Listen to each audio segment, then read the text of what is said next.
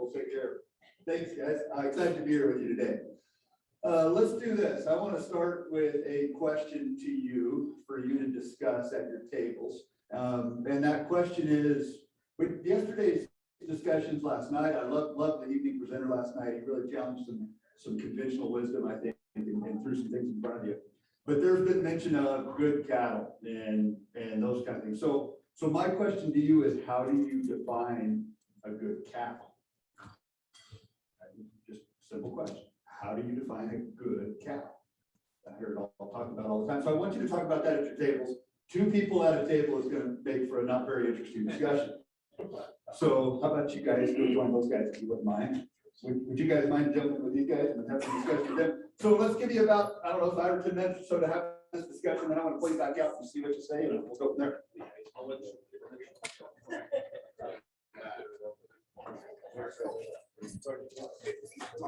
Mal, I know Mal. Hey Mal, I recognize your name. Hi Grayson, KB, Amber. Welcome, you guys. Low maintenance. How would you describe low maintenance? Okay. Well, make it up now, man. What is a low maintenance cow? Okay. Don't have to touch it. She takes care of herself. Cool. What would you guys add to that? She's productive. All right.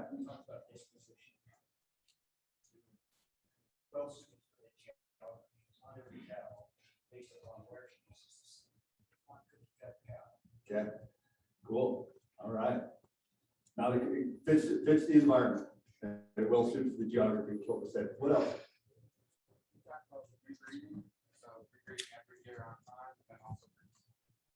Okay, rebreeding every year on time, and he said also producing a big calf. As you guys come up with these reasons, I want to ask the question, why? The answer might be obvious, but why?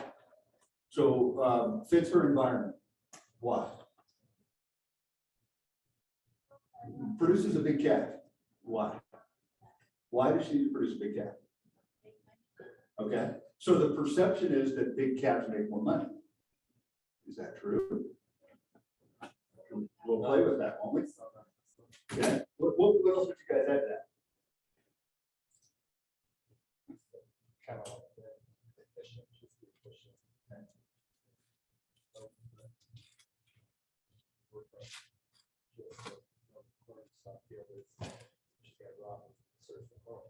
Okay.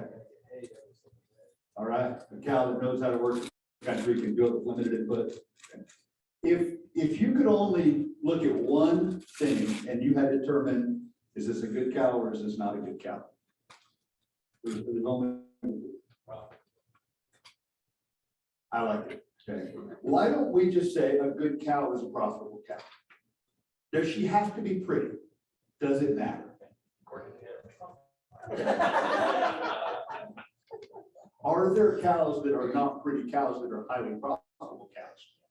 Are there pretty cows that are losing $1,000 a head a year? I want to talk about that, okay? So I think when we're ranching, when we start thinking about ranching for profit, Figure that's what you call a sacred cow. When we're ranching for profit, if that's why you ranch, now that's not why everybody ranches, but today we're going to assume that profit is a part of the reason why you ranch. I know it's not all of it, okay? But there's people that would not be truthful. Okay? So, but today we're going to make that assumption that is the case.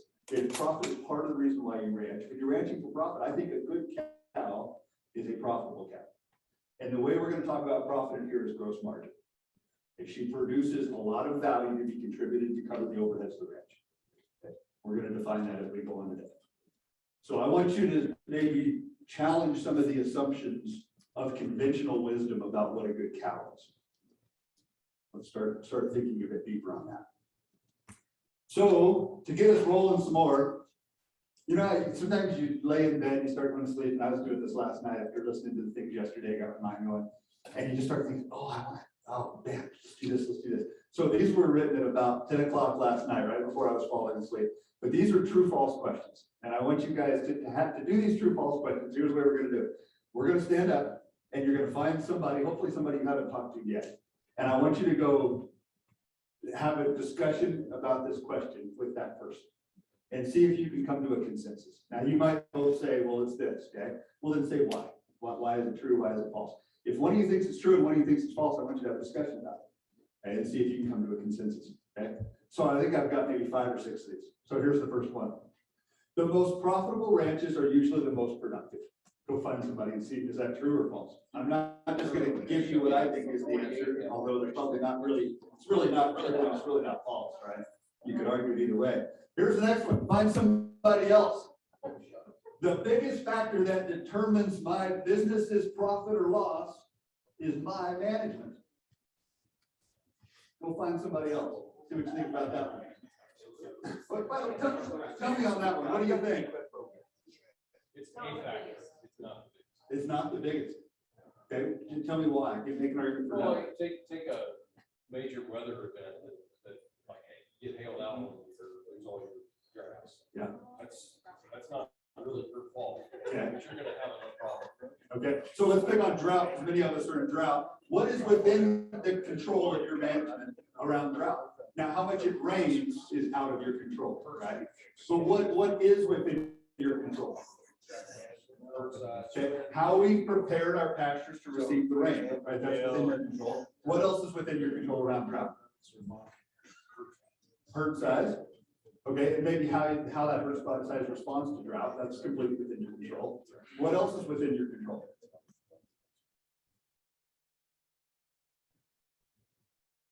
Well, we said it's not within your control if it rains or not, but who chose to ranch in that environment where drought is a threat? I mean, really, could you ranch somewhere else that had very dependable rainfall? Okay. Let me ask you this, are there people that are gonna make more profit when there's drought? And why? If they're set up and they know how to, if they've done things prior to that. So would it be fair to say that the way your business responds to drought is gonna be a large factor of, is it a profitable thing that happens to you or is it an unprofitable thing? And the way your business responds to drought is about what? Could I make that argument for just about everything? Sure. If we started down that line, okay. Isn't this good news? I mean, crap, it's really fun to sit around and bitch about everything that's happening to us, right? But how helpless is that? Oh, I'm just a victim of all this stuff, right? Well, now we've said, no, it's all within your control because you control how your business responds to it. So we can sit around and be a victim or we can choose to be proactive. Oh, no, stop reading politics. Yeah. All right, let's do at least one more here. We might stop after this one. Find somebody new. Working harder is the solution to fixing a ranch that's losing money. All right, let's come back together. You can go back to your spots you were sitting. I'd encourage you guys to sit at the larger group tables if you're willing, because a lot of the things we're going to do today is going to be group discussion stuff at the tables. So having the larger tables is going to be a better way to do this.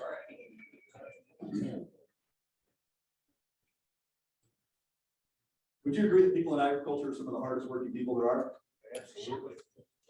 Do you know that the business of agriculture is some of the least profitable? So if hard work and profit were correlated, we have that fixed, wouldn't we? The solution to fixing an unprofitable business is usually not going outside and doing more physical labor. Sometimes it's finding out what things should I stop doing. Maybe could you imagine you might make more money doing less? Look at your neighbor's ranch. It's usually easier to see for them. Is there something they're doing that's losing them money? For most ranches, the answer is yes. Something going on inside that ranch is not profitable. If it stopped doing that, might it be more profitable with less work? We're going to go through some of these things today. I'll skip. Oh, look at that. That one's a fun one, right? Yeah. So we're Ranch Management Consultants at our company, RMC. We've been going about almost 40 years now. I'm the third owner of the company. Probably the largest ranch consulting firm in the nation. We've had a joy to work with people all over the US, Canada, Mexico. So we get to see a lot of different environments and work with a lot of awesome people. We do two things. We teach the Ranching for Profit School. The Ranching for Profit School is a 7-day business management school for people in agriculture.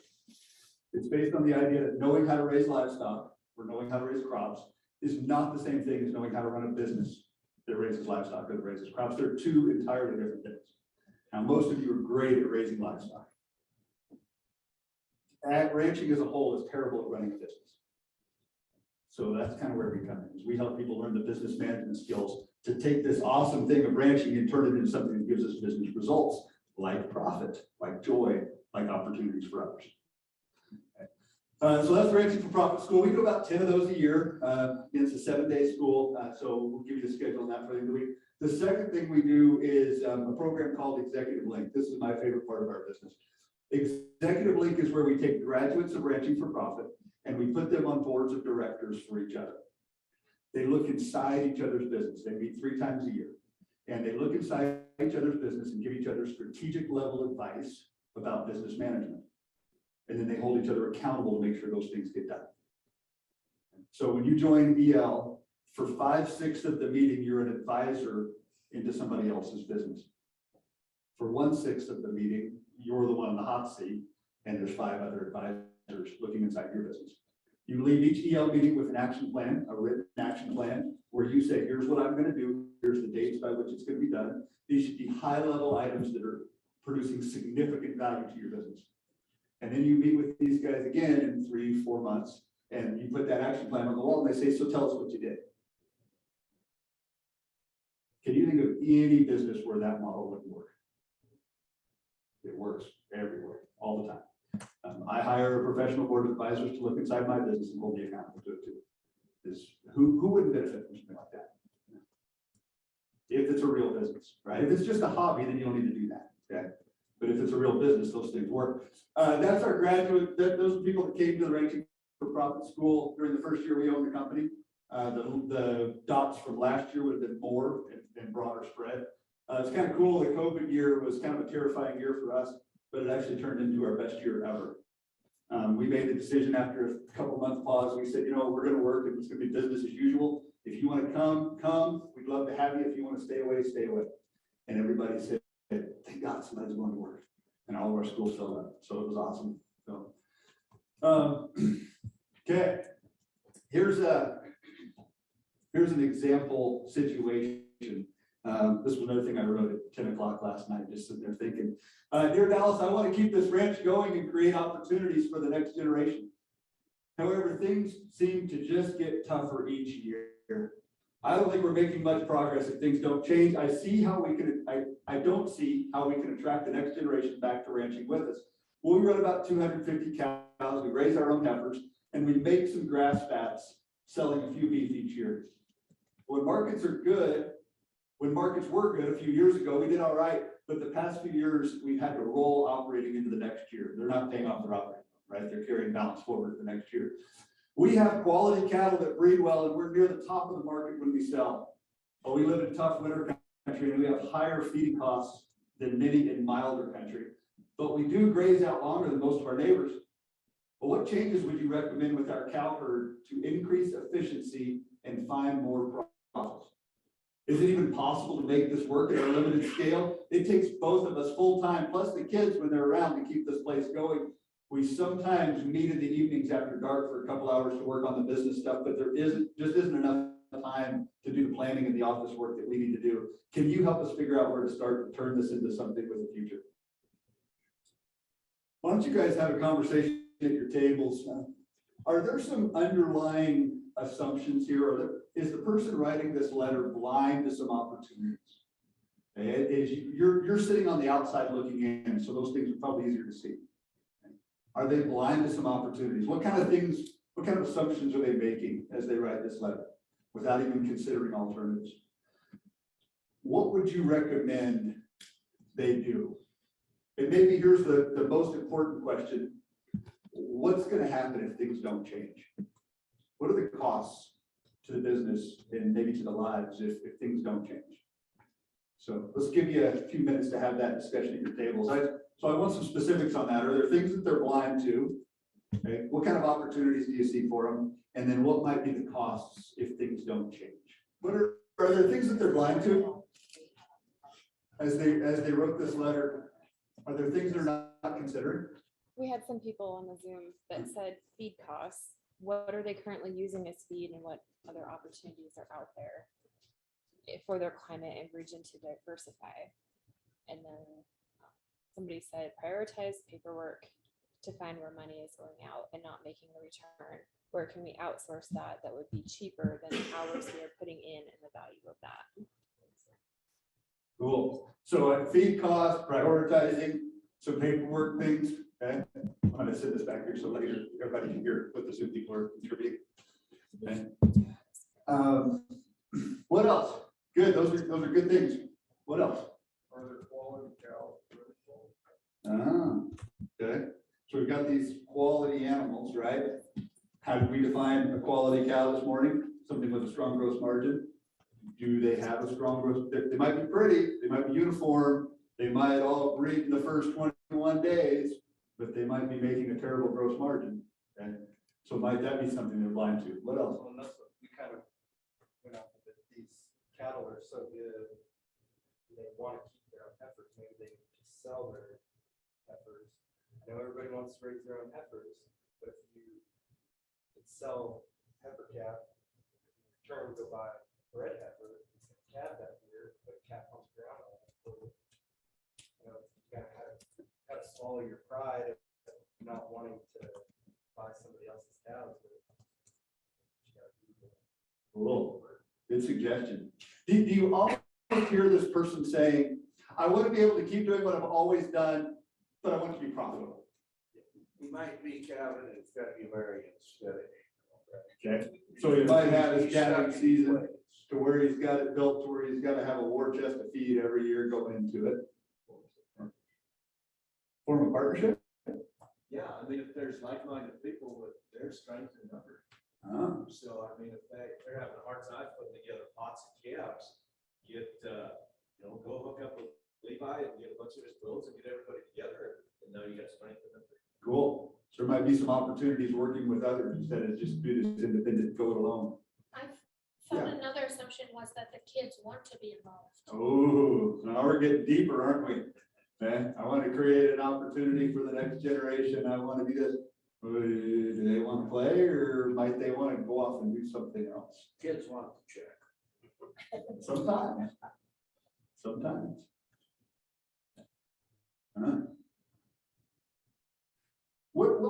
What are the costs of not doing anything?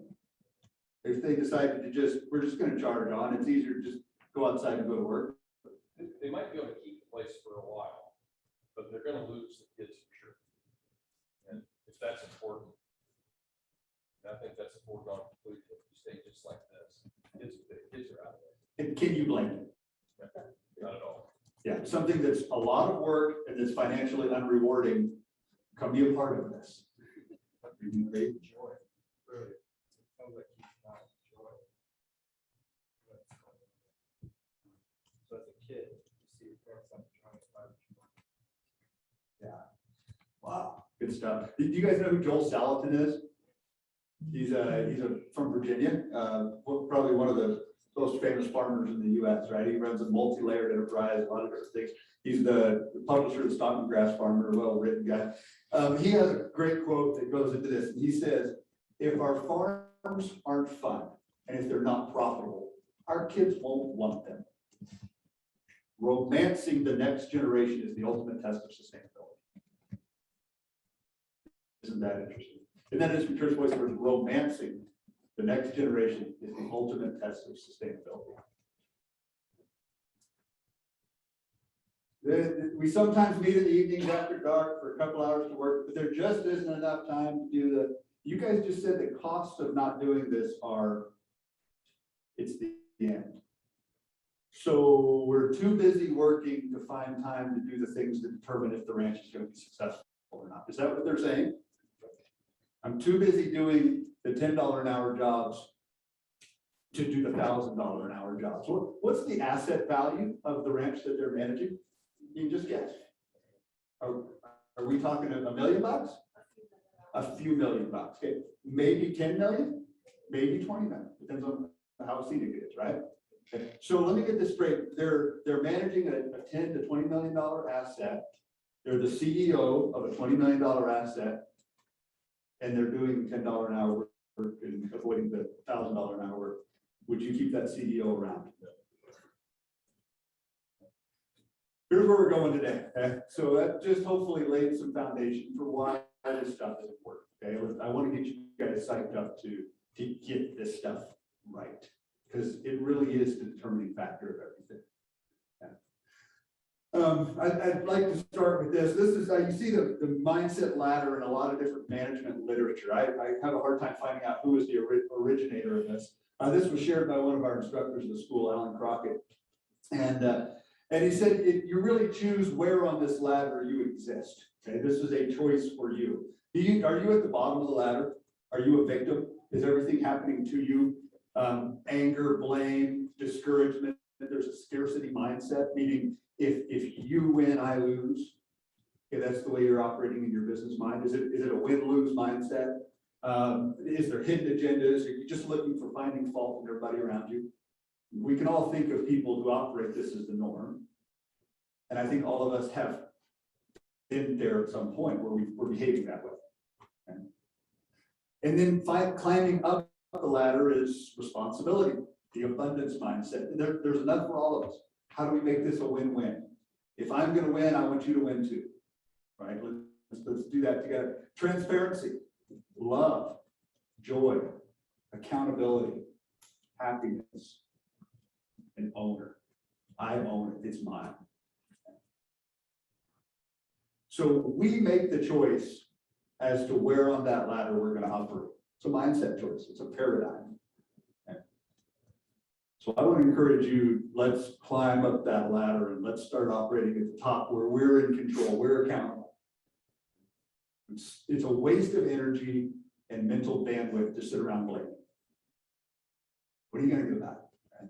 And when you go to the cattlemen's meeting, I love going to the Wyoming stock growers. We've got a lot of great friends there. But when you go to the stock growers, there are three things they talk about. They talk about the weather, they talk about the markets, and they talk about the government. That makes up 90% of the meeting. What are you going to do about those? What are you going to do about the weather? What are you going to do about the markets? What are you going to do about the government? Okay? And the answer of not much is pretty optimistic. Okay? So what about all the things you can control? What if we spend our time and our energies there? Okay? What kind of enterprises are we going to run? How are we going to structure those enterprises? What kind of overhead structure is our business going to have? Those are all things that we determine. So let's spend our time there instead of this victim stuff. So I think that if you get nothing else out of the day, that's the underlying thing. It's all in your control, and what you do about it is the only thing that matters. What you do next.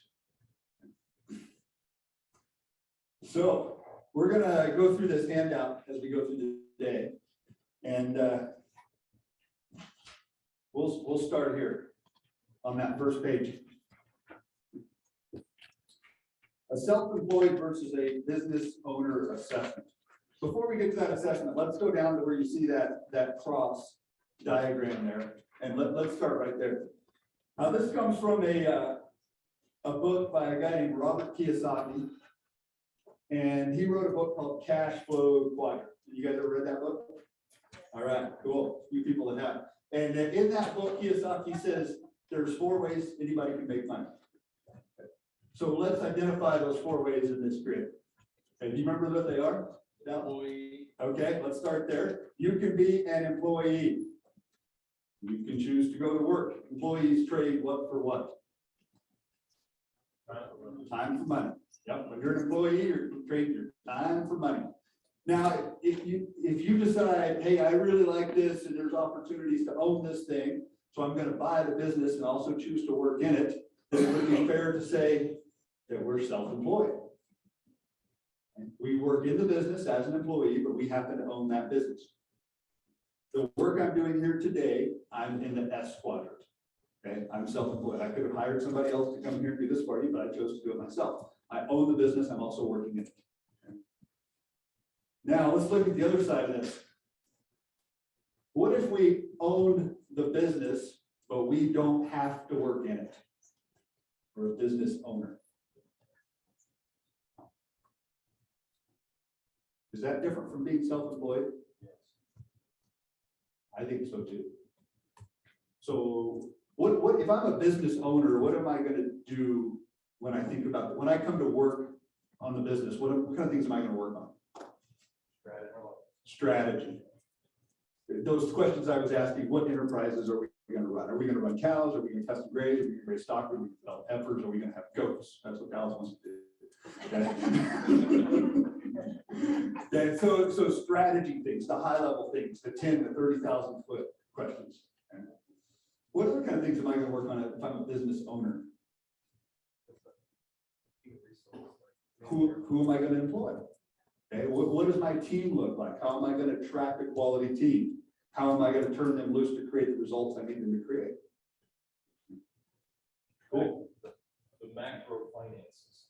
The macro finances, awesome. And I say that because my wife is the bookkeeper of our business, which takes up a lot of micro finances. Is being the bookkeeper, is entering stuff, is balancing your checkbook, is that your business owner role? Yeah. Nah, that's when but what do I do with this information? What is that telling me? That's the business owner role, right? It's stepping back. So there's one more piece. If you don't want to work in it, you don't necessarily want to be the one strategic decision. Could you just invest your money in things that are working for you? Okay. You could be an investor. So there's 4 ways to make money in a business, in anything. We're going to spend our time talking about that shift right there. Okay? And the question is, what is your relationship to your ranch?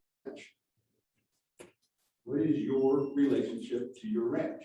Is your ranch your job, or is your ranch your business?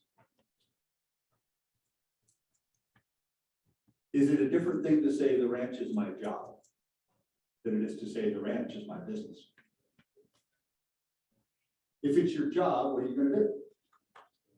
Go outside and go to work. If it's your business, what are you going to do? Run it. That's a good way to say it. Yeah. Okay. So here's a test. These check boxes here. It isn't, are you self-employed or are you a business owner? With a couple weeks to prepare, I could leave my operation for a year and it would return to find it working as well as when I left. If you're a business owner, that's true.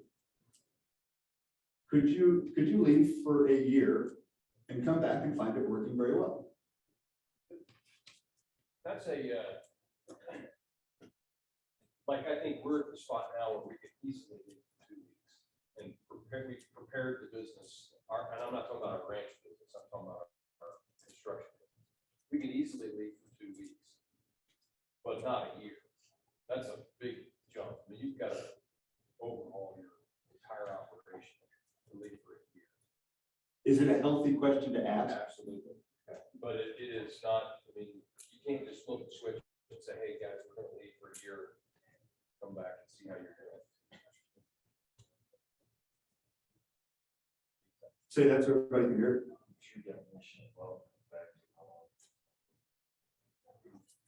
True definition of wealth, he said, comes back to how long could you stop working? I couldn't do this either at this point with my business, right? I'm coming on my 3rd year of ownership of RMC. This is a goal for me to be able to choose to not work in it if I wanted to. Okay? I hope in another 5 years, I would be able to, if I decided to choose to not have to work in it. Now I want to work in it. I love the work I do. But I'd love to have the option of not. Right? Okay. So there's the test. Another one, if someone came to you with an idea that would increase your profit, would you, I would not react by saying or thinking, well, when will I find the time to do that? If I came to you with an idea that would produce a significant amount of profit, would your first reaction be, I'm just too busy? If you're self-employed, that's your reaction. If you're a business owner, your reaction is, well, who could I hire to do that for me? It's a different way of thinking. Right? It's a different paradigm. Okay? If I sold the ranch, I'd be selling more than a collection of assets. I'd be selling the assets and a system to produce cash flow and profit. If you have a business, it's something that has value, more than just the value of the assets. If I bought your business, I would be buying your relationships. I'd be buying the systems that you've created to do this production. I'd be buying more than just the assets, the tools, and the business. It'd be the potential. Yeah. My farm and ranch has a purpose beyond profit and self gratification. A business isn't a real business unless it serves someone other than the owners.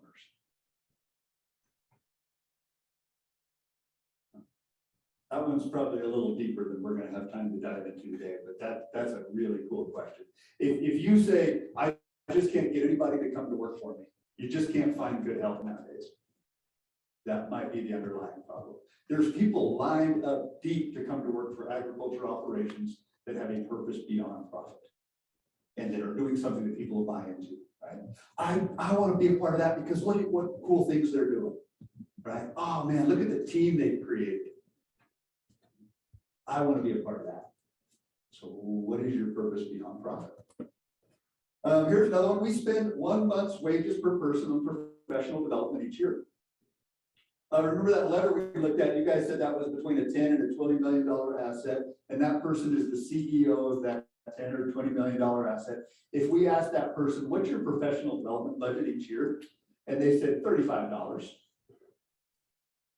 If you're on the board and that CEO answers that question to you of your 10 or $20 million business, and they tell you their professional development plan is going into town for the free dinner, or maybe spending $35 for some kind of thing, is that a problem?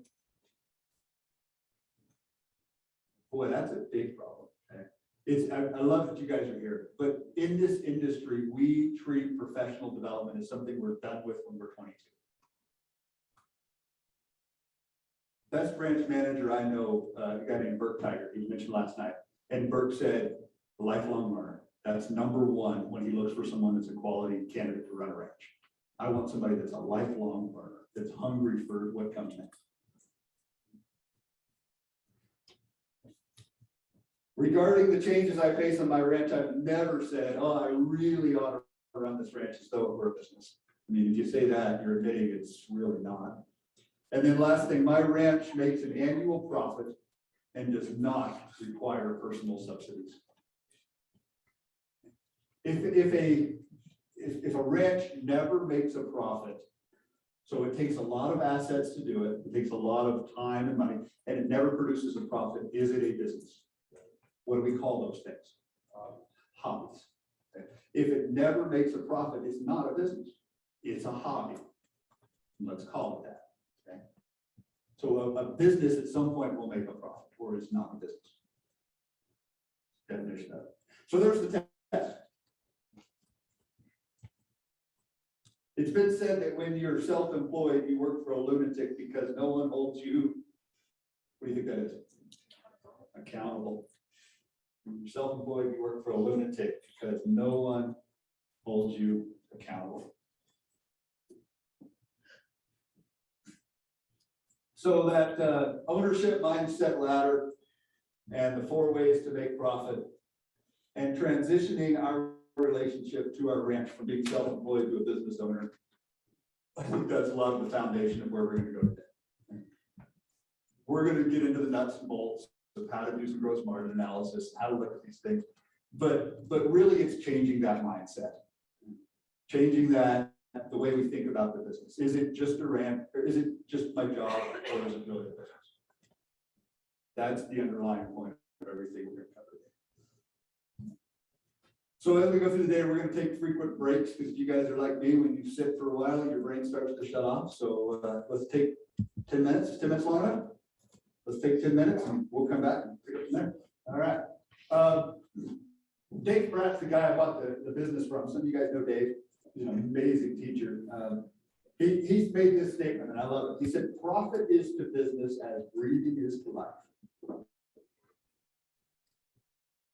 So When you guys woke up this morning, your eyes popped open, the first thing you thought is, yes, another day because I get to draw air in. Is breathing the purpose of life? Do you live just so you can suck air? No. Okay. But what happens if you stop breathing? Nothing to worry about, right? Life will cease to exist. So is the purpose of a business to make a profit? Well, you said, somebody said, yeah, why? What do you do with the profit? Raise your family, you take vacation. Okay, so it's the profit isn't the purpose, but what you do with the profit can be a lot of those. You give it away. Give it away to something you care about, right? But without profit, what will happen to a business eventually? It will die. Now, we can subsidize them. You can subsidize it for generations. But at some point, without profit, it will cease to exist. Fair enough? So if profit is important, maybe we better understand this thing called profit. So here's a simple question. What is profit? I want you to think about this for yourself for a minute and write something down. What is profit? Come up with a definition on your own. There's a spot on the top of the second page. We'll come back and fill the little blanks. After you've thought about it for a minute, I want you to have a discussion at your table. See if you can come up with a team definition of profit. So I'll give you a few minutes to do this. I've asked a few of you and also snooped in on what you wrote. Here's what we often hear when we ask this question. We hear some version of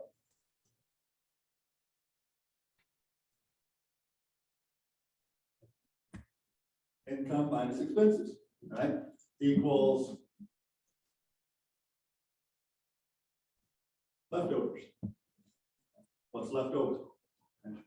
I always think about when I was in college or graduate school, it was like a group of 4 of us that shared some housing. We actually lived in a ranch house, and then one of the guys' parents bought a townhouse at Fort Collins. So we all moved together, and we were cleaning out that, that was back in the days when you could move everything you owned in one pickup, and it took you half an hour, right? And so when we were cleaning out that ranch house, somebody went, opened the fridge, and they're like, oh, pulled out this thing, and they reached out. They're like, that was macaroni and cheese. You guys remember making that? And it was hardly even distinguishable what it was. And we moved it and put it in the fridge in our new house. It's been with us for so long, right? So leftover. So that goo, there was once macaroni and cheese is your problem. Okay. Income minus expenses. Let's play with this a little bit. Okay. And some of you probably had this conversation at your tables as you discussed this. So here's a challenge to that definition. It's dry this year in a lot of cow country. So I responded correctly and sold animals. Maybe I carved into my breeding stock 30, 40%. What happens to income that year? Which way does it go? When I sell the breeding stock, I trade my breeding stock for cash. What happens to cash income? It goes up. Okay, so I had a big flow of cash income, right? So income went up. I don't have to feed them this winter. What happens to expenses? It goes down. What happens to leftovers? There's a lot. So I made a huge profit, right? No way to make money next year, though. What did I do? Sold your business. I sold, if I had a factory in town that had a wing here and a wing there and a wing there, what did I just do? Took one of those wings and sold it to my competitors. Okay. They said they want infrastructure, so I sold off a piece of my infrastructure. So cash income and expenses, that maybe that's not enough to follow the cash. What if I did just the opposite? What if I had a good year, things were well, I said, I'm going to keep every heifer calf this year and breed them all next year. What happens to cash income that year when I don't sell those female calves? It goes down. What happens to my expenses of growing the herd? It goes up, so I made a huge loss, right? No, what did I just do with the analogy of the factory? I added a wing. I added on a wing. I Okay. made your balance sheet go up. Ah, there's the key word. Did some of the rest of you guys discuss that financial statement in your discussion? Is there a banker in the room? Not willing to admit it yet. Okay. If you went in to see your banker, what's the most basic financial record of all? What's the first, if you have a new relationship with a banker, When you walk in the door and you say, hey, I want to do business with you, they're gonna say, show me your balance sheet, okay? Let's look at a balance sheet, a balance sheet.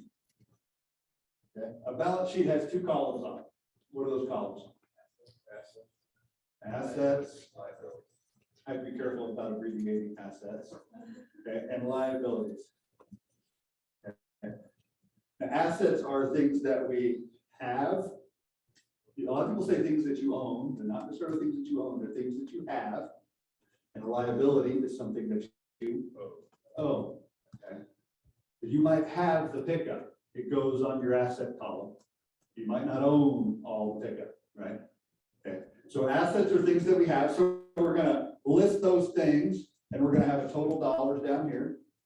Liabilities, things that we owe. I got a land note, I got a cow note, I got an operating note. I don't have any notes, right? Add all those up. I've got that. Take that number minus that number. Assets minus liabilities is gonna give me, oops, I'm gonna make that an N, net worth.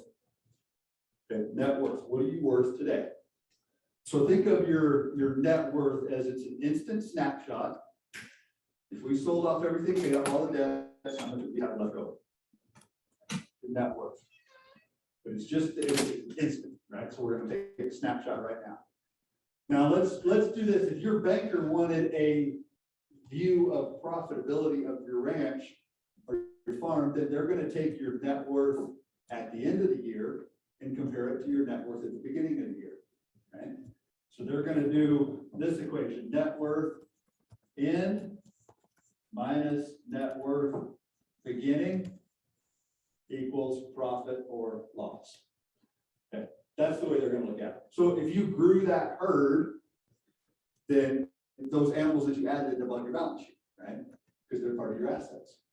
If you shrunk the herd, if you sold them off, then you traded cash for cows.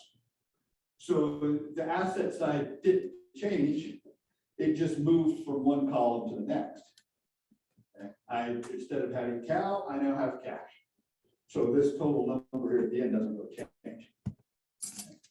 So you see how the movement from the balance sheet, the movement of net worth, it doesn't just track the cash of the business, it tracks the value of the business.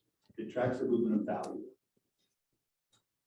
Now, if you want to get into the weeds this little bit, you can get screwed up with just looking at balance sheets because you can say, well, my land appreciated, or my cattle, we started the year, they were worth $1,000. At the end of the year, my cows were worth $1,500 because the market moved, right?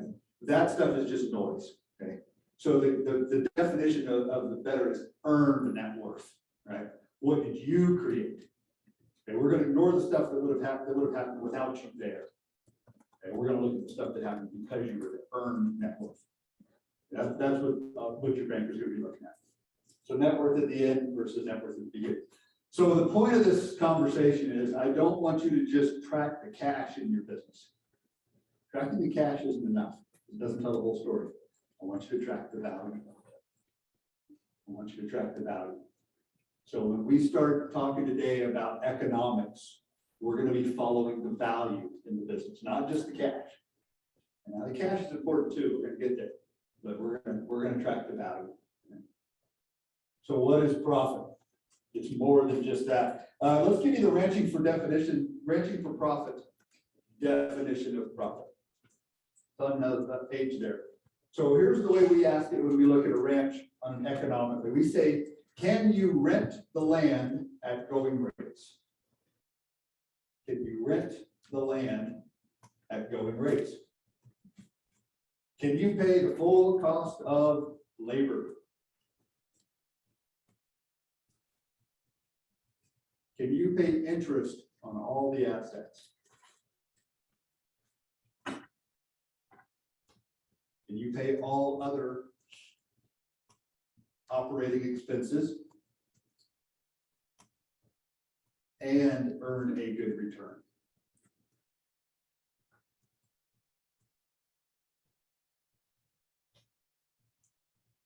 That's the way we're going to define profit when we look at it economically. Now, what's the value of looking at it that way? It seems kind of complicated and cumbersome. Well, I'm not gonna charge myself rent. It's been in the family for 3 generations. I've got the opportunity to use it, so I'm gonna let my cows graze my ranch for free. So now do we know if your cows are profitable or not? We really don't. What we have is the money created when we subsidize our cows with free grass. That's what we know. So if you don't charge rent on owned land, then we really don't know. Okay, we're just saying, look how profitable my cows are when I give them free use of my grass. That's what we know. Okay? Pay the full cost of labor. So the question we're gonna say is, what would it cost to replace the work you do on the ranch? That's what we're gonna charge your business for labor. Now, you might draw way more than that. That's fine. Financial, do whatever you wanna do. You might draw way less than that. That's more common. That's fine. Do what you wanna do. But when we look at the business economically, we have to say, what would it cost to replace you? Because if you don't charge your cows that, or whatever business you're doing, then what do we say? We're saying, look how profitable my cows are when I subsidize them with free labor. That's all we're learning, right? So we have to charge these economic costs to really know, is it profitable? Another beauty of this is it puts everybody on the same playing field. The guy starting from scratch that's renting the ranch, it's got borrowed money on the cows, it's got to pull his family living out of the business. He's playing the same game as the guy whose 3rd generation, everything's paid for. So now we can compare apples to apples. So that's another beauty of this, because one of the things we do at the school is we teach benchmarking. We teach how to compare your businesses, where to look for opportunities to improve. And you can't benchmark businesses if you don't treat everybody the same way. So there's the definition of profit that we're going to use. I think we blew over some blanks on the previous page, and some of you guys are coming, if we didn't, we'll get them. So on page 2, the advantage of transforming a farm or ranch into a business include more profit, less stress, improved motivation, more freedom.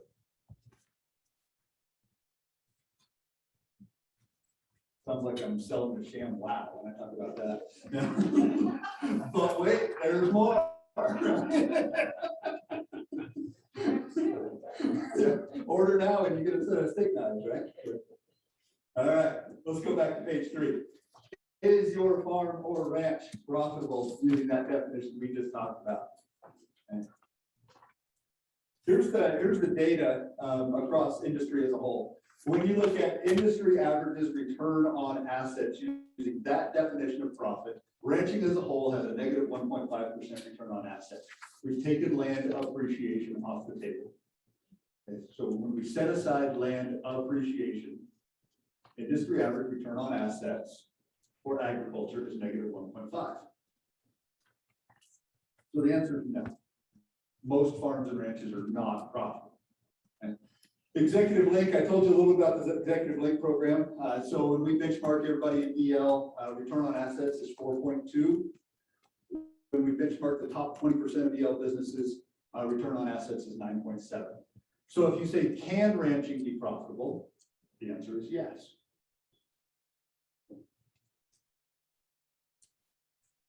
So why isn't your ranch more profitable? Let me make this easier on you as you ask that question. Why isn't your neighbor's ranch more profitable?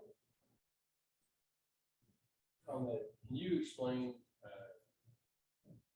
so return on assets, what number over here are you getting that 9.7 or 4.2 off of? The net worth number? The assets for the production business. Okay, so you're not talking about the land. Correct. We're setting the land aside, and we're gonna go into why. Yeah. Okay, why isn't your neighbor's ranch more profitable? If you had to give it to me in one word, why isn't their ranch more profitable? Those true false questions I asked you earlier this morning, there's a clue in that. Management. Management. It's easy to see when I ask, why isn't your neighbor's ranch more profitable?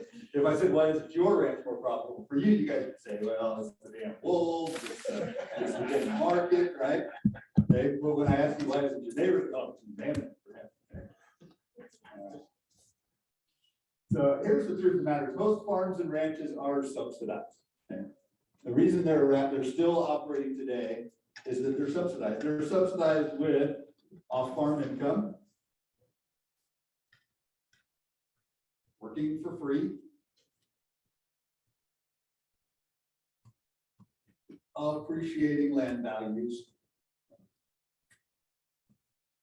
and inherited wealth.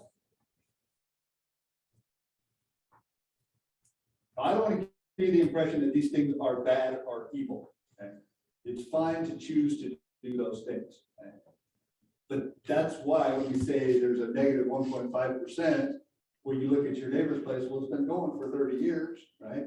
How is it still operating? Well, there's the reason why, is that we subsidize. Okay? Well, we don't need the government subsidy. We do just fine on our own, thank you. Okay? We can subsidize the business ourselves. Okay? So that's the reason why they tend to go on and on and on. It's also partly the reason why you start to have the next generation go, I don't know if I want to know. It just doesn't look very attractive. When it takes somebody else working in town and putting a large portion of their income into it to keep it going, it starts to lose some of its allure. So I think it's a healthier business when we can choose to, if we want, to kick these subsidies out.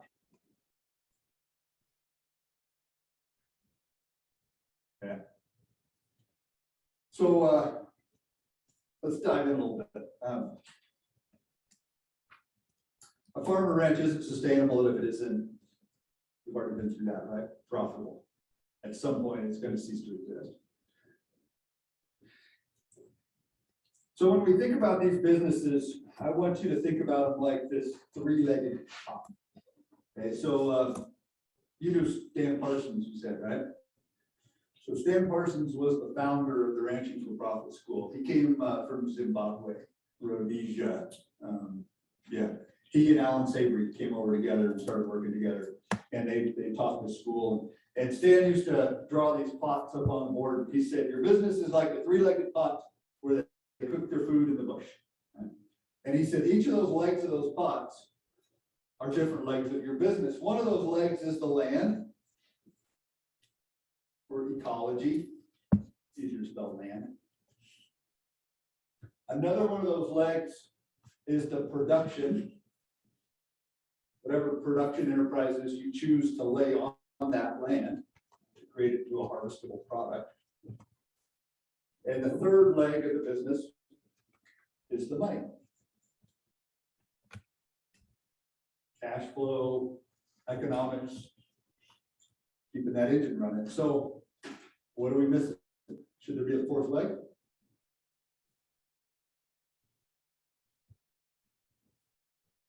Everything is a what problem? And who's in charge of management? Everything is a people problem. Should people be a leg underneath that pot, propping it up? Where are the people? People are in the pot, yeah. Have you seen this before? No, Yeah. it's logical though. It is logical, isn't it? There we go. Where are the people? People are in the pot. It's our temptation to put the people underneath the pot. Somebody said, well, get them out of the pot and put them to work, right? Put the people underneath there, propping the business up, right? With off-farm income, right? With working for free. Okay? No, the people are in the pot. It's not your job to support your business. It should be your business's job to support you. If one of these other legs gets too short, if the ecology falls apart, weeds take over, soil's blowing away, what happens to the people? What happens if you cut off one of those legs? What happens to the pot? So if any of these three legs start to fall apart, who gets burned? This is where the fire's going down here, right? And we're cooking the meal. And the people get burned. This becomes, when we do the full Ranching for Profit School, this becomes our agenda for the whole week. It's this diagram right here. Okay, we spend about a third to almost a half of the time in the school talking about the money. That's where we're going to spend most of our time today, is on this level. Okay, we spend about a third of our time talking about the land. How do we get this ecology thing cranking and working well? we spend about a third of our time talking about the people. We don't spend much time here because you guys have been trained here your whole life. Most farms and ranches have this part figured out. You shouldn't really know how to get cows bred. Right? So we're gonna spend our time on the areas that people have been struggling. Okay. Now, we've been talking about these businesses. Let's think about a franchise business. Maybe the largest franchise business you can think of. What first comes to mind? Starbucks. Okay, what would be another one? McDonald's. Okay, so these places you see everywhere. And so there's different types of work on each of these things. At McDonald's, let's think of why they're successful. Why is McDonald's so successful? It's because they make the best hamburgers. Right.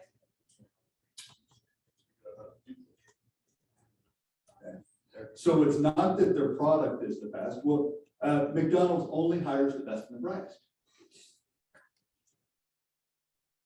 Wait a minute, do they hire the best and the brightest? Not the people you see when you walk in there. Where do the best and the brightest work? Okay. And what kind of work do they do? I mean, they don't drop the fry bucket, right? What do they do though? Yeah, they're working on those strategic level issues. They work, complete it with me. Don't work in it. Working in it's dropping the fries. Okay, they work on the business.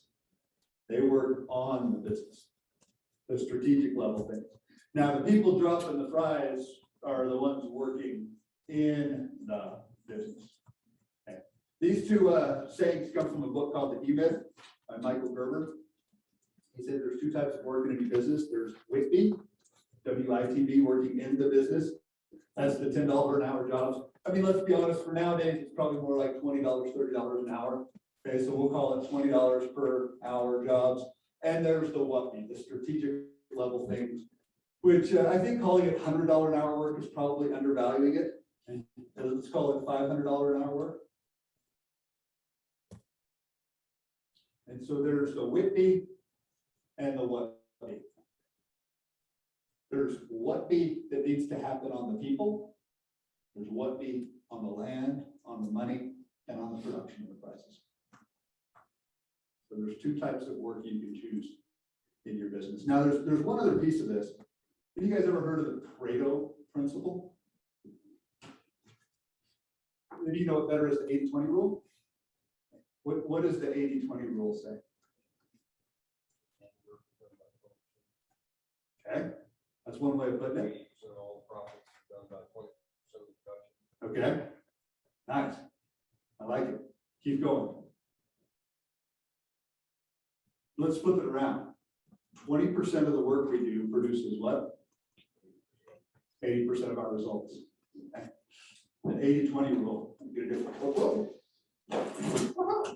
Branch out karate. Okay.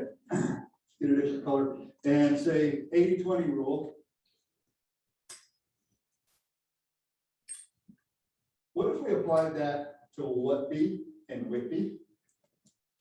If you're kind of a one person, one couple, one family show, if we said 20% of your time should be working on it, do you think that might be fair?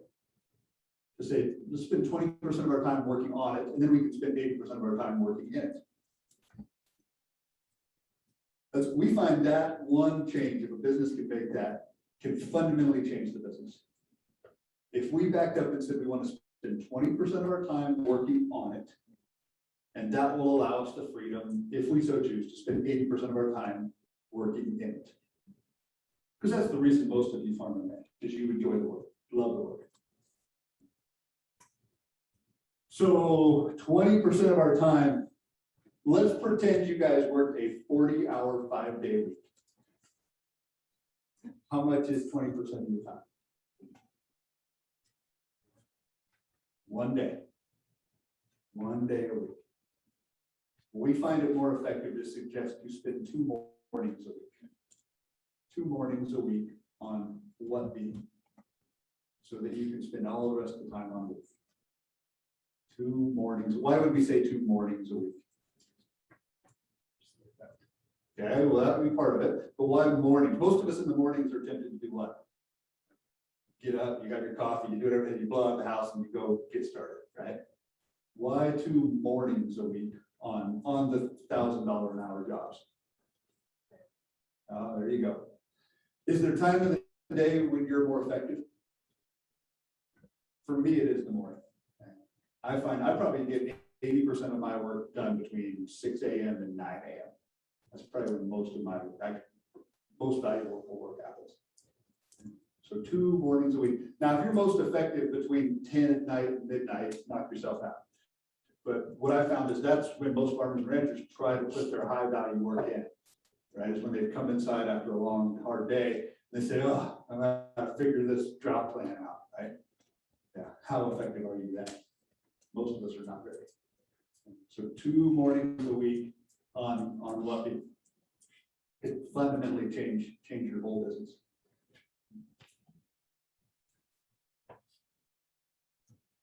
Every business needs to what be in 4 areas. You guys got those down? They're from the pot.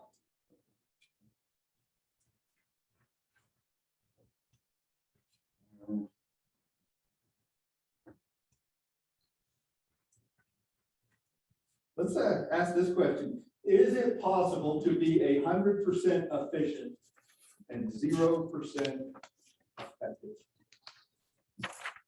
Sometimes the hundreds and the zeros throw people off. Look, we could soften it by saying, have you seen your neighbors do something that they're very, very efficient at doing, but when you look at profitability of the business, it's completely ineffective?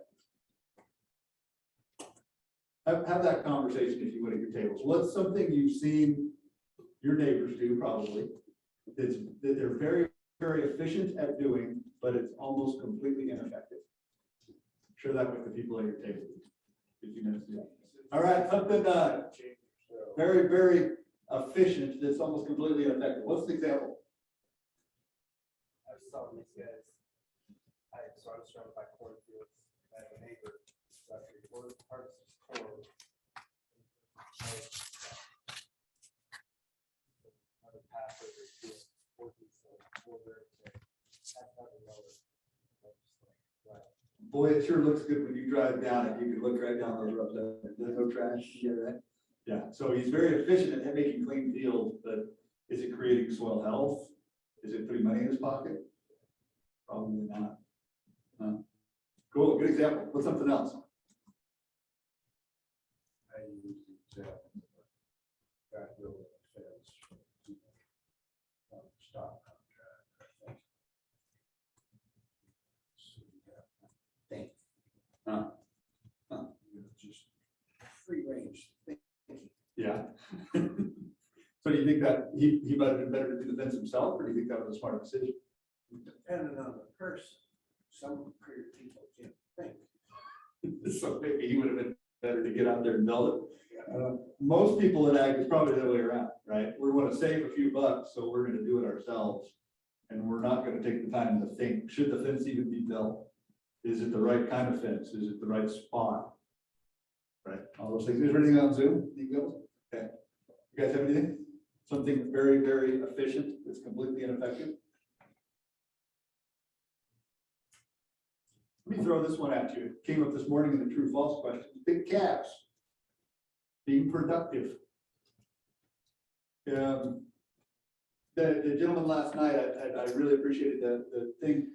He said pounds weaned per female exposed. Remember that term? When I was with University of Wyoming, I did benchmarking economic analysis for ranches across Wyoming. And we created data sets of all their financials. And one of the things we had was a measure. We said, what's the best measure of ranch productivity on a cow-calf operation? And that ratio he shared was it. Pounds weaned per female exposed. All right, so that's the best tell of how productive is a cow-calf business. So it's going to take account of those cows that didn't breed. It's going to take account of those that lost a calf from breeding to weaning. And then it's going to take account of the size of the calf. Okay?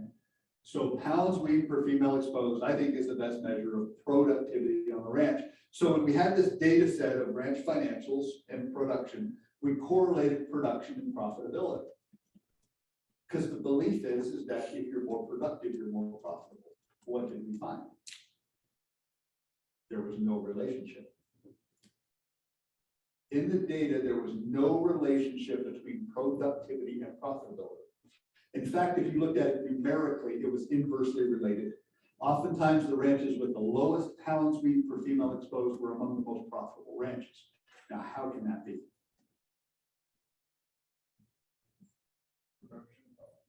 Costs. If we want to breed more cows, what are we often going to do? If you want to increase your conception rate from 85%, which might be considered low, to 93%, what are you going to do? We're probably going to do something, right? Let's do this on a flip chart because it makes for a good diagram. Okay, so there's 100% and there's 0%.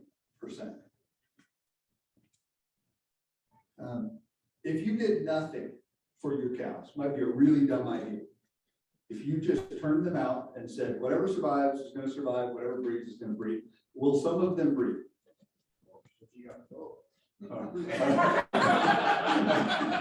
Thank you. We gotta have that. All right. So we got at least one of them buggers running around. So how many of them might breed, assuming we have a bull that's actually working? And let's just guess. What is nature's reproductive rates? About 60. Okay. So let's assume you've got somewhat adapted cattle. So 60% of them would breed if we did nothing. Okay. That's pretty disappointing. Probably can't keep a ranch running on 60% conception rates. So let's do something. Let's look for the lowest hanging piece that would give us the best return. Now, I don't know what that would be in your environment. In this environment, it's probably going to be some winter feed. There'd probably be a 2-week period in the winter where a little bit of hay is going to give you a big return. Do you agree? And maybe it's something else. I don't know. Maybe it's one shot of, maybe you got a BBD problem there, right? And that would clean them up. Okay. But so we're going to spend some money. We're going to look for low value things that have a big return. So the first dollar sign we're going to put on there is fairly low. Okay. And let's say we move it from 60 to 75%. Heck, I don't know. Okay. We're just guessing. 75%. Okay. Well, 75% is not all that great. So what are we going to do? Let's do something else. So is the dollar sign going to be smaller or bigger? It's going to get bigger. And is the response going to be smaller or bigger? It's going to be smaller. Okay? So the next thing, the dollar sign gets a little bit bigger, and the response, maybe it moves from 75 to 80. Well, 80% is not very good. So what are we going to do? You see where this is going? So can you imagine the ranch that has 85% conception might be more profitable than the ranch that's running at 96% conception? Because what happens to these dollar amounts?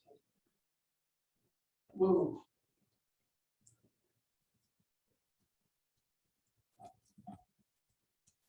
And we're starting to chase this and this and this. And here's an interesting thing. When we moved from here to here, to whom did we spend the money on? Who got the input? Did just those animals get the input? Did we feed the only ones that responded? Who did we have to feed? We fed the ones that didn't need it, and we fed the ones that didn't give a response to it.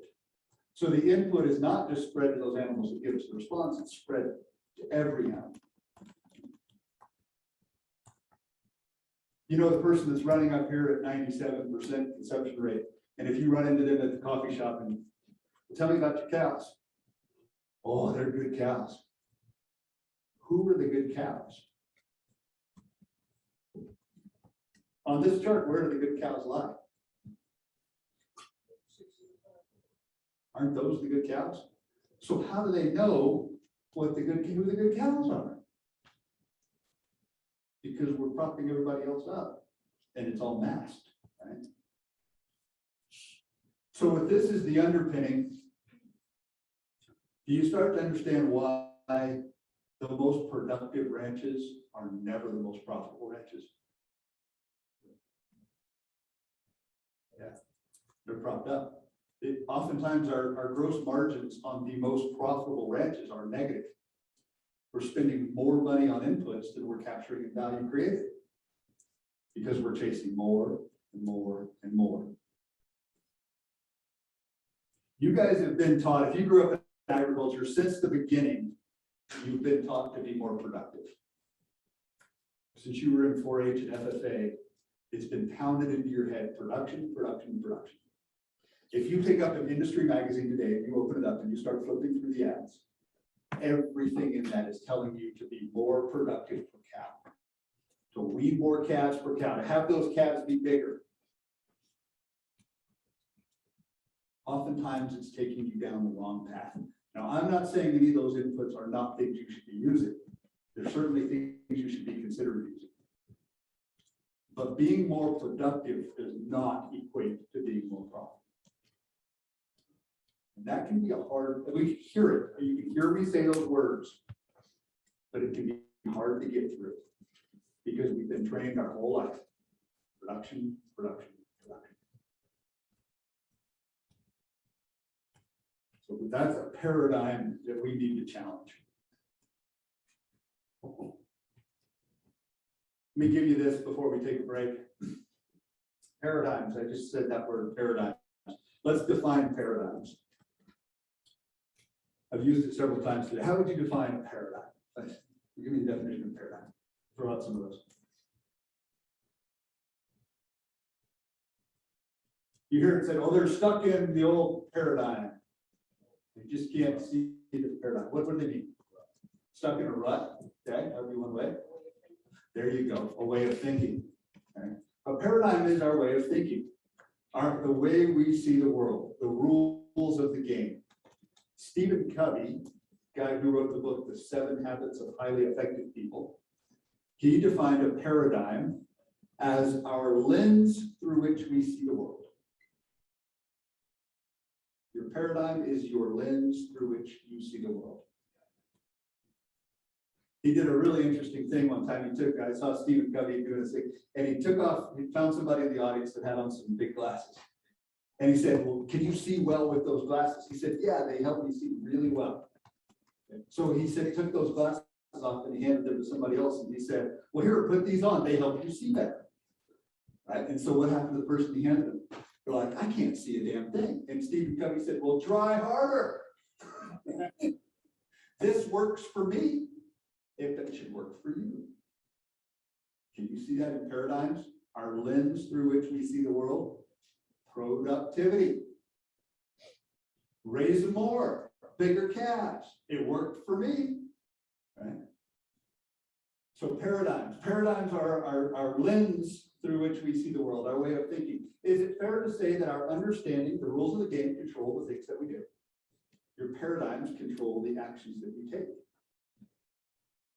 And the actions that you take are going to be largely responsible for the results that you get. So if we want different results, might we have to do things differently? But before we do things differently, we have to what? We have to see things differently. Before we do things differently, we have to see things differently. We have to challenge the underlying assumptions. When I'm asking you guys these questions, I'm not telling you that what you're doing is wrong. I'm challenging your paradigms. I want you to take them out and look at them and say, do my rules of the game work? The understanding of the way things work, is that true?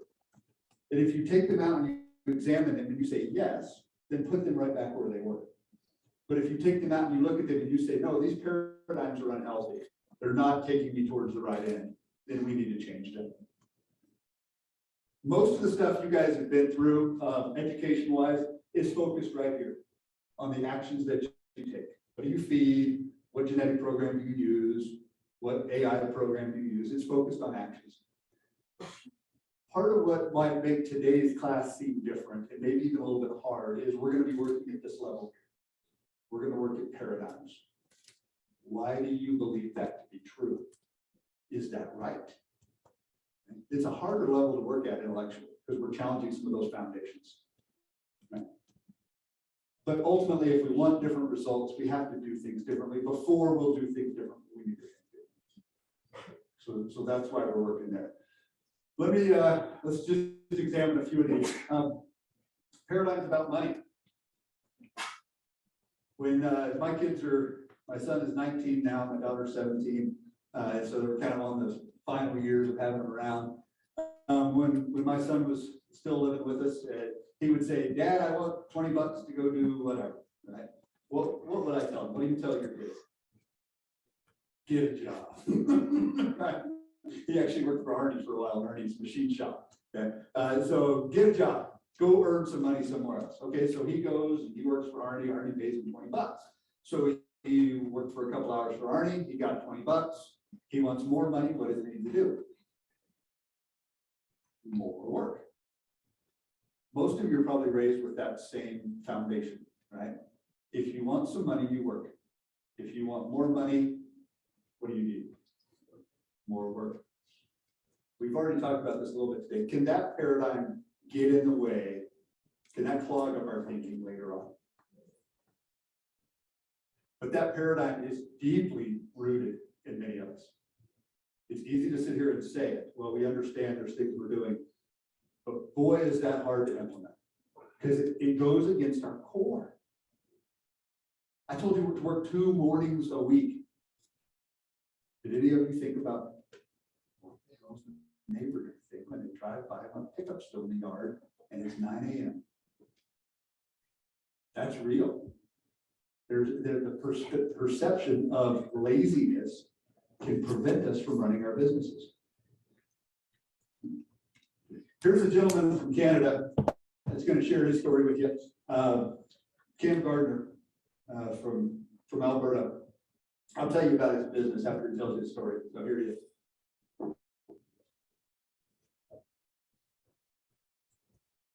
name is Cam Gardner. I'm family. We have a cow-calf operation and a stocker operation.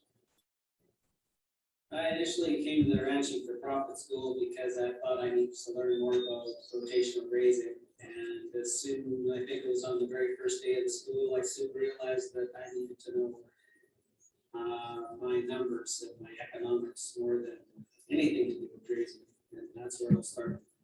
When I first took over the ranch, we were in a break-even, money-losing situation. Hired hands were getting paid more than the owners of the ranch. We probably, I think we had four full-time men.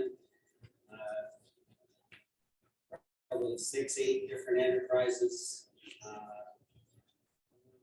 Money, faster to do it, and everybody was miserable, working our butts off, not getting. One of the first breakthroughs for me was getting rid of the enterprises that didn't pay, going to one end, the most profitable enterprise and maximizing it, and maximize their profit. The first thing I did is I sat down, did all my gross margins, and compared all the enterprises we had on the ranch, and realized where we were bleeding, and we went from, like I said, 5-6 different operations down, or enterprises down to basically one. And we really didn't have to do any more work. We just had to work less. We stopped doing a bunch of enterprises that were causing us a whole lot of work and grief. We canceled probably 5 different enterprises. We had hay, background in yearlings, and we raised our own heifers, and we did a lot of things like typical ranchers did when I first came to school. I would say that our measure of profit was whether the operating line got paid off at the end of the year.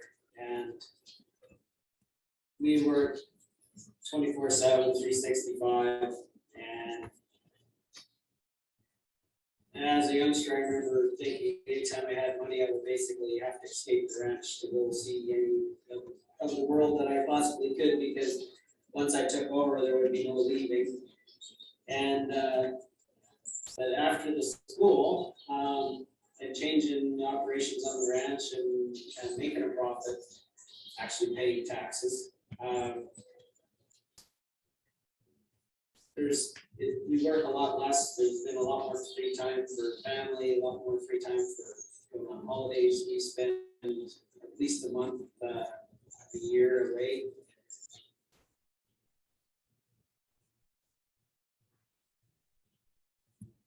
It was even worse than that. I think actually having money was the part of that question when I went to school. When I started on the ranch, I was making $500 a month. And I couldn't go anywhere because I had no money to go anywhere. And I absolutely know my parents were the owners of the ranch were making, they may have been making $20,000 a year to live off. That would be generous, I would imagine. And this year, we're looking at probably a $500,000 principal payment. So things changed in 20 years.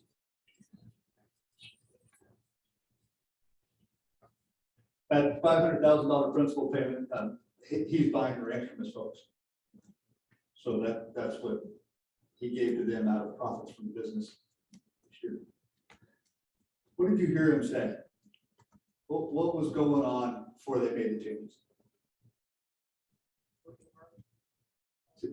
24/7, 365. Nothing but work. I'm like they're going like 10 different directions. If we're winning these calves, somebody else is making more money background. Maybe we should background them. If we're having to buy a bred heifer, somebody else is making money raising these heifers, we should do that ourselves. You find yourself fall into that trap. We need hay on the ranch. Somebody's making money, so we should make our own hay. And it goes on and on and on. And pretty soon, what are they doing? A lot of little things. There's a lot of things moving. Where's the profit coming from? I don't know. Should damn much money flowing out the door every day. Who knows? What kind of changes did they make? What did they do? They left? They did less. They did less, okay. You didn't leave, did you? Removed enterprise. They removed enterprises. They had to figure out what That's right. He said, there we go. He had to find where we were bleeding. He sat down and did his gross margins, didn't he? Okay, so for him, when he ran his gross margins, he's like, well, this is working. And almost none of the rest of that is. What if we just did this? Now, don't hear me tell you need to do one thing. That's not what I'm telling you. But what I am telling you is you need to figure out what's working. And also when you figure that out, you'll figure out what's not working. So do less of that, more of this. It really is that simple. And then let's hit the gas on it and go. There's a little bit of the rest of the story on this, as Paul Harvey would say, right? What do you think the folks thought as they've run this thing for their whole life? And now they're looking at Cam, and he's making sweeping changes to this business. And how much holiday does he take a year? A month, a year away. What do you think the folks think? You think they think, good for you, that those changes needed to be made. I'm glad you get to go away from this business and say, no, that's not what they think. What do you think they think? What the heck are you doing? This is how we built this business. This worked for us. Our lens, take my glasses, look through these, they work, try harder. That's what they're thinking, right? Our reaction is, well, this is what worked. Did it work during the parents' time? It probably did. Kind of. Yeah, it might have. Were labor costs different during their time? Were machine costs different during their time? Were things that worked during the parents' time, are they going to be the same things that work today? No, it's going to change. Well, and even the paradigm of, I mean, I chuckled because I lived like that, that you were successful because you paid your line of credit off. You know, you didn't have anything, but you paid your line of credit and you get another one for next year. So if that's your paradigm, that works and that's okay, then you can pretend to be successful. That's right. But for him, obviously, with all the shit. that wasn't gonna continue. That's right. That's very absurd, Jerry. So oftentimes we fall into that trap of, as long as we can do the same thing next year we did last year, it's okay. What were the magnitude of the changes they made on the business, dollars per year? Were they making $10,000 a year changes? No. What was the magnitude of it? The six-figure changes a year, right? When that video was shot, he was sitting on Dave Pratt's porch in Northern California, and Cam and his wife were doing a trip up and down the northern coast of California that summer. I'm seeing those and stopped by for a visit. So it's that paradigm of we have to be busy, we have to be working. Let's take a break. In 10 minutes, we'll come back and pick up from there. So back to efficiency versus effectiveness. Stan Parsons, the guy who founded the school, he used to say, we can be hitting bullseyes, really effective, and then realize we're shooting at the wrong target. So is it about being efficient or is it about being effective? Are we hitting bullseyes? Are we shooting at the right target? So I think that's that production profitability thing. I'm really productive. My cows are having a negative gross margin. Okay. We're going to dive in now to the numbers. We're going to start getting nuts and bolts on doing the numbers and understanding what the numbers mean. To do that, we're going to base it off an example ranch and work through an example ranch and do a gross margin on that. As we dive in, let's go back to this idea of the balance sheet and looking at value and cash flow and realize they're two different things. Okay? So really there's three issues involving money. This to me was a breakthrough when I understood this. I went through college, had a master's degree and all these things, and I thought I'd do something. And they said, "Ooh, I never understood how do I balance these questions of cash flow versus economics until I heard it explained this way." And they said there's three issues involving money. There's economics. Now, economics answers the question, is it profitable? This is not in your handout, so if you want to write this down somewhere, you might want to make a note. Economics asks the question, is it profitable? So for the rest of the day, we're going to be doing economic analysis. Economics includes things like opportunity cost. Right? I could rent this grass to somebody else, or I could use it myself. So I'm asking the question, are my cows profitable? Am I creating value by owning cows, right? So economics, is it profitable? Really at its core, it's saying, should I do it? Is it profitable? Should I do it? Now, secondly is finance. Finance asks the question, can I afford it? Can I afford it? If economics is should I do it, finance is can I do it? Right? Other financial questions are things like, where am I going to get the money? And what's going to be the debt structure? Can I cash flow it? Those are all financial questions. They're important questions. They're not the place to start. The last thing involving money is taxes. We think you should aspire to have tax problems. My job is to give you enormous tax problems. And so if you're a client of ours and we've given you big tax problems to manage, good. We've been successful doing that. Okay? So economics, finances, and taxes, the three issues involving money. What has to come first? Economics. Economics has to come first. Then we go to finance, and then we worry about taxes in that order. I'm not saying don't manage your taxes, but I am saying don't let tax management drive the bus. Okay? Don't let tax avoidance become the primary structure of your business, because you can do that every year. You can pay zero tax every year. That's not a successful business. Economics, should I do it? Finance, can I afford to do it? Taxes. Here's the way I this made sense to me. Somebody said, all right, I want to start this livestock business. It's going to take $100,000 of capital to start. Okay? There's $100,000. At the end of the year, we're going to have created $200,000 in gross margin. Is this a profitable business? $100,000 investment at the beginning doubles that money at the end. Is this profitable? You bet. Okay, there's a 200% return on investment year one. I'm in. Okay, economically, that's a profitable business. Here's the financial question to that. Where the heck am I going to come up with $100,000? Okay. Economically, this might be a great business. Financially, can I afford to do it? Now, here's where that often comes in. Here's a $100,000 livestock business we're going to start at the beginning of the year. At the end of the year, it's going to turn into $20,000. Do I need to find my capital source for that? I can drop it, right? I've determined it's not profitable, so I can walk away. I don't have to ask the question of where the heck am I going to put $100,000. I've already made a decision.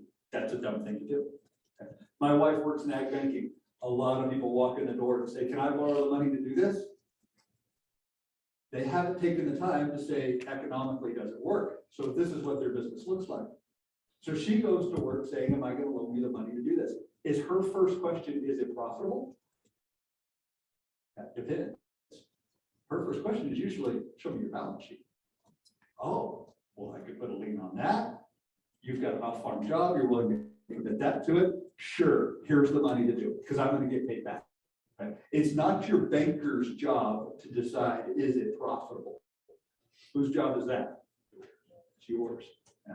It's your banker's job to say, is this a good bet with my money, with their money, right? Okay. So don't expect your banker to do your economics for you. So economics comes first, then finance, then taxes, in that order. Okay. So we're going to spend most of the day on economics. Is it profitable? Because that's where you want to start. So in order to do this, we're going to create a ranch. We're going to create a livestock business from scratch. We mean from scratch. We really mean from scratch. We have no land, no livestock, no money, and no time. So we're going to do this completely from scratch. So any land that we come across, we're going to have to get a hold of and put it into the business. Any money, now when we say we have no money, that's not really true. We have money, it's tied up in other things. Okay. So any money we use is going to be borrowed money for this business. We have no time, so any work done in the business, we're going to have to hire that. We're going to pay full cost of labor. So I'm not going to be able to work for free in the business. You're not going to be able to work for free in the business. We're going to pay full cost of labor. Okay. So we have three choices in this. There are three choices in any business at the top of page 4. Number one is we could go broke. Number two is we could subsidize the operation. Or number three is we could choose to make a profit. Let's choose number 3. That sounds more fun. Yeah. All right, so going into the livestock business from scratch, we're going to start this thing together. What's the first thing we need before we go start buying the animals for our ranch? A place to put them? Okay, let's start there. Maybe before you go to the bank and ask to borrow money, we're going to say, hey, we got this idea to start a livestock business. Okay, where are you going to do it? That would be a fair question, right? If we go, I don't know, they'll probably tell us we'll come back when you know. Okay. So let's go find a place to do it. We need some land to operate on. Now we've got 2 choices. What are those choices? Rent it or buy it. Okay. We could rent it or buy it. Now everybody needs to vote. How many of you want to buy it? Raise your hand. All right, cool. Got some good, honest people in the room here. And there's good reasons to buy land, aren't there? We're going to explore those. How many of you want to rent it? All right, got a couple of votes for renting. So there's good reasons to rent land. Let's explore those reasons. What are good reasons to buy land? They're not making any more of it. So what does that mean? It's going to probably appreciate. It generally appreciates, right? Land's a pretty safe place to park money, generally, isn't it? Okay, so that's a good reason to buy land. What else? Control. We control it. It's gonna be less likely to get kicked off of it if we own it. What else?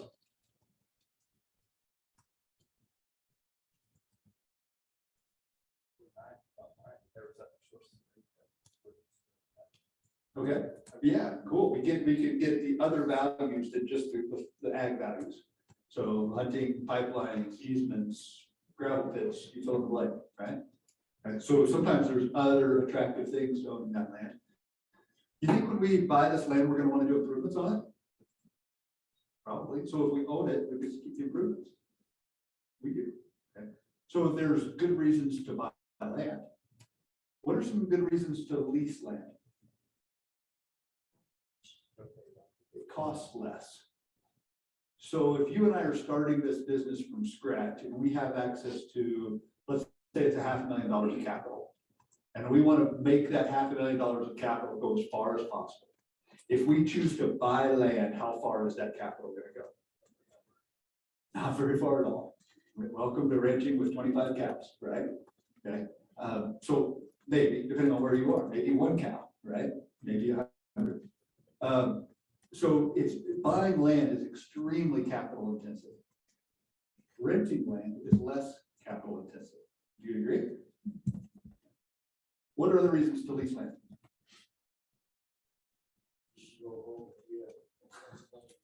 Flexibility. Yeah, we might get this ranch and decide this isn't near as much fun as I thought. Now, if we own it, we could sell it, but it's probably a little more complicated. If we're on a short-term lease, it's probably easier to walk away from it. Other reasons to lease it? You might be able to split expenses with the actual landowner. Okay, if we want to do improvements, maybe we could get the landowner to fund those improvements. Okay. Good. What do we pay for lease land with? After tax dollars or before tax dollars? We pay for leases with before tax dollars. What do we buy land with? After tax dollars. So again, it's more capital efficient to lease in those ways, okay? Now, what kind of business did I say we're gonna go into together? We're gonna start a livestock business. Did I say anything about starting a land business together? Are the land business and the livestock business two separate businesses? And it's more accurately called a land investment. That's a better way to describe it, the land investment and the livestock business. So they're two separate. Could we own 1 million acres of land and not own 1 stinking cow? Could we own 1,000 cows and not own 1 acre of land? They're two separate businesses, and you need to treat them as such.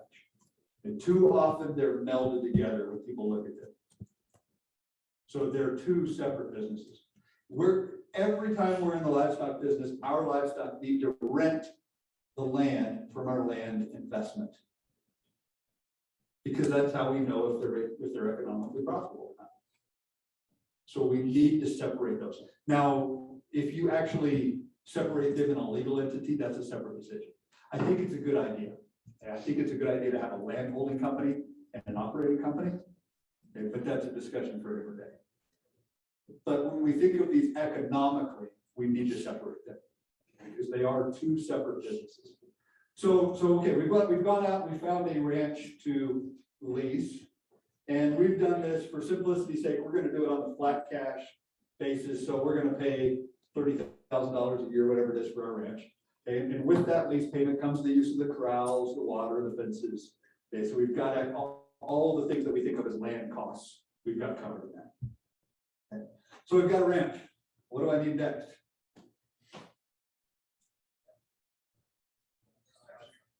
So before the truck backs up with the first group of animals,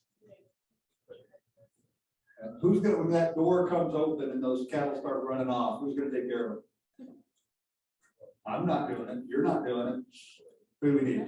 Labor. We need labor. Okay. So we've got land. We need a unit of labor. So let's go hire a capital person, okay? Labor. Okay, salary. We're gonna run this thing enough to keep one person busy full-time. So we're gonna hire one full-time unit of labor.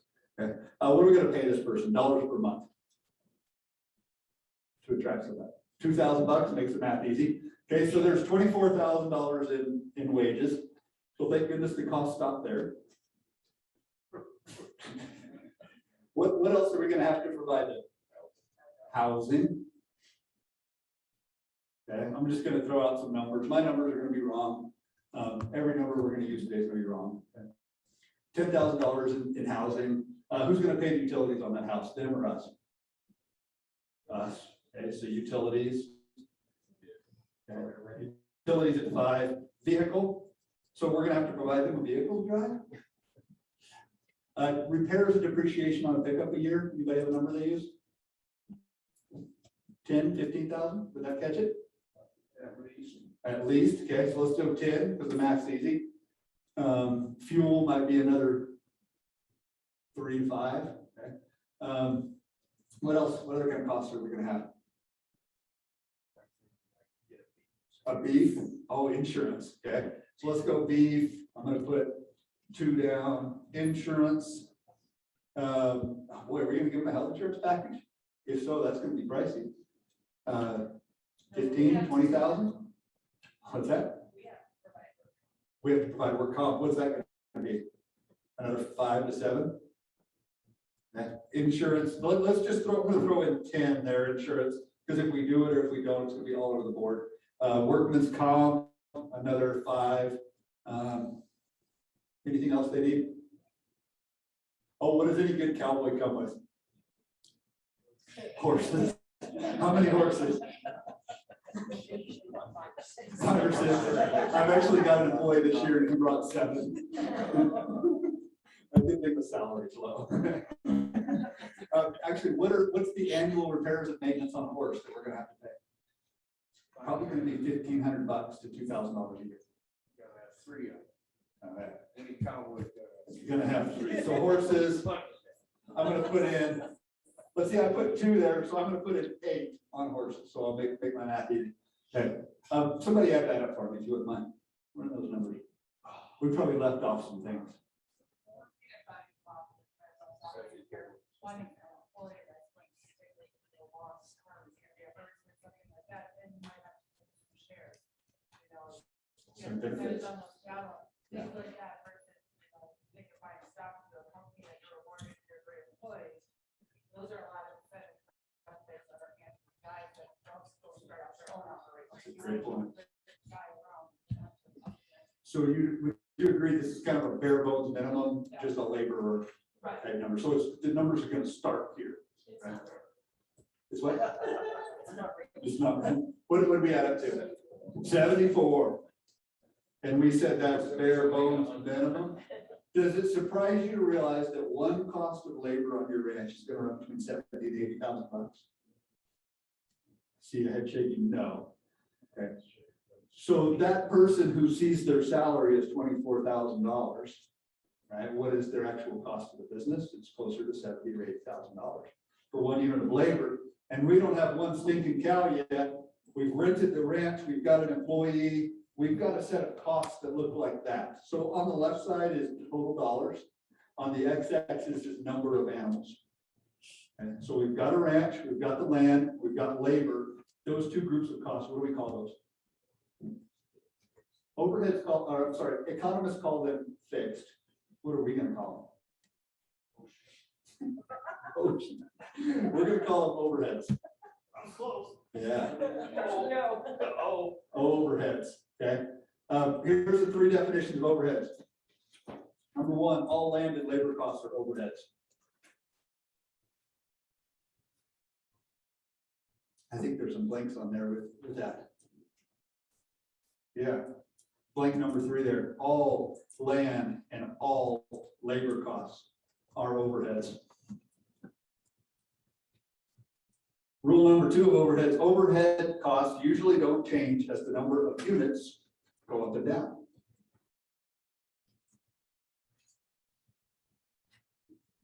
if we've got this ranch that's, we leased that runs 300 cows, and we've got a labor unit that can take care of 300, if we get good at our grazing, we're running all these animals in one bunch, and we run 350 cows, are we gonna go hire another labor unit?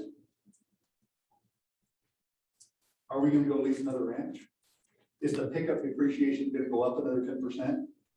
No, so overheads tend not to change as the units of production increase. At some point, when overheads change, they tend to do what? They tend to jump. Okay? So at some point, when we're operating at this scale and we decide that we need to go to this scale, then those overhead costs tend to jump. When we go lease that next ranch, right? But hire that next employee, so it's in the jump like that. The last rule of overheads, and I don't think it's a blank, is when in doubt, it's an overhead. So if you guys are sitting there struggling with a cost, is this a direct cost or is this an overhead? When in doubt, it's an overhead. Because for most of you in the room, 70 to 80% of your costs are overheads. So when in doubt, it's an overhead. All right, we've got a ranch, we've got an employee. Let's go find a critter. For our example, we're gonna run cows, because you guys probably don't want to talk about goats. All right. What do we got to pay for? Well, here's a nice bred cow. She's got outstanding conformation. Her udder, you want to inspect her udder too? All right, her udder approved. Okay. What do we have to pay for a decent bred cow? I'll make it more valuable. Okay, there we go. What are we gonna give for a bred cow in the winter time sometime? Somebody throw out a number. 1,500. Yeah, I like it because the math will be easy. It's all over the board, isn't it, right? So $1,500. Now, I don't have any money to put into this business. So where are we gonna get the money from? Are they gonna give us the money for free? What do we probably have to do? We probably have to rent the money, right? Okay, so we're gonna go with our business plan to whoever we're showing, and they're gonna say, yep, I'd like the udder on that cow. Here's the $1,500. At the end of the year, the $1,500, we're gonna pay them rent for that money. Let's say we're paying 10% interest, because we'll make the math easy. Okay, so $1,500 to buy the cow, 10% a year to use the money. What's it cost to buy the cow? I see you running the numbers in your head. I asked you a trick question. I said, what does it cost to buy the cow? So I want you to think about that balance sheet. Okay, 1650 would be the hip pocket number, but let's think about that balance sheet that we started at, assets and liabilities. Okay, now a cost, the way we're going to define it here, a cost is a movement of the balance sheet, a movement down when value leaves the business. Okay, when value leaves the business. Let's play with this. Here we go. Here's our balance sheet. I started with nothing for this business. I went along and somebody gave me $1,500. I don't have any livestock at the moment. I'm just walking around with that money in my pocket. My total assets are $1,500. I've got liabilities. They want $150 for use of that money, and at some point they want their $1,500 back. My total liabilities are $1,650. If all I did was walk around with the money in my billfold for a year and then handed it back, what's the cost of the money? $50, right? It's kind of easy to see. The net worth went down by $150 for putting that money in my pocket for a year. Well, let's turn the cash into cow. I traded the cash for cow. My total assets are $1,500. She hasn't depreciated. The market hasn't moved. We're kind of playing perfect world stuff, right? Okay. I owe $150 for the money. I owe the $1,500 back. I owe them $1,650. What's the movement of the balance sheet to buy the cow? What's the cost of buying the cow? The cost is the movement of the balance sheet. The cost is the movement of value. The cost of buying the cow is the interest cost on the money. That's the cost of buying the cow. Now, cash-wise, I had to come up with the $1,650, right? But value, if we're tracking the value, $150. Okay. Now, as long as the cow stays this way, it's $150. At some point, the cow will do that. Now, that's a different cost. That's called rapid depreciation. Okay, we'll get there. Okay, but assuming the market stays the same, assuming she stays classified as a bred cow, okay, the cost of buying a cow is the time value of the money. If I buy one cow, what's the cost? $150. If I buy two cows, what's the cost? $300. You see how that cost moves incrementally up as the units of production increase? What other costs behave that way? Buy one cow, cost is this. Have two cows, the cost is that. What's another big classification of costs? Feed. Okay, one cow, this number of feed. Two cows, this number of feed. What else? Vaccines, any kind of health costs. Okay. On our graph here, we're going to build a total cost model. So I've got my overhead costs, and now I'm ready to buy the cow. I buy one cow, interest, feed, vet, health, so on goes up. I buy two cows, they go up incrementally. That line goes like that. What classification do we call those costs? Directs. Economists call them variable. We're going to call them direct. Direct costs. Direct costs, we just listed them. Interest, feed, vet, marketing, trucking. For most ranches, that's the direct cost. The test of a direct cost is, as the units of production increase, so does this cost proportionally. If the cost behaves that way, it's a direct cost. If it doesn't behave that way, it's an overhead. If you're farming, give me some examples of direct costs. I farm one more acre, that cost goes up by what? Seed, diesel, fertilizer. Yep, you got it. One more unit of production, the cost goes up by one more unit. So there's our total cost. We've rented the land. We've got a labor unit. We've paid all the other operating costs with it. So now we're ready to have some production. I was right. My cow's a great cow. She had a great big calf. My dark green. So I got a great big calf and I got a super price for it. There we go. There was my income. We're ranching now. What do I need? More cow. All right. You guys stay on the side of the chute. More cow. There we go. So that line goes up like that. That's the value of my production. I call the value of my production gross product.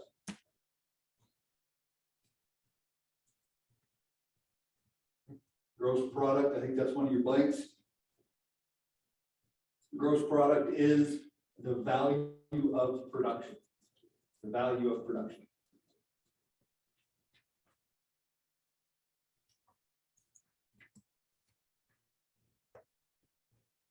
Did you get that first blank?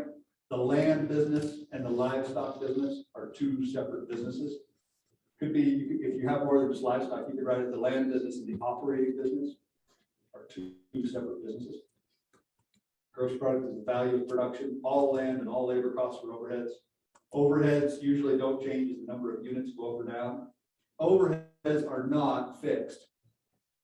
Overheads are not fixed. I told you 70 to 80% of your costs are overheads. If they're fixed, what does that imply? It can't be changed. Well, that would be a real crappy business to be in. We're 70% of your costs. Overheads can be changed. They take structural change in the business to change it, but they can be changed. Direct cost changes the number of units go up or down. All right, we've got our total model built. Let's play with this. What's going on right here? Profit. What's going on down here? Loss. I had somebody one time say normal and luck.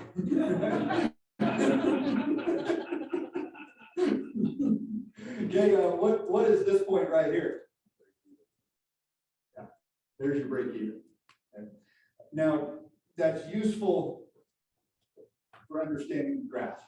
It's about the last time we're going to talk about it today. If all we do is focus on break even, what do we do? Break even. And this isn't ranching for break even. Let's start talking about profit. Let's establish a target somewhere out here and then develop our business accordingly. Really useful thing to have a profit target. I was telling you about the guy with the cabinet shop and the goats.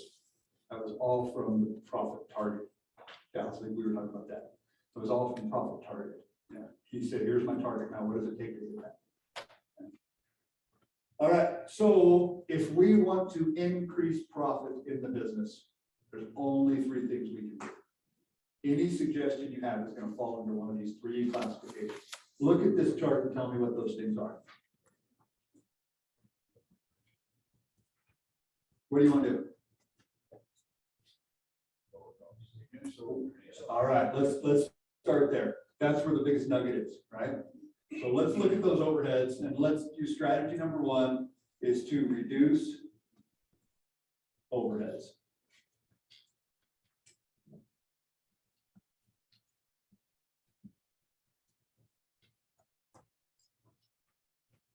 When we went through our overhead costs, one of the things that was snuck in here, overheads are not just labor, but they're things people use. Okay? Our labor costs for overheads are categorized as people and things. So you could have a salary or you could have a machine, right? It's still a labor cost. So one of the things that might be a big wad would be machinery depreciation and repairs.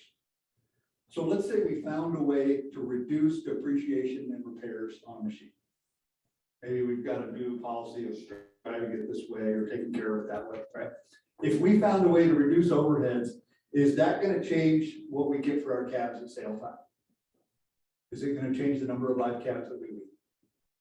Okay. So there are probably strategies in your business to reduce overheads that are not going to change the gross product or the direct costs. So let's start there. Let's look for ways to reduce overheads. All right. Here's number one. What's the next strategy? Improve the gross profit. Improve the gross product. Good suggestion. Let's play with it. My gross product line is not steep enough. I'm only weaning 93% of my calves. I need to wean 97. So what am I going to do? I want to jump that green line up. So I want to jump that green line up. What am I going to do? What also is going to be tied to that? Something, generally the strategies I reach for here are going to make that blue line also jump. Let's play the inverse of that. A strategy I often hear when I'm asking this question is, let's reduce direct costs. Might be a great idea. Let me take that and make it a stupid idea. Let's pull all the feed out of the business. Okay. I'm going to drastically reduce direct costs by taking 100% of the feed cost out of the business. That blue line is going to drop, right? What else will drop? The green line. Okay. You guys see how that green line and that blue line are pretty tied together? There's a relationship between those two lines. They keep going like this for the slope of the lines. Okay. We need to examine that relationship. So I need to put one more tool in your toolbox.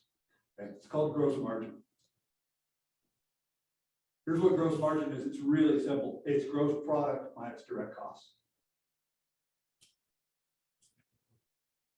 Gross product, the value of our production.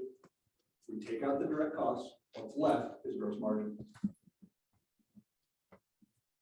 You can think about gross margin as it's the money left over to pay overheads and for profit. It's the money left over to pay overheads and for profit. So let's put some numbers next to it so it seems real. If we have a gross product of $150,000, we have direct costs of 50, leaves us $100,000 of gross margin. Now for that number to be meaningful, I need to have gross margin per unit. So if I'm running 400 cows, my gross margin per unit is $250 a cow. You guys jump up and move this if I forget to sometime. Gross margin per unit is $250 a cow. So if I just was focused on improving gross margin, I would say, well, let's just run more cows. Now I've got $125,000 gross margin. But that's not really what we're talking about. We want to focus on improving the gross margin per unit. So if I did that, if I could find a way to either through improving gross product or through reducing direct costs, But either of those strategies, if I found a way to get more margin at $300 per cow, even running the same number of cows with 400, okay, now I've got $120,000 of gross margin. So it's not about improving gross product. It's not about reducing direct costs. The strategy is improving gross margin per unit. Improving gross margin per unit.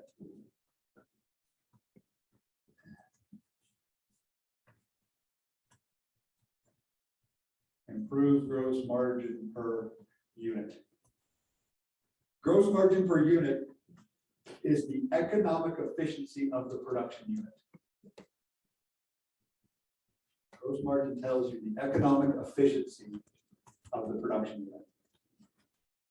If you want to pitch to me an idea, I'm going to come back and say, what does that do to gross margin per unit? Does it go up or does it go down? If it goes up, I'm interested. If it goes down, I'm not interested. Gross margin per unit tells you the economic efficiency of the production unit.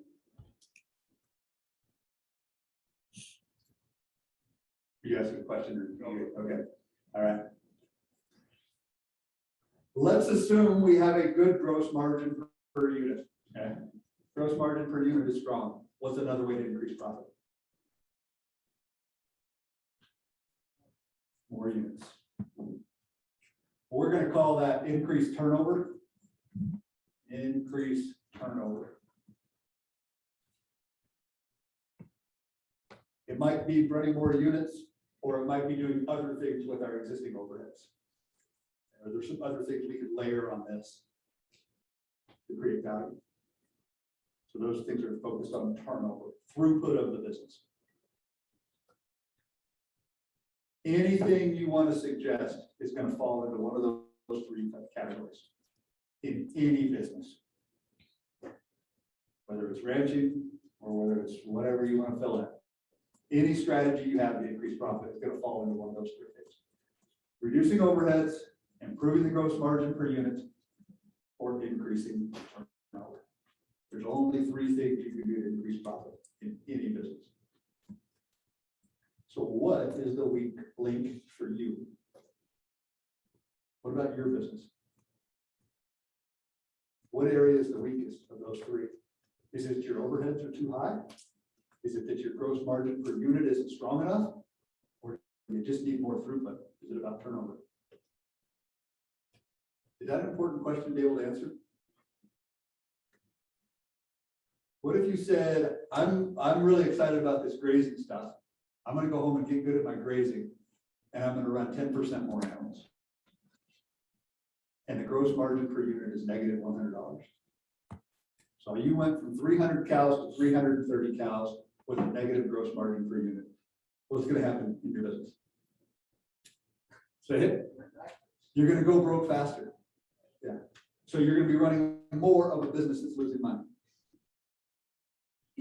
What if your gross margin per unit is really strong and you spend all your time looking at wholesale catalogs and talking about breeding programs and analyzing the feed program, and your overheads are killing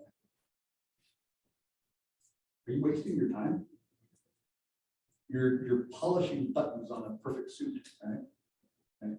Well, the other parts of your business are just falling apart. Is it important to know which of the three secrets is the weak link? And which you have more leverage on? Where does the managerial leverage lie? Those are important questions. We've covered that pretty well. There's our chart. You guys have got those filled in. Here's the strategies. Let's just review them again. So number one is reduce overheads. Can we find ways to reduce the overhead cost in that business and to operate at a new lower break-even point by doing that? For most ranches we analyze, overhead costs are killing. Overheads are the place to start. Doesn't mean that's the case for all ranches, but for most ranches, our overheads are simply too high. And so what are ways we can reduce that? What about increasing turnover? That's assuming we have a good gross margin per unit. You don't want to increase turnover in a business that has a negative gross margin. But if we can take that existing set of overheads and do more with it, we could be operating at a new point out there, more profit. Well, here's the idea I had of cutting all the direct costs out of the business. It might drop that down. And by cutting those, we might pull gross product down. And that might actually take us backwards. So now we're operating at a higher break-even point. You ever heard grandpa say you can't start a profit into a business? What if we focused on just the green line, increasing production per cow? Well, by doing that,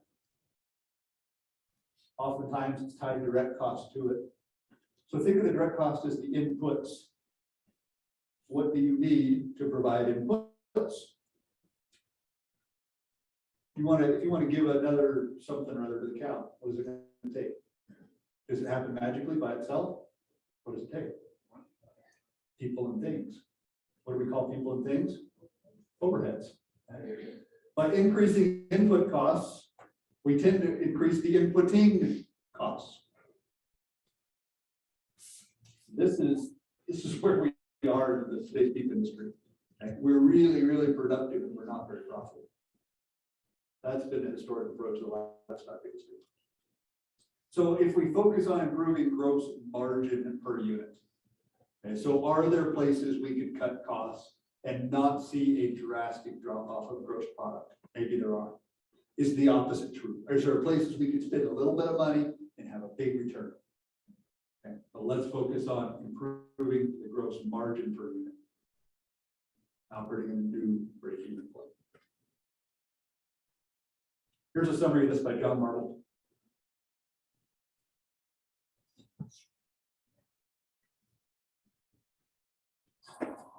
I'm John Marble. I have a small grazing and marketing operation in Western Oregon.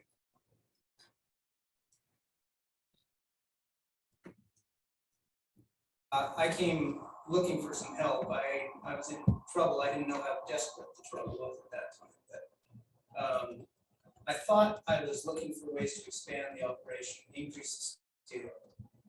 But it turned out that that was maybe the last thing I needed to do. I had really severe problems with overheads that needed to be addressed. We had lots of hay equipment and farming equipment and problems like that.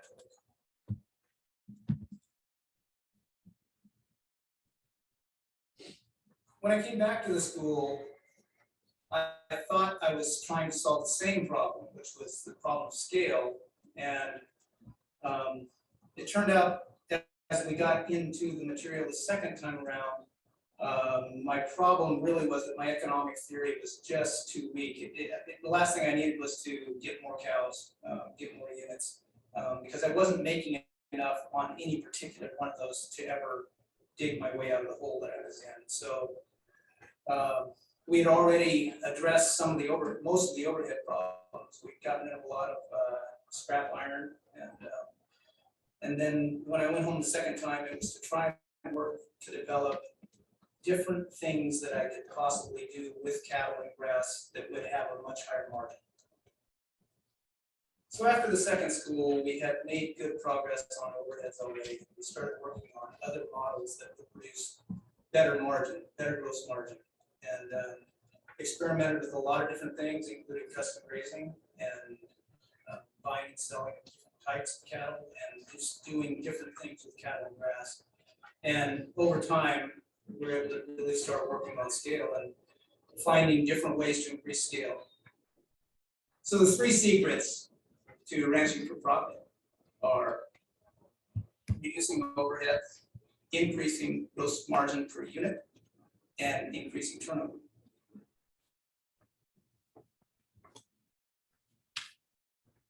When he went to the school the first time, what did he think he was going to learn how to do? Expand. When he got into his numbers, what did he realize? That would be stupid. What was the issue for his business the first time? Overheads were too high. Okay. So the way you might figure that is, if I expanded to this, would I cover my overheads? So maybe let's say he was operating at 200 cows and he said, I need to be at 400. If he was at 400 with his existing margins, would he even cover his overheads? And the answer for him was no. My overheads are way too high to overcome with scale. So let's fix that. So he went to work on his overheads. and trim them down. Then he came back to school. He said, okay, now I'm gonna learn how to expand. He reran his gross margins. What did he learn about his gross margins? They weren't very exciting. When he looked at his margins, he's like, these margins are just really disappointing. I'm just not creating enough value with the current enterprises. I'm like, so he went back to the drawing board and said, what else could I do? I've got this resource of feed, I've got these resources of labor, I've got this inventory. What else could I do that would have a higher gross margin? And he found something that had a higher gross margin. So then what did he do? Hit the gas on it. So let's find those things that have a higher gross margin, and then let's run on turnover. See why it's important to identify which of the three issues is the first issue. Which is the weak link, or which do you have the most managerial leverage on? And then let's attack it. It turns that management from a shotgun blast into a rifle shot. From guessing at, well, what if I tried this? What if I tried this? What if I tried this? To here's the issue. And what are the strategies we can develop to address it? So let's do this. Let's throw it back to your tables. I want you to check for understanding of the economic model, overheads, direct costs, turnover. Is everybody clear what those mean? Okay, check with your team for understanding. Next thing I want you to do is if you're willing to, share where do you think your business is struggling? Is it your overheads are high? Is it your margins aren't high enough, or is it turnover? So let's have that conversation. Then check for understanding and then share with people where your business is struggling. All right, let's come back together.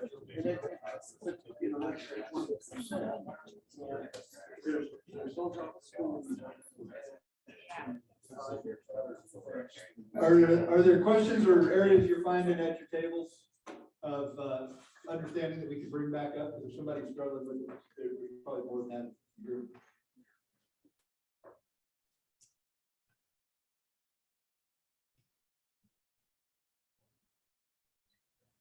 All right. You start to understand why it's important to know where does the leverage lie? Where do opportunities lie? In which of these three categories? Because the strategies to fix a business with overhead problems are different from those to fix a business with margin problems. So we gotta know where that issue is. Alex, can I ask a quick question? Yeah. Right where we're at this point, Kurt and I had this conversation on something we brought up yesterday. Rebecca has a strong manufacturing background, so what we've tried to do, and it's hard sometimes, where I've been in the purebred deal, I've been in the club cap deal, all the fun years, all that bullshit. So what we tried to do is to take and to look at all our outfit as a manufacturing plant, to apply all these concepts, to take the emotion out of the deal, and we stress that every week on the radio, take the emotion out and all that. But do you find that visiting with people all across the country, that is a bloody hard thing to do, to take an honest approach, because this is like marriage counseling almost, because it's a look in the face and it's admitting, boy, howdy, I mean, I didn't do that with them, I thought I was cowboy king of the world. So do you find that there's almost that mental health aspect that goes into this, because it's a hard thing to do, to take a look at it and go, gosh, maybe I hope granddad, is disappointed because of this. Well, you're getting the heart of it now. Yeah, this is where. Because, ranching it's an emotional thing to a degree, because you're looking at something that's living and it's breathing, and you're watching it from birth to the plate, however that may be. And with all due respect to our farming brothers and sisters, it's a little bit different, because you're dealing with acres, and there maybe isn't that emotional attachment to something that is living. That bushel of corn, you're not going to cuddle it, and you're not probably going to tear up when the thing died of a lizard, So I think that is a very hard part. Her and I just in private, you're talking about our stuff. That's the hard thing. You may run 300 units, but everybody in this room, whether you've been in this 100 years or just starting, I guarantee you, everybody in here would give their life to save that one calf that might not even make you a return on your investment. And so my question ultimately is this the hard part right here? This is can I step back from that and look at it, very much take this perspective. Yeah, the hard part isn't running the numbers. And we could all do the numbers. The hard part is when you see what those numbers are telling you, and then you start thinking about, what am I gonna do about it? The hard part is having the courage to make that step, right? To make that change. Because you got all these things, right? What's come before you, the people that have come before you, the expectations of the other owners in the business, maybe the other owners are kids or cousins, right? So how do you manage those pieces? I talked about our executive link program, and what you just brought up is exactly why that exists. Because who better to help you navigate those challenges than peers?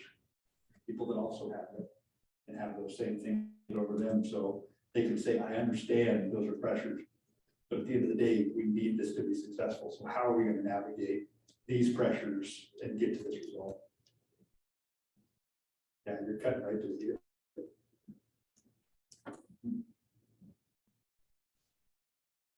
Sorry, I don't mean to take away the economics, but the topic of mental health has come up so much. The emotional The investment. emotional investment, yes, has come up so much in discussion.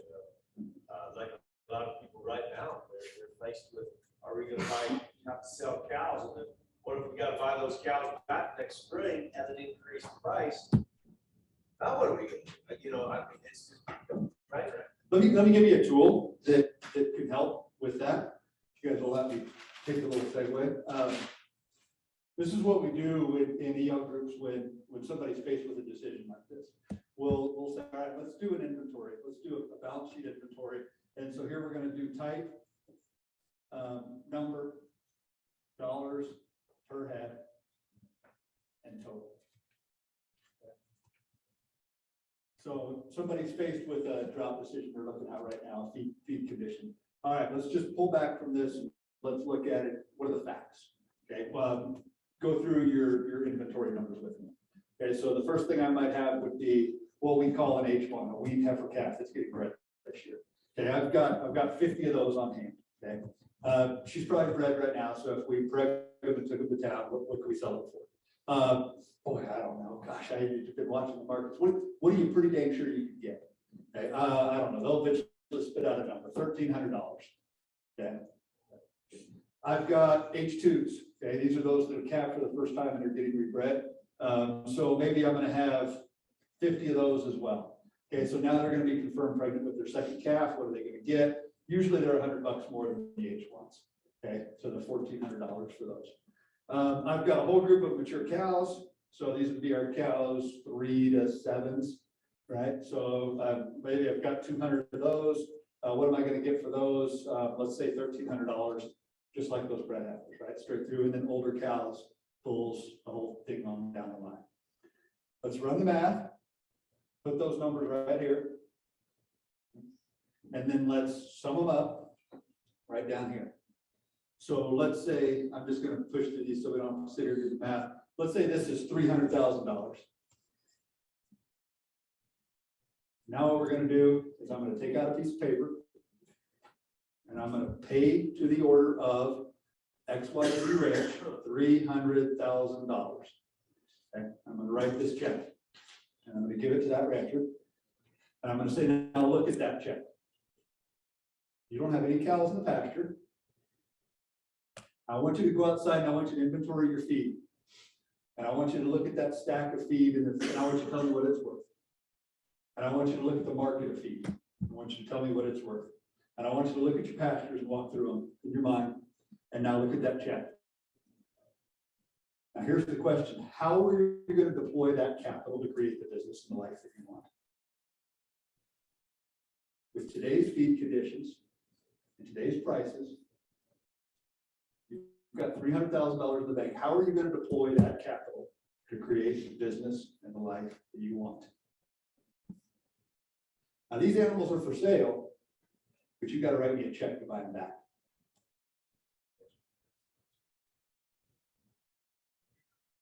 So that is one way to separate the emotion.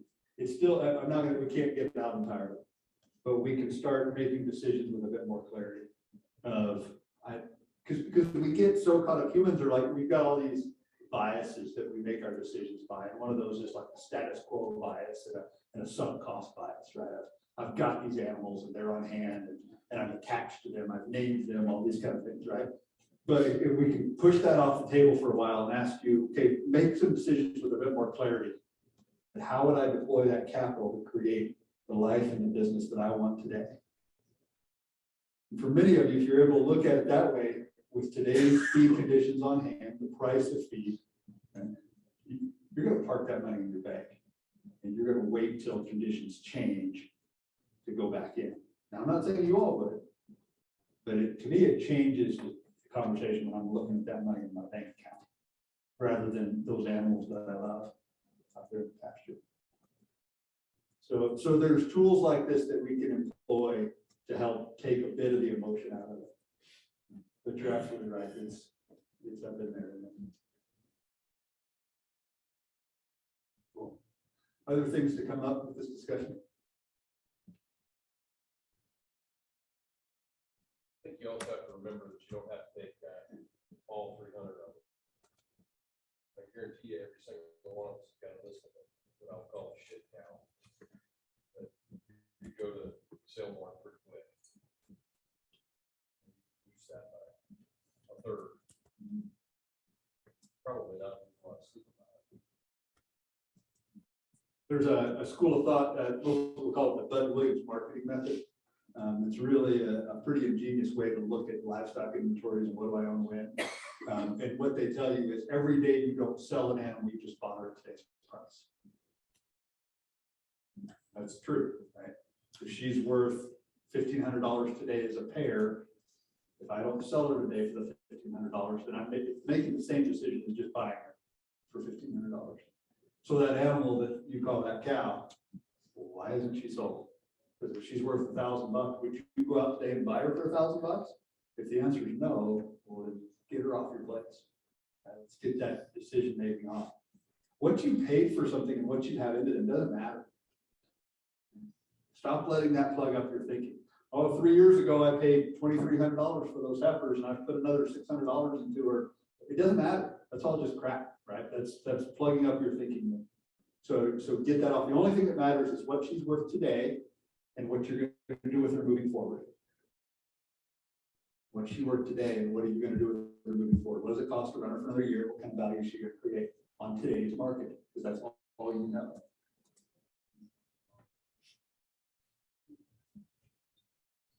Cool, this is a great discussion, guys. Appreciate the things coming up. Some of you guys have fruit trees in your yard, right? My art skills were a little lacking this morning when I drew this one, so I apologize for it. But there's a fruit tree on your page. This is a fruit tree in the middle of winter time. Go out there and look at that tree and it's lost its leaves, and you see there's some obvious pieces of dead wood hanging in this tree.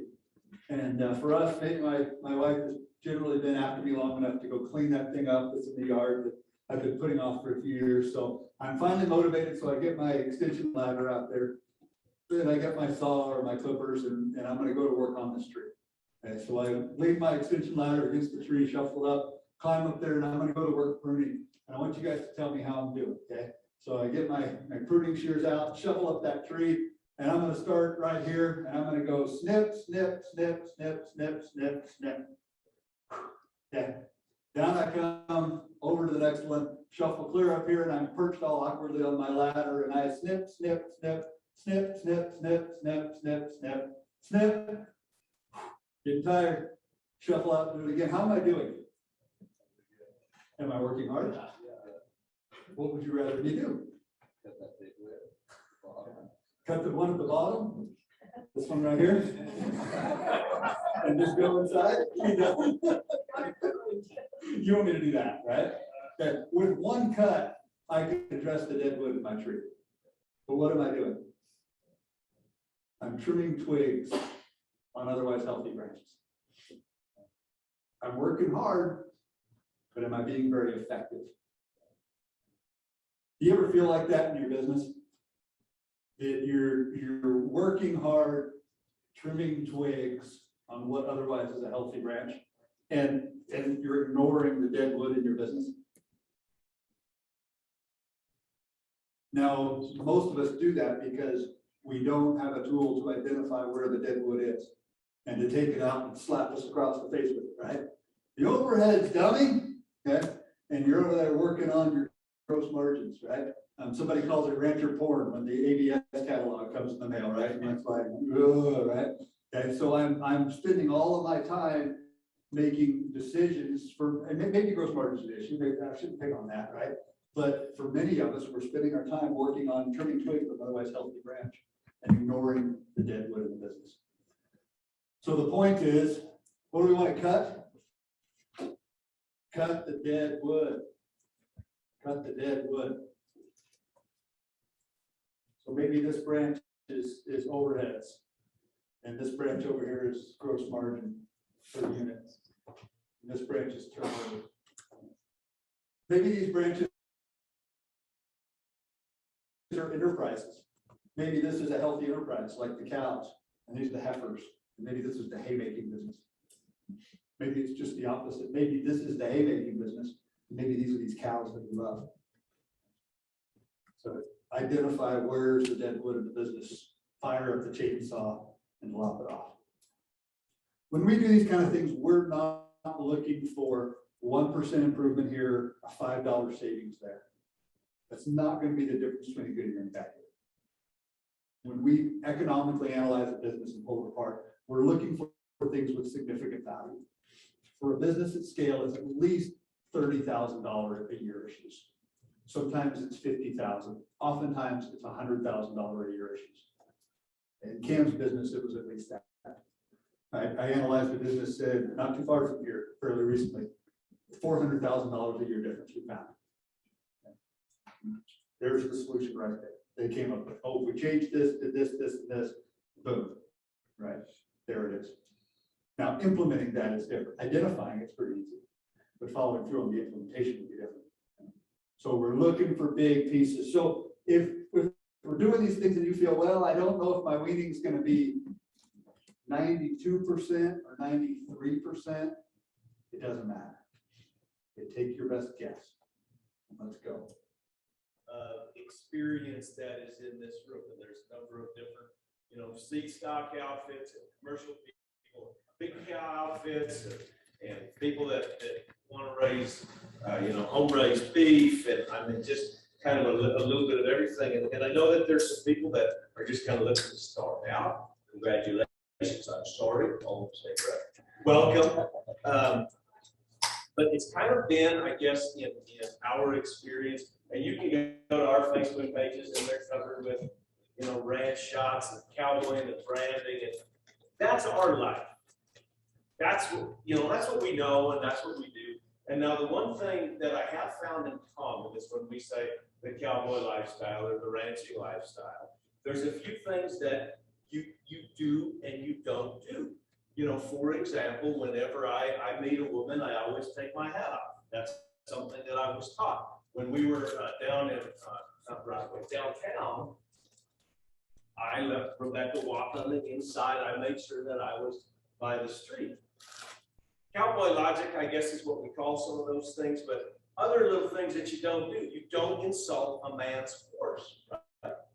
You do not insult a man's wife, and you never, ever, ever insult a man's dog, right?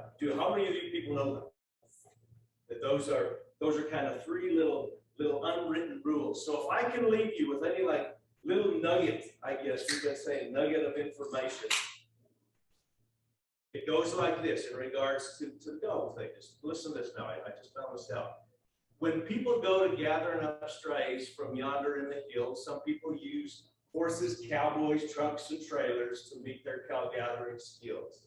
Now, some will even use the mechanical kind. They'll sit on them and put them in gear. It's 4 rubber tires and a tank full of gas. It beats riding all day on your rear. But old Jed, he does things just a tick different. They say he's really profound when he goes to a gathering with Mojo, the cow punching hound. Now, old Jed, he'll get to bragging on the speed that Mojo's got, although I've never seen him work a cow or not. Now, in fact, that gets me to thinking of the times I can't recall that I've ever actually met Mojo. I've never seen him in person at all. But old Jed, he'll get to John on the handle that he's got on him with commands like, come by, or wave at me, that'll do, walk up and begin. He'll say things like, Mojo's got a bite when he tells him to get a hold. Jed said he follows every command. He does exactly as he's told. And old Jed, he'll warn us all, don't provoke him, don't you dare. It's like grabbing a stick and poking the butt of a winter hibernating bear. And he'll grab you by the ankle and try to rip you to the ground, or at least that's the story of Mojo, the cow punching hound. Now, I went to see old Jed one day because my mind was full of doubt, and I finally got to meet the legend that we've heard so much about. I walked up to the door that day and I knocked a time or two, when out in a flash, a little white sash grabbed my ankle and started to chew. What the heck was this thing that was yapping and nipping at me? And that's when it all came together. It all made sense. It all fit so perfectly. And I finally understood the secret, and I finally saw through the hoopla that Mojo the Fierce, the cow punching hound, is actually Mojo the cute Chihuahua. So just kind of some fun things. I like to do some cowboy poetry. I do a lot of that at different public speaking events. But this is actually Mojo. He's not a cow punching hound. Do we raise cattle dogs? Yes, we do. Do we train cattle dogs? Yes, we do. But that's Mojo. Just wanted to kind of have a little fun. Introduce you to 14 years old. The little bugger got blood drunk here a few years back, killing a possum of all things. But as we joke around about the cowboy way of life and how it's important to us, and yes, I like to screw around and joke and do cowboy poetry and all those types of things. But yet, that's why I bring up the topics of mental health. I bring up the topics of emotion because, like Rebecca and I talked, we're fifth generation outfits. This took lifetimes to build up family ranches that we have. Her family's ranch wiped out the vacation business, wiped out from the flood twice. Financial and emotional things that go into it. So as we're making these decisions, if I can share anything from our experience and our failures, is that these things that we're doing today, going through numbers, everything that we're doing to try to ultimately make ranching more profitable, down to what are some programs that we can do. It's all about kind of who we are, whether it be Chihuahuas that we have at the place, whether it be our horses that we're proud of, but it's that cowboy way of life. It's that thing that we honor. Mackenzie touched on it yesterday, because that's what makes this industry so darn great. And that's why it's so important to do these things that we're doing over these next few days, to share these ideas, to visit about what works, what doesn't work, and it's really to look ultimately for something that don't work in the face and try to make the changes. And this is what the lifestyle that we're living. So that's just just wanted to have a little fun with y'all, share a little cowboy poetry. Before we're done, I want to share some more, because those of you where new to the cattle business, welcome. There's some things that we need to teach you, especially it's called the working pen woes. And those of you that have cattle and have worked with your spouses, significant others, y'all know what I'm talking about. And we'll visit about that before the weekend. Yeah, they're bumping each other. There, happy marriage with that. So thank you, everybody, and we'll go through some more cowboy poetry as the week progresses. Cool. Thanks, Derek. Okay, the dreaded after lunch hour.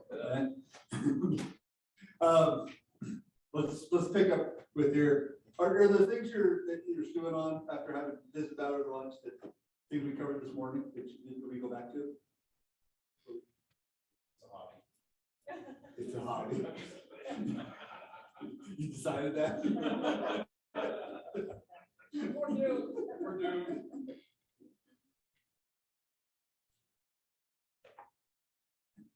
Hearing nothing, we move on. I did bring some books and stuff with me, and Arnie and I are probably gonna try to hit it right after, try to make it home tonight. So if you wanted to get some of these, get them at a break. Highlight these two. If you guys know Dave Pratt, one of the best writers I think I've ever read, and his experiences with ranches is really deep. He owned this business for almost 20 years, worked for it for about 10 years before then. So this is his collection of essays about working with ranchers on a variety of different topics. He's got some outstanding things in here about succession, management, succession, passing the business on one generation to the next. So this is a nice, easy read. Each of these are maybe 2 or 3 page essays. So they're easy to just, plot through before you fall asleep at night. Now, this is the newest one. This one just came out. And this is, when you enroll in the Ranching for Profit School, we send you one of these as your pre-work for the school. It is a story of fiction about a ranch that turned it from a pile of jobs and a bunch of assets into a real business. But it's not really a story of fiction. Here's the first paragraph out of the introduction. The characters in this story are real. At least they are to me. Kate and Lori are Jennifer and Kinsey and Melody and Sarah and Wendy and dozens of other amazing women. Chris and Wayne were the characters in the story. Chris and Wayne are Robert and Derek and Dylan and Kyle and John and dozens of other terrific men and women who I've met over the 3 decades of teaching the Ranching for Profit School. So this is really a cool story about what it takes to turn a business, turn it around. In the back of this are all the worksheets and how-tos on the economics. So we're going to go through that today, and you're not going to get it. I will guarantee that. You'll learn, you'll like, okay, that's kind of how you do it, but you're not going to get it. If you want to get it, it's here. Okay. So if you guys want to take some of these home, $25 a book. We've got a DVD as well. It's a 4-hour DVD of Dave doing a workshop similar to what I'm doing here. So it goes into quite a bit more depth on some of the things that I'm not going to cover here. But if you want to introduce other people to the things you're getting here, that's a great way to do it. So 75 for all 3 or 25 up for the book.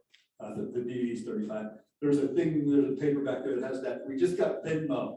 Somebody came to me last week and like, do you take Venmo? I'm like, I don't know. So anyway, we got that. So we're big time now. Yeah. All right. Uses for a profit. When you make a profit, what can you do with it? Let's just make a list. What kind of things can you do with it? We can reinvest it. Okay. I'm going to put here back into the business. We can stick it back into business. What else can we do with it? What's it? Play. Cool. Enjoy it. Donate it.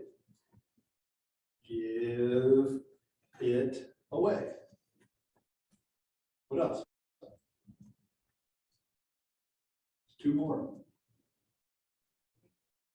Bank it. Build reserves.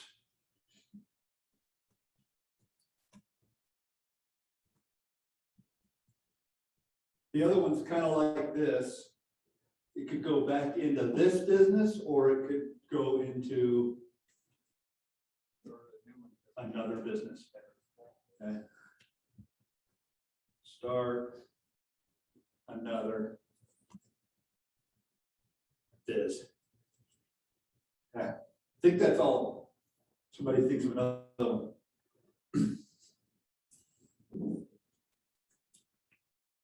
So what are you going to do with it? Here's what if you're having a meeting of ownership before the year even starts, and somebody draws a pie chart on the wall, or on a flip chart like this, and says profit. And there's the uses of it. Help me think about what might be appropriate distributions of profit.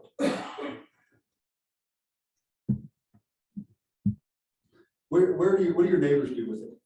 Where does 100% of it go all the time? There's not even a discussion. Back into the business. What kind of things do they buy with it? In 2013, what did everybody do with all the profit? It went into upgrading fixed assets that are comparable to producing cash flow. That's almost where it goes 100% of the time, is we put it into things that we want, things that we think will make it more fun. Oftentimes they're things that depreciate, have repair costs to it, and are terrible at producing cash flow. So that's generally what your neighbors do with it. Is that the smart thing to do with it? Because your businesses are all really good at producing cash flow as they are, right? I mean, that's what ranching is. It's a cash flow king. Yeah. You ever, ranching, here's the definition of ranching: wealthy on the balance sheet and broke in the bank. Why are we wealthy on the balance sheet? Because we invest in things that don't produce cash flow. That's why we're broke at the bank and we don't have cash flow. So what maybe should this pie chart look like? Now everybody's going to be different. Might there be a percent of it that should go back into the business? Probably should be. So what are areas we can invest in? If our business sucks at cash flow, then let's pump it into areas that have good cash flow. And so that might be a criteria. If we're going to put this back into the business, it has to be in things that produce good cash flow. Maybe 100% return on investment year one might be a good bar to set. So there would be a piece of it. Might there be a piece that we give away? Might there be a piece that we give dividends to owners that they could enjoy? Might it be smart to build reserves? And what about to buy other businesses or places that are off a farm? Let's explore those last two. Building reserves that are not tied up in the business. Why, if you were going to argue for doing that, what kind of arguments would you make? Why is that a good reason? Okay, liquidity. So think of maybe just parking it in a mutual fund, right? That might be a way for an owner of that business to take some out and build reserves that are liquid, like a mutual fund. Might not what?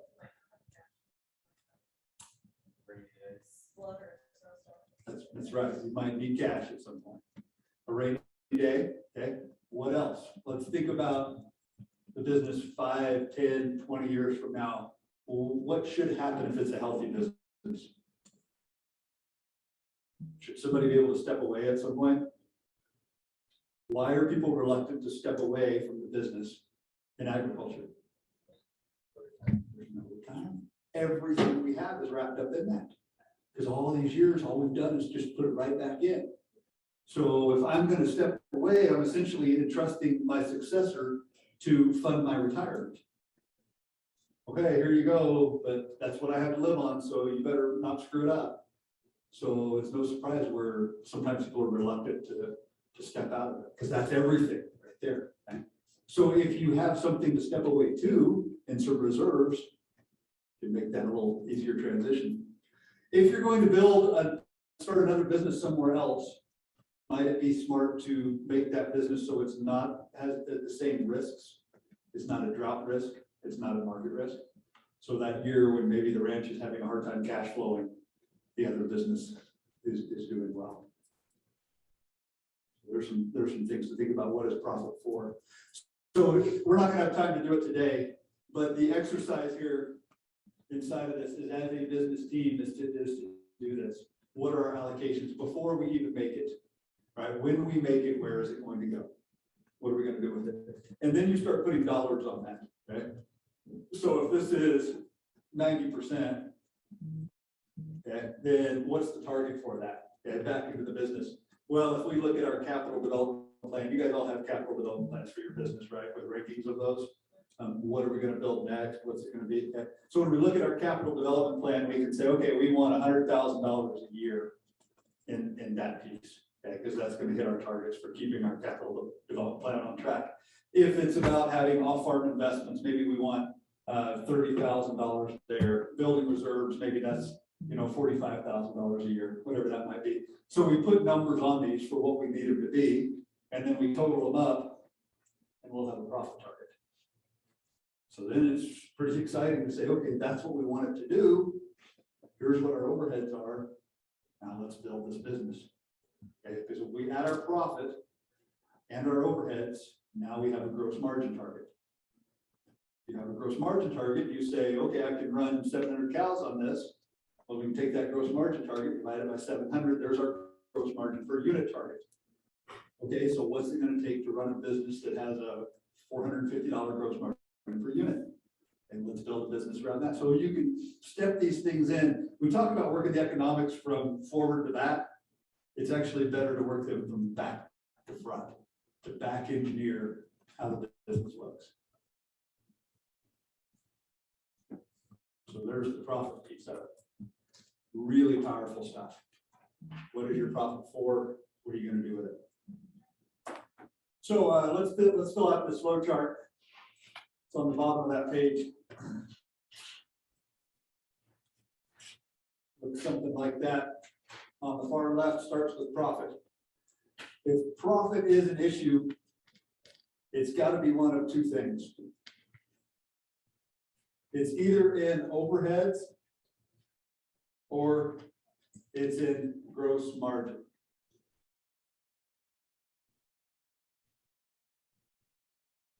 Because to get profit, we say gross margin minus overheads. And so what's left is, so it's got to be in one of those two things. If profit's an issue, it's either in gross margin or in overheads. So overheads, help me remember, we said overheads are two things. What are they? What are the broad categories of overheads? That's it. Land and labor. Land and labor. So overheads are an issue. One of those two things is the bigger issue. Either land is out of whack or labor is out of whack. Now, if we take land costs, there's two broad categories of land costs. There's the cost of getting it, and there's the cost of keeping it. Getting it is rent, and keeping it is upkeep. Usually if one's cheap, the other is expensive. I've got a mountain lease that the rent is pretty cheap, but the upkeep is pretty expensive. Labor cost. I said there's two types of labor costs. Anybody remember what they are? People. If it's not a people cost, then what else? What's it going to be? Yeah, we're going to call them things.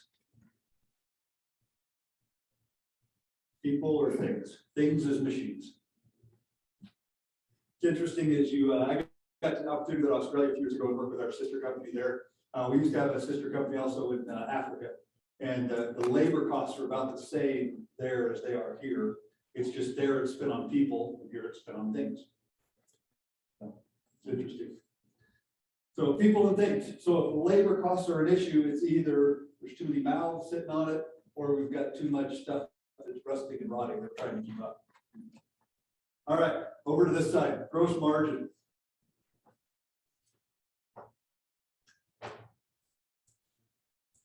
Okay, gross margin wasn't one of the three secrets, but gross margin per unit was. And to get total gross margin, we take the gross margin per unit times turnover, the number of units in the enterprise. So if total gross margin stinks, it's either because the gross margin per unit isn't strong enough, or we're not putting through enough units. So let's do turnover first. Okay, we're going to define turnover as the numbers in the enterprise, which is how we looked at it when we drew the chart. Remember, we just need to add more numbers. Or another way to define it would be the enterprise mix. The enterprise mix.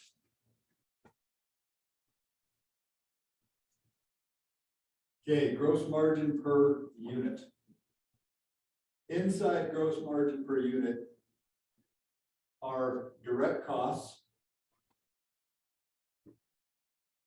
or gross product. gross product.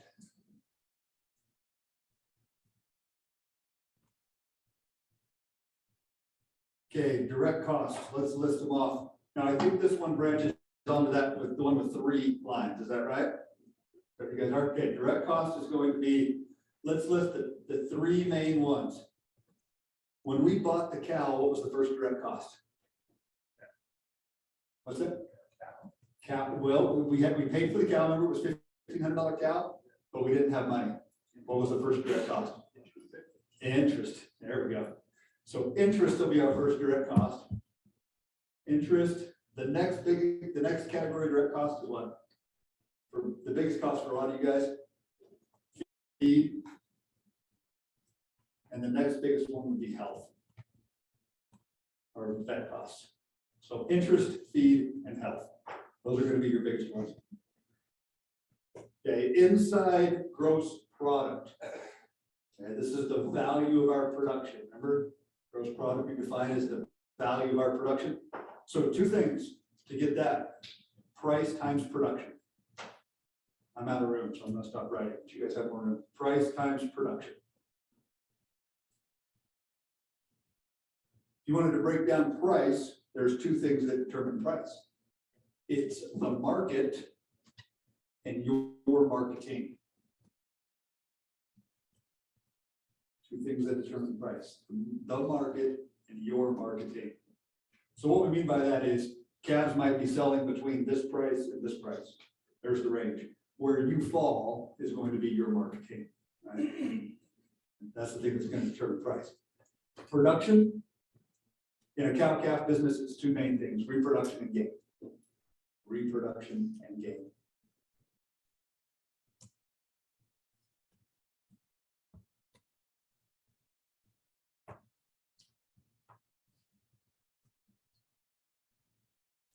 At the school, we call this tool the dead wood finder.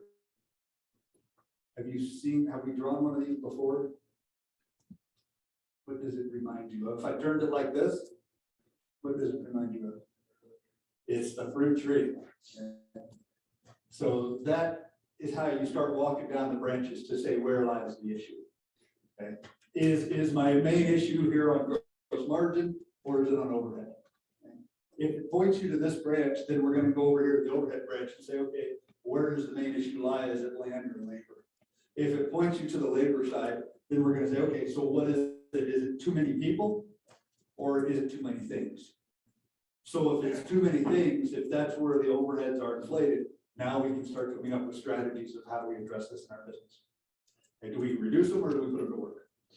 And there's 2 ways to do it. So this is the dead wood finder. We can start walking it down. Again, it's going to zero in that management on where lies the issue. Questions on that? What we do at the school is we're not going to have time to do here today is we go through benchmarks on these. So we say, what is a good overhead ratio relative to the total gross product of the business? How much should we be spending on overheads? Relative to the total gross product of the business, how much should we be spending on direct costs? Relative to the size of the business, what's a good ratio for labor? So we start walking down through these things and start dissecting the business that way. If you guys want to learn into more of those, there's Dave walks through that turnaround book. So I will walk down through that.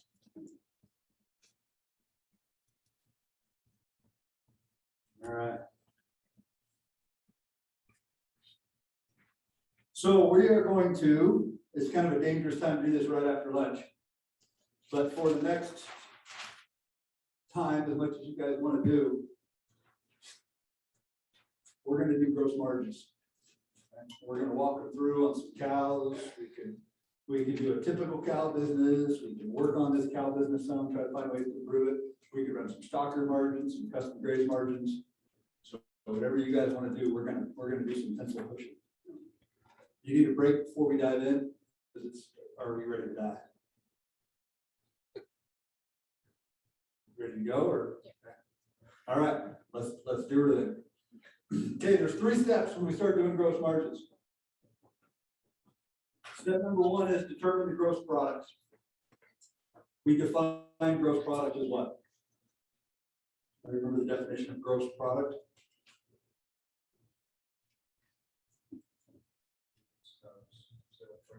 Yeah, it's the value of our production. Okay? It's not just sales, okay, because there's more to it than just sales. Gross product is the value of our production. A stocker business is really an easy way to think about gross product. So if I'm gonna buy a load of grass cattle in the spring and I'm gonna sell it in the fall. Let's say I pay $100,000 for those grass cattle in the spring. And in the fall, I sell that same, whatever's left, whatever hasn't died, I sell for $120,000. What's my gross product? What's the value I created? $20,000. See that? So gross product is the value we create. So I sold the whole load for $120,000, but I didn't create that. I bought $100,000 of it. Right? So the value we create. Right? So in a cow herd, that's a little harder to measure because we've got animals coming in, we've got animals going out, we've got bred or heifer calves that turn into bred heifers, we've got bred heifers that turn into cows. Right? So we've got animals moving class throughout that year. Okay. So that's going to be our first step we're going to do is we're going to figure gross product on a cow-calf business. Next thing we need to do is total up all our direct costs. So remember the test of a direct cost? What was the test? If it's a direct cost, it does what? Changes with the units. Right? Add one more unit, my direct cost increases by 1. If it doesn't pass that test, it's not a direct cost. All right, so we're going to do our total of all our direct costs. That's a pretty easy step because in most businesses, in most of our livestock businesses, there are very few. Okay. And then the last thing we do is we take our gross product minus our direct cost to get our gross margin. We're not just interested in gross margin, we're interested in gross margin per unit. So we take that divided by the number of units. There we go. Okay. So let's get to work. First thing we need to do, let's do this for your neighbor's cows.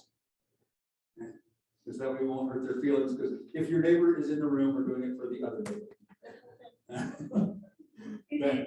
So if your neighbor starts with 100 bred cows, are all of them going to survive? How many might die?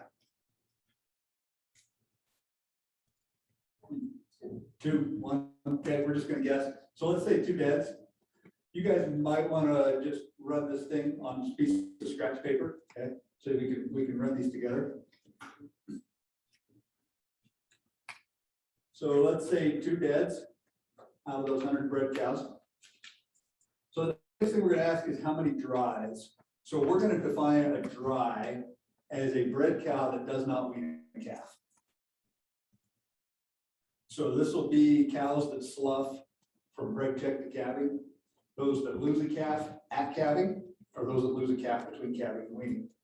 Okay, so all we know is when we bring them into the weaning pen in the fall, they're dry. Okay. So if they start with 100 bred cows, how many might not wean a calf in the fall? 4. Okay, I like it. We're just guessing. Okay, colts. These are animals that even if they're bred, we're going to sell. So these are your lumps and your bumps and your bad legs and your bad eyes and your bad dispositions. 10. Oh man, that neighbor's got some. What might be a little more standard? 5. Okay. And out of 100, neighbor's probably going to have 5 of them. They're just too old. Right? Opens.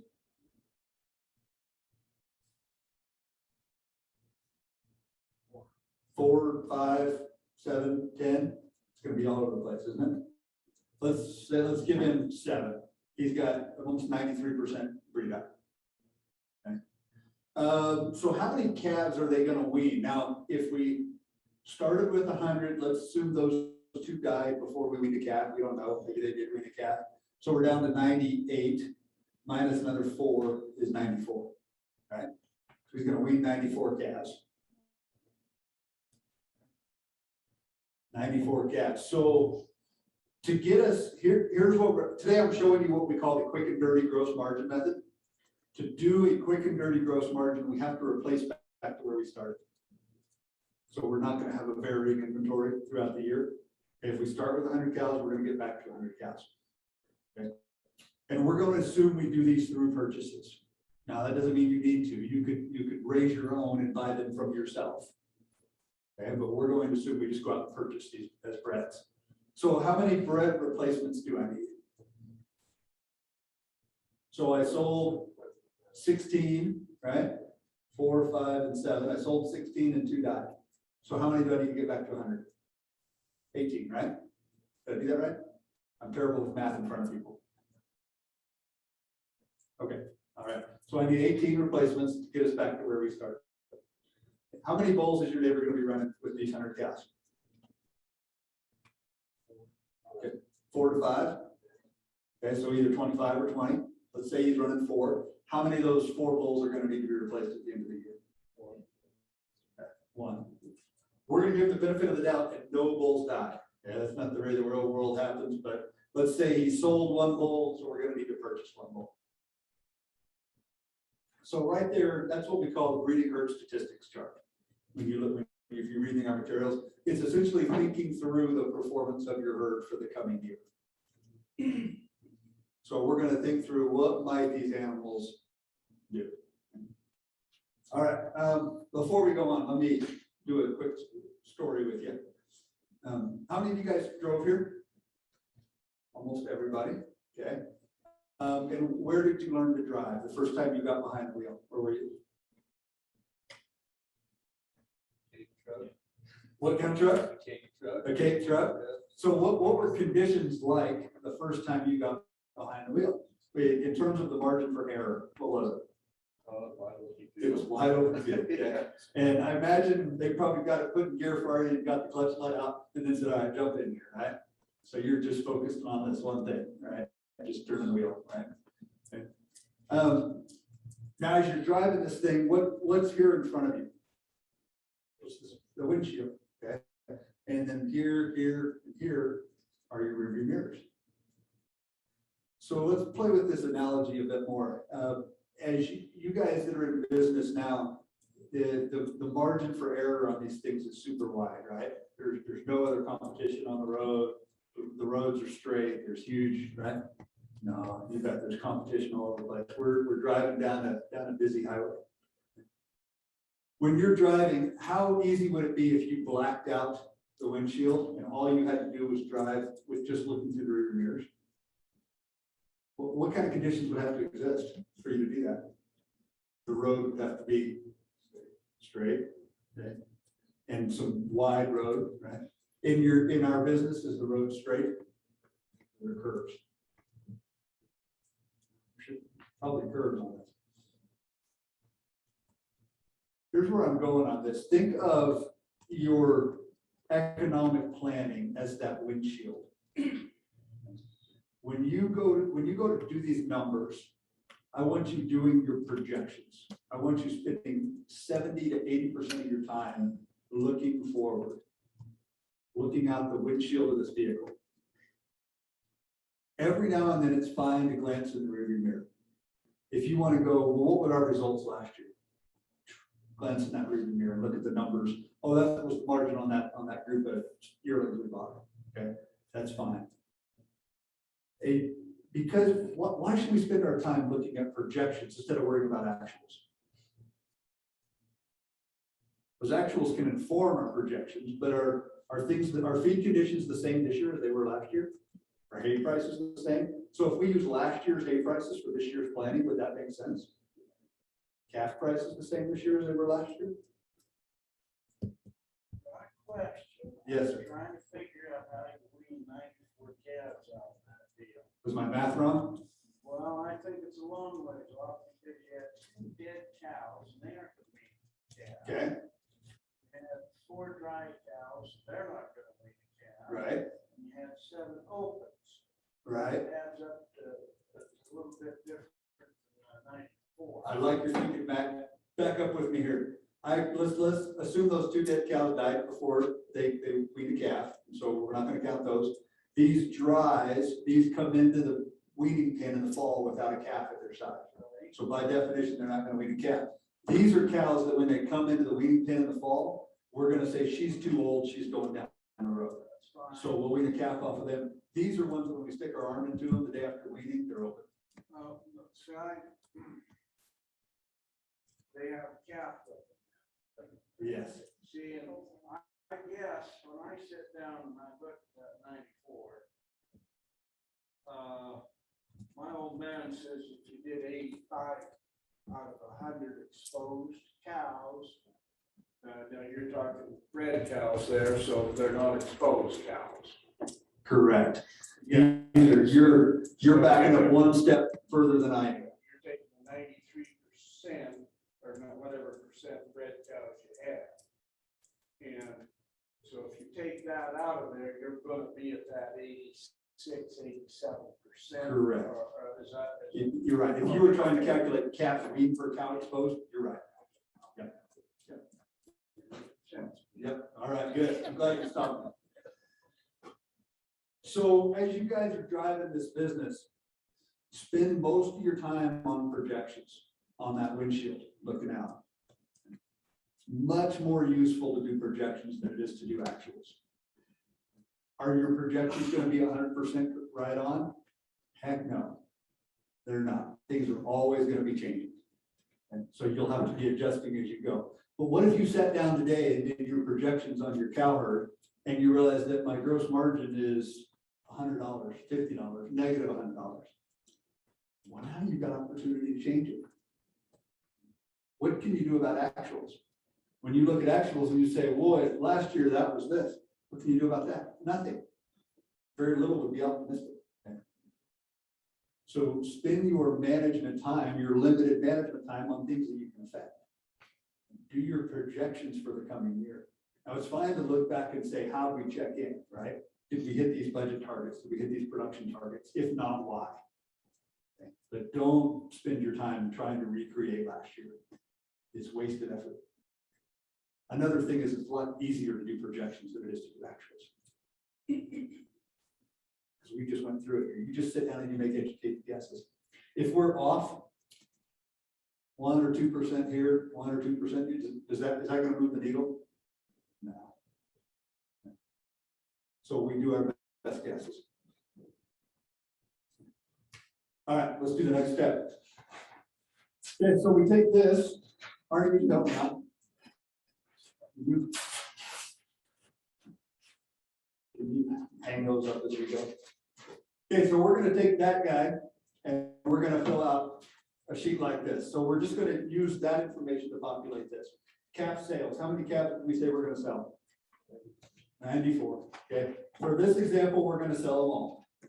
If you keep them and develop heifers, okay, we're selling them to our heifer development enterprise. Okay.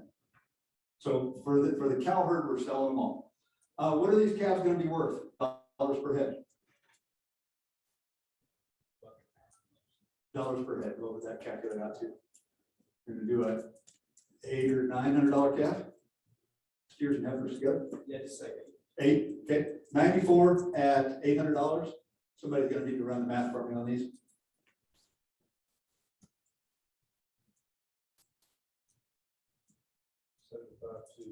$75,200. Okay, how many cows are we selling? Okay, two became buzzard food. We don't get to sell those. We got 4 plus 5 is 9 plus 7 is 16. So we got 16 cows. What are they going to average in at? Now I realize some of those we might sell for more than other classes. Let's average it together. Salvage value.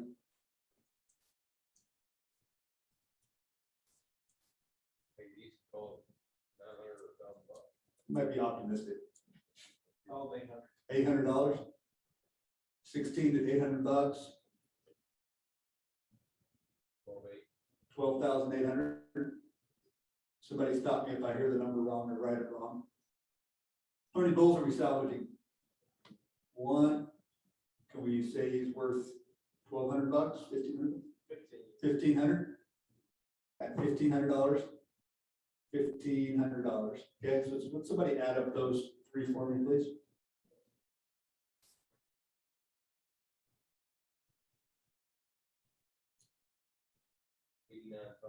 Thank you.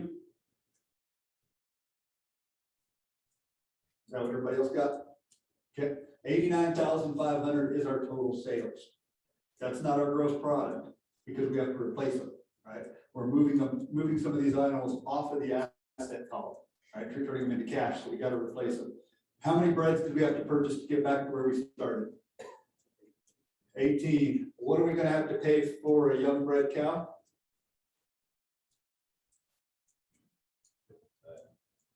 1,500. 18 times 1,500. 27 even. 27,000, and we bought one bull. From Levi, and he wants $5,000. That bastard. He's worth it though. He's worth it. Did we get like some coats and stuff too? Yeah. All right, thanks. 27 plus 5 is 32, is that right? Okay. Gross product is sales minus purchases. 89.5 minus the 32 gives me what? 57.5. Our gross product in our example is $57,500. Gross product per cow, and we always go back to the number of bred cows at the start of the year. That's our beginning unit. Gross product per cow is $575. You guys with me? Gross product per cow is $575, but we're selling those calves for how much? 800, and we weed 94% of them? Wait a minute, why isn't this adding up? Why are we, if $800 calves, you would think the value, remember gross product is the value that animal created. If we're weeding 94% number with $800, why are we clear down into $575 gross product per cow? Because why am I going to replace? Because we've got to replace them. So here's this factory that we call a cow. Our factory starts at this value. She does production and she ends at this value down here. What do the economists call that?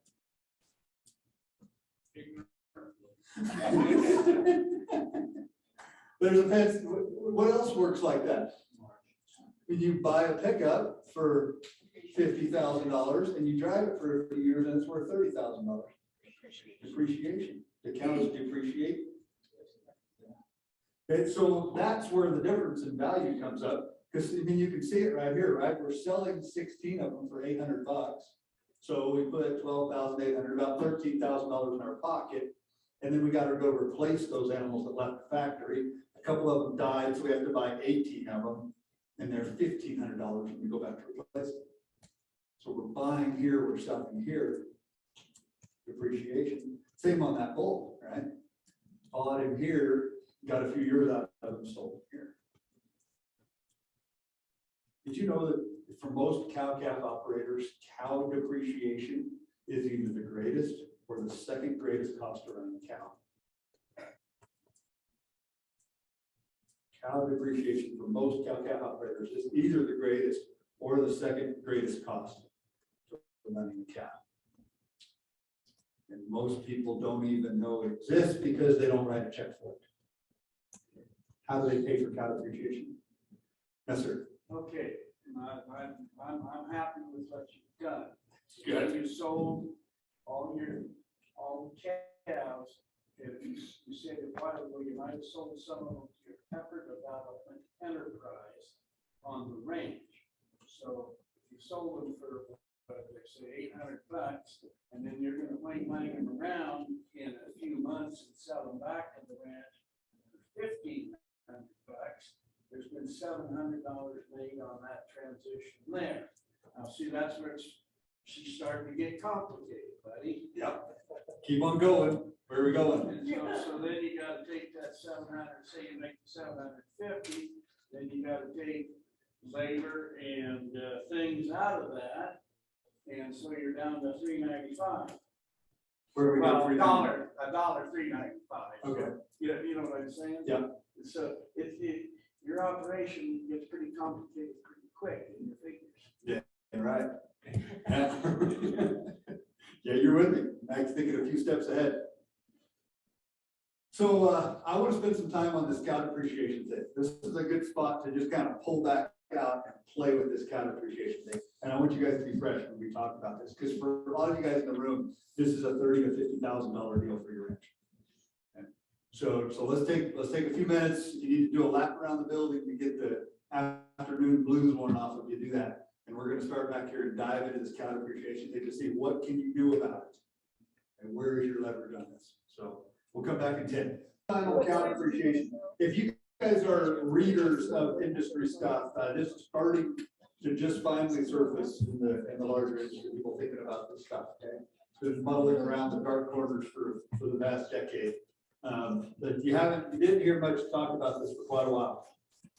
So before we talk about cow depreciation, let's go back to pickup depreciation. Okay, I'm gonna buy maybe a new used pickup today. I know, right? I'm kind of getting stomach-ache talking about this. Draft horse. Okay, I'm gonna use numbers so I don't have to think about it. I'm gonna buy a $50,000 pickup today. I'm gonna use it for 5 years. And how much am I gonna sell it for? 5. Right now, In 50. today's market, maybe 25, yeah. Let's say I sell it for 20,000, okay? Just to make the point. And how many years did I say I'm gonna use it for? 5 years, okay? So 50 minus 20 divided by 5, what's that come out to? 30 divided by 5 is 6,000? Is that what it is? Okay. So 6,000. 6,000 per year. Okay. So even though I didn't write a check for it, every year I owned that pickup, the value went down by $6,000. Now, did the value really go down every year by $6,000? Generally on machinery, depreciation is accelerated on the front end and flattens out on the back end. Right? So there's a curve to that depreciation. Okay? Now, one of the things to be careful here is that we're not talking tax depreciation.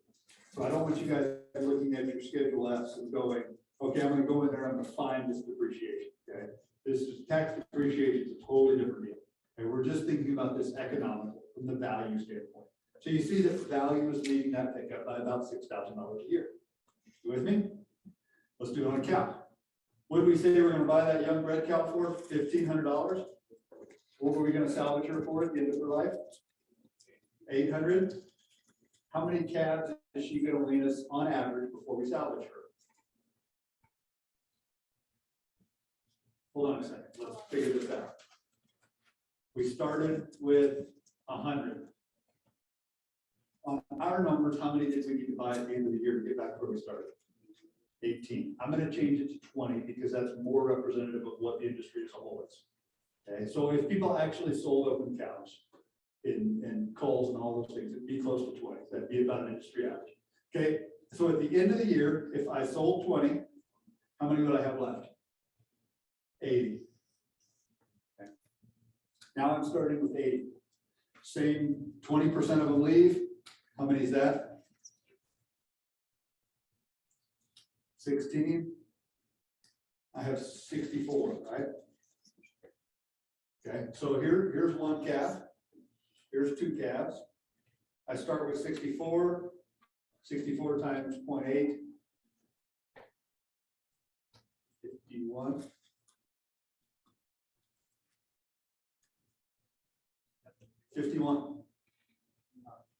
Here's 3 calves. What do you notice about 50 versus 100? So how many calves does the average cow wean before she leaves the herd? We could keep going with this, and you would see that we'd get down, right? And after a few more years, we'd have just a few, and it would trickle on. If you do the math, it works out to, and if you look at industry standards, it's about 3.2 calves per cow on an average with a 20% replacement rate. Some of you might be running as high as 4. Okay. You're not, on average, you're not getting 6 calves per cow. I'll almost guarantee you that. And if you are, your costs are going to be way too stinking high. Yes, sir. How did he get 8, 9-year-old cows last night on each presentation. Oh, we can keep running this and we'll have a few 8 or 9-year-old calves. There's some great data there to look at herd population by age class of cows. So it looks like this, right? It's a bar graph that most of them are that first calf and then that second calf, right? And then by that third, you're down to half of what you started with. And then if you keep trailing that out, you'll have a few 8, 9-year-olds, but out of a group of 100 cows, there might be 2 or 3 of them. It's not going to be that many. Now, if we roll open cows, we will have more. Okay? If you're rolling open cows, you're going to have more. So I don't want to go down the weeds too far. But if we're pulling open non-performing animals, your average cow is going to produce about 3 calves, 3 to 4 calves in her lifetime. Okay. Let's use that 3.2. 1,500 minus 800 divided by 3.2. Somebody run the math on that.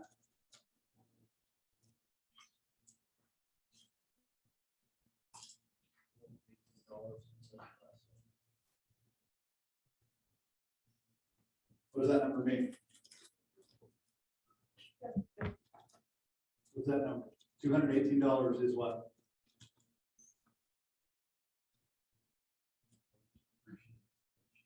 That's right. Say it so everybody can hear it. How much it depreciates each year. Okay, there's your annual cow depreciation on the average cow in your herd. Annual cow depreciation on the average cow in your herd. So if you're selling an $800 calf, the first $218, you take off of that to replace that annual depreciation on that cow.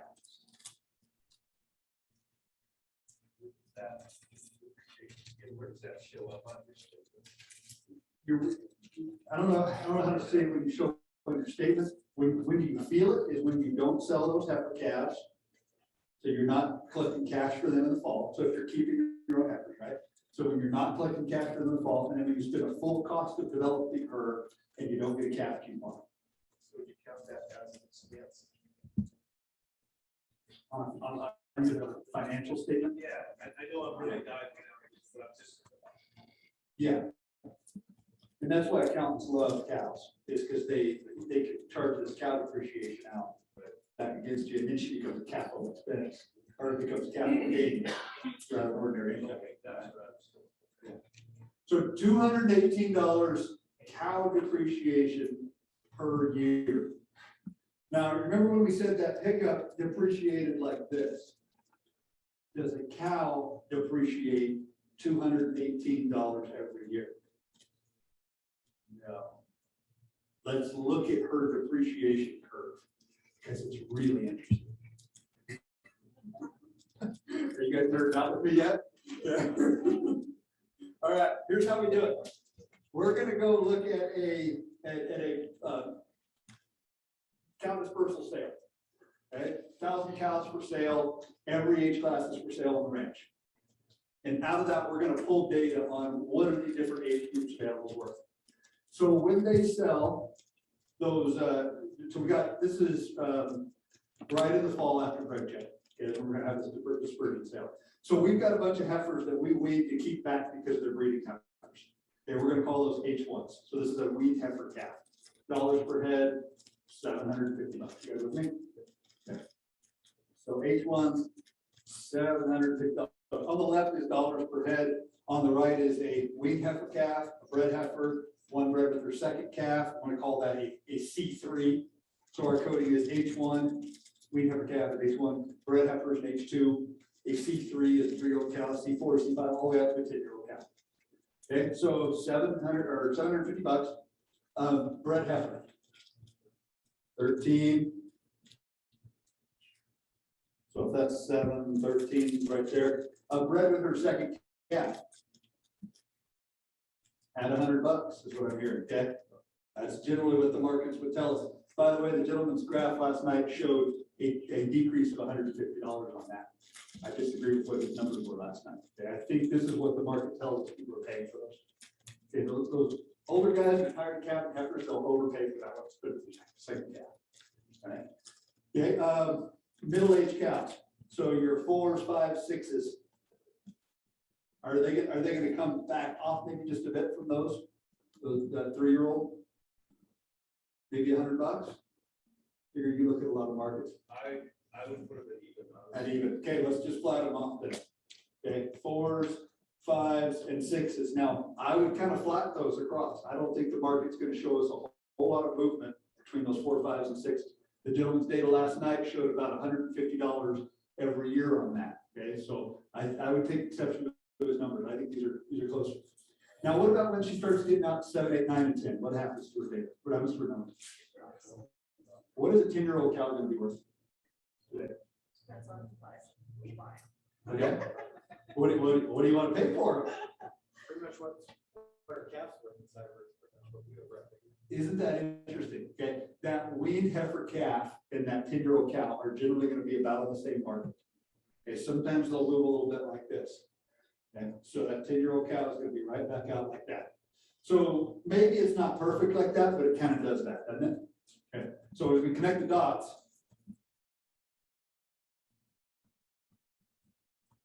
where does cow depreciation occur?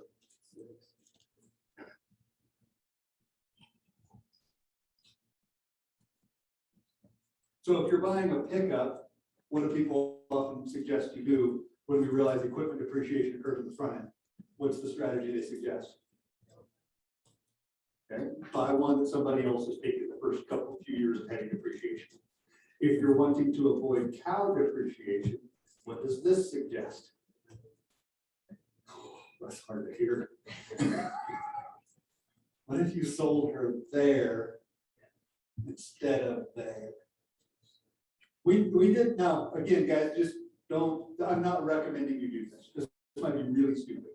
Okay, but let's think about these numbers. If she's depreciating on average $200 something a year, are these depreciating $200 something a year? But what are these doing? $300, maybe even $400 a year? So if, yeah, I don't know. It's interesting stuff. I'll tell you, there's only about 4 things you can do to manage cow depreciation.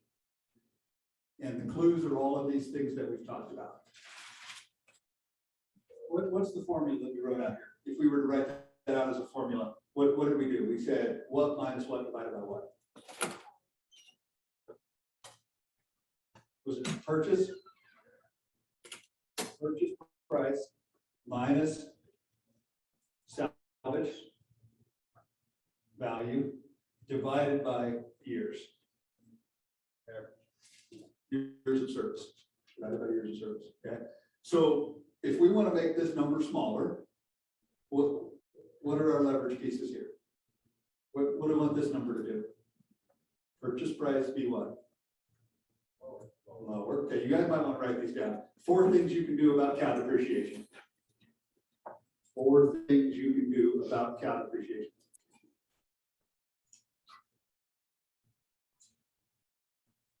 Number 1, what did we just say? What's that? Spend less money. Okay, input bred animals cheaply. Input those bred animals into the herd cheaply. We can explore that. It might mean raise them cheap, it might mean buy them cheap, who knows? Number 2, salvage value. What do we want that number to be? 5. So salvage them for the most you can.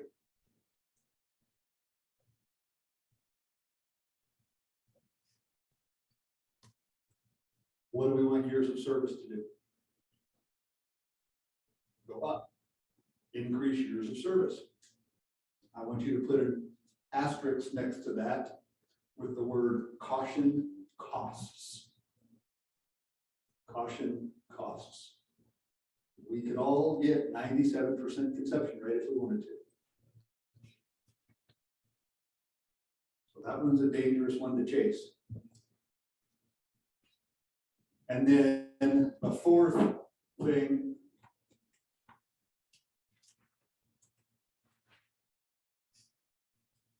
sell them when they're worth the most. Sell them when they're how does that correlate with the extended service? It's contrary.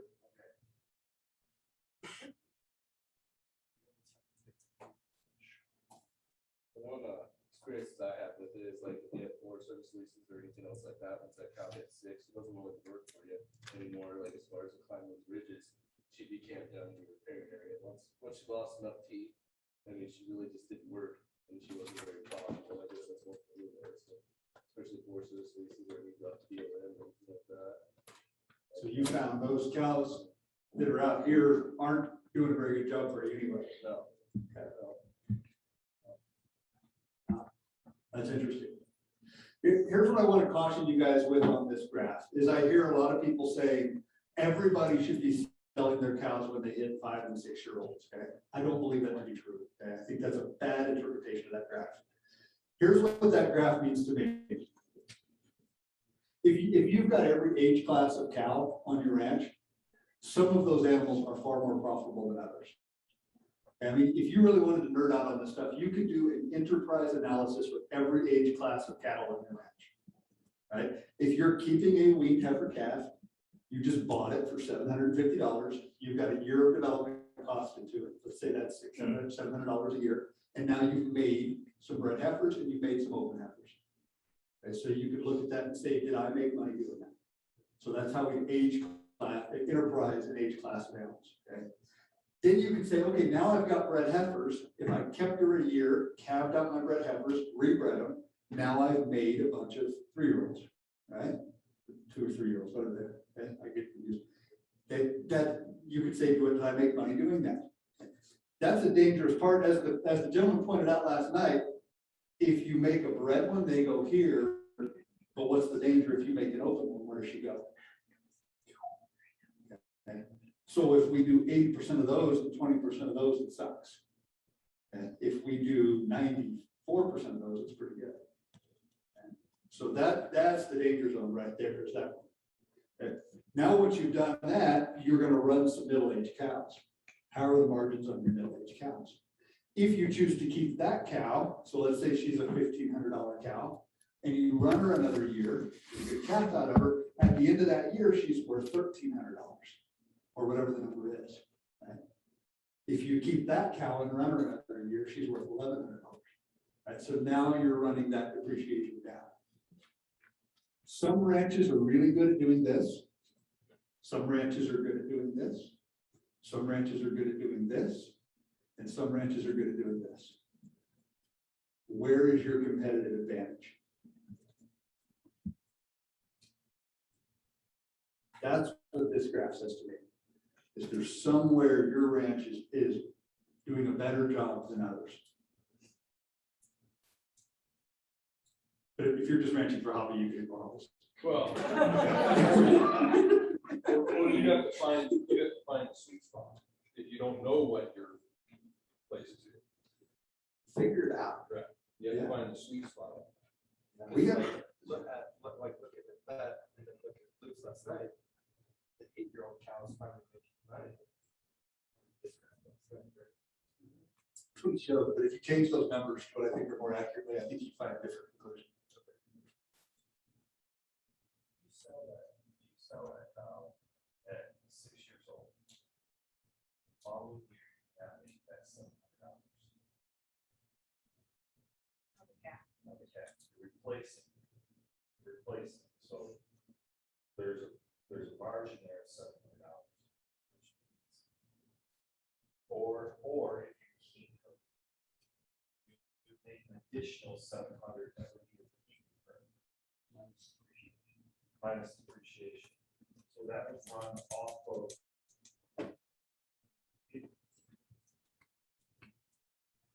You're losing like $50 to $100 across your herd. When you dump this older cow, Yeah, because your younger one, you're taking more risk with your younger one at the beginning to the point where you have less risk right there. So if you have a proven cow on this side, you have a proven cow that's gonna drop off with less risk. To here, you have way more risk with the fresh cow. it depends on your system, doesn't it? So if I'm really good at getting these bred and keeping them bred, I don't have to look at this. Right? If if I'm running a system where I get 30% opens in these rent with their second cap, you're absolutely right. So it depends. Well, and you have other risks on this side, just like the man said about, I mean, we noticed that last year we used our fast control, the cows mission, but the year-old pairs on. They're using the grass so much different. They are willing to hike up the hill and eat it, where the other ones just, you know, if it's a hot day, they just lay by that. So, I mean, we're talking the difference of a 3-year-old and a 7-year-old. So the 3-year-olds are really using the pasture, which is great, because this year we needed them to, without a lot of coercion. But then you end up, you know, you have fat bags and you have crappy moms and all that other stuff starts showing up on that. Let me throw this back to your tables, guys. So what are ways to operationalize this? How could you do this in practice? Okay, none of these are recommendations. They're just things to get you thinking. All right, so what are ways we could input them or raise them for less? Every animal leaves the place is salvaged to her highest and best use. Okay, get more years of service out of them, or are there other considerations that this graph is telling you? Okay, have that conversation. Let's give you about 10 minutes at your tables. Ways to raise them cheaper or input them into the herd cheaper. Some of you guys have some ideas on that? Buy one of it yourself. Like right now, you can pick up some really good deals if you can handle them. Correct. Wow, there's a rabbit trail to go down. In times of drought, the person with cash in the bank and grass in the paddock. Yeah. Yeah. If you want to put yourself in a strong financial position, when you get dry, you liquidate quickly, you build grass in the paddock, and you have cash in the bank. We're ranching now. Cool. So buy them when others are selling. How else? According to Pat Dawkins, talk to your banker whenever he told you to the office. Bankers are willing to lend you all kinds of money when the prices are really inflated. When things get tough, they pull back. Raise them cheaper. He talked some yesterday about doing some extensive heifer development, didn't he? So what are ways we could put those into the herd without having a whole bunch of money tied up into it? That's a pretty good thing to ask. Any other ways to input them into the herd?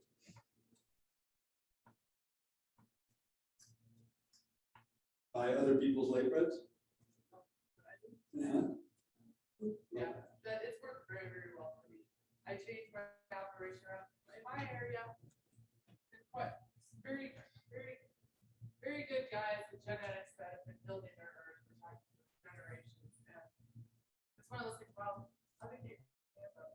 Well, for me, I found out I would buy some of these heifers from these guys once in a while, which were great heifers, but my program, I wasn't doing well with heifers. The risk is just, you know, something happened. This North Dakota, you got a blizzard in March and April, now you can pay top dollar for these heifers. So for my operation, it wasn't. So I modified things and instead went back to these guys and realized maybe I don't have to have that March 15th calving date. What would happen if I changed my calving date to May 1st? These guys, they don't want to be calving in May. Those are late calvers to them, and they're hauling them to the local sales farm. So I went back to them and I said, I want to approve it. So anything that's already had a calf. 2 years of second calf, third calf, fourth calf. Work on its deal, and I'll take all their late calvers. Sometimes it just is how it happens. You might end up with 30 or 40, but these guys, they're doing their own heifer replacement program and doing 100 heifers a year for themselves for their program. So they're planning on having 30, 40 late calvers. And it works out great. They're not going to the sales barn. They're calling me. We're doing split the trucking. And it just works out. I'm seeing genetics that it would have taken me forever to get. And you build a great partnership because they're happy to see someone else succeed. So that's how I modified my loophole. I was having an issue. I just couldn't get the person that heifers just weren't working in my place. Other people have great work. I just don't be honest with you. That's great to say. It wasn't working for me. But that's how I Love it. Salvage value, increased salvage value. Some of you guys have some observations to share on that one.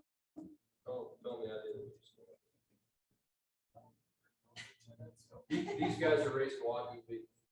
They get a 10-year-old, 11-year-old cow, instead of selling it at the sale barn, burger it, and sell prime burger for $7.99 a pound. Now you got $2,400 salvage value instead of $800.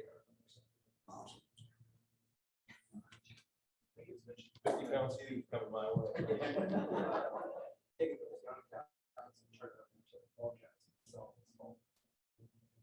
Lot good. What are other markets you could package those animals to hit?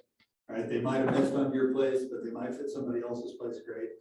Instead of just selling her an open cow and fall, but what's another way I could add value to it? We should never sell an open cow in the fall. That's whenever it's open. I mean, that's the easiest thing to do, is just don't do what everyone else does. That's a great I point. mean, we sit at the sale barn until 2 or 3 in the morning, because everyone brings their open cows to town the same time of the year.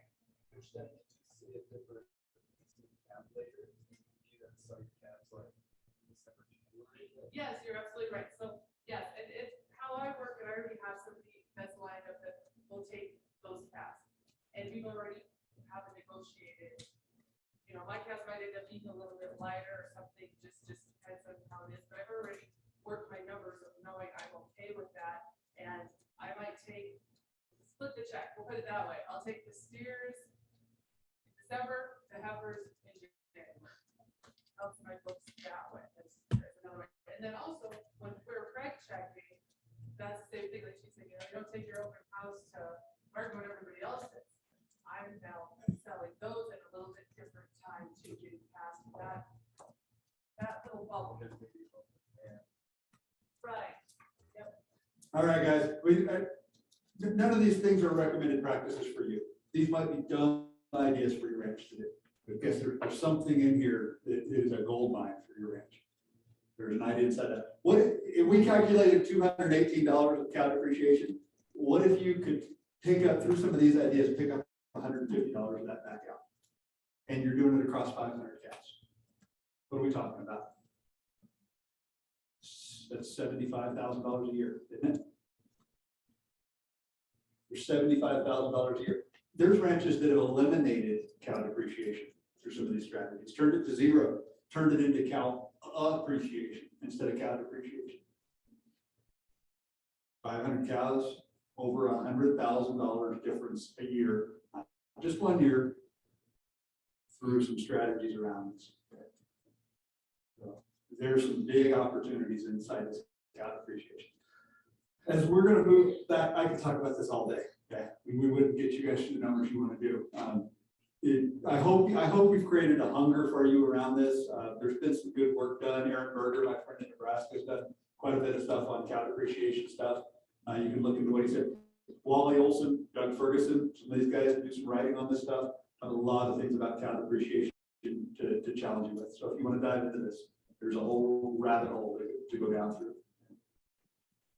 And as we move back into the margins, I wanted you to recognize that when we calculate gross margin, cow depreciation is accounted for in the calculation. Okay, when we looked at the gross product, in this example, it was $575 a cow. Okay, so they're paying for the cow depreciation within that. That's why that number is not closer to that $800. Right, it's got the cow depreciation built into it. Okay. So when you look at gross margins, when you've done your margins like we're going to teach you to do, it's got cow depreciation in there. But what it doesn't do is it doesn't pull it out and slap you across the face with it. Okay, so that's why we wanted to fall down this trail looking at that. Because inside that, all this stuff is going on. Okay. Do we need a break or are we ready to do direct costs? Okay, here's go for it. Let's do it. Okay, we're going to move back here to picking up on step 2, which is calculating the direct costs. First thing we want to do, the first direct cost that none of you are going to want to charge, but that you absolutely have to charge if you're doing the numbers right, is interest. Interest on those animals. Even if you own them, we're going to make you charge yourself interest for use of your money. So the way we do that is we say, what is the total inventory value of the herd? And then we charge a percent, an interest percentage on that. The gentleman yesterday showed the numbers did that. Yeah, it was really good economics that put that in there. So on this herd of 100 cows, Okay, now if you're doing this for your business, you write out all those different classes of animals, the H1s, the H2s, the middle-aged cows, the old cows, right? And do that herd inventory. For this one, we just have 100 bred cows. And let's say, and we're gonna, the way we're gonna get to this number is we're gonna say, if you had to sell them within 30 days of notice, what are you sure you could get for them? And so we're gonna be conservative. So we're generally not gonna say, oh, all my cows are worth $1,900. No, if you had to sell them within 30 days, what are you sure you could get for them? And so these guys might say, oh, they're $1,300. Okay. So we'll just say the bred cows are worth $130,000. And what else do we have? We had 4 bulls, right? So we've got 4 bulls, and we're not going to use purchase price. We're probably not going to use salvage value, but we're going to be closer to salvage value than purchase price. Okay, so we'll say $2,000 at 2,000. So we've got $8,000 of bulls. Okay, so my entire inventory is $138,000. So that's my inventory value. You guys with me how I got that? So our inventory value is $138,000 on these 100 cows and 4 bulls. So how do we think about that? That $138,000. Well, think about it this way. You've got $138,000 tied up in a depreciating asset. For the most part, all those animals are depreciated. If I came to you and said, well, let me use $138,000 of your money this year, would you give it to me for free? Well, you'd say, well, I'll rent it to you, right? So why let your cows use it for free? So they've got your capital tied up in an asset that's depreciated. So to do good economics, we should charge them rent on our money. If it's the bank money, this is what you're going to pay your cow note with in part. If it's your money, it's going to pay you for use of your money. And so this is money that ultimately come back to you if it's all your money. But it's not value our cows created, it's value our money created, right? Because it could be sitting somewhere else. So what interest rate do you charge? Well, the question I like to say is, what's the highest interest rate you're paying on anything you're using? And if you don't have any borrowed money, then I say, well, then what could you get the money today for? Okay. So 5-6% is probably generally where we're going to cut. If you've got an 8% loan out there, put 8. Because guess what? If you had that as cash, you could knock that loan out, right? Okay, so let's use 6 here. Okay, 138,000 at 6%. What does that come out to a year?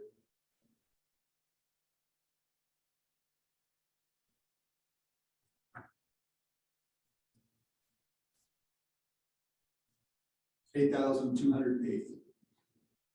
$8,280. Okay, so that's what we're gonna charge ourselves for use of our money. Opportunity interest. Opportunity interest. If you're using the bank's money, it's real interest. If you're using your money, it's opportunity interest.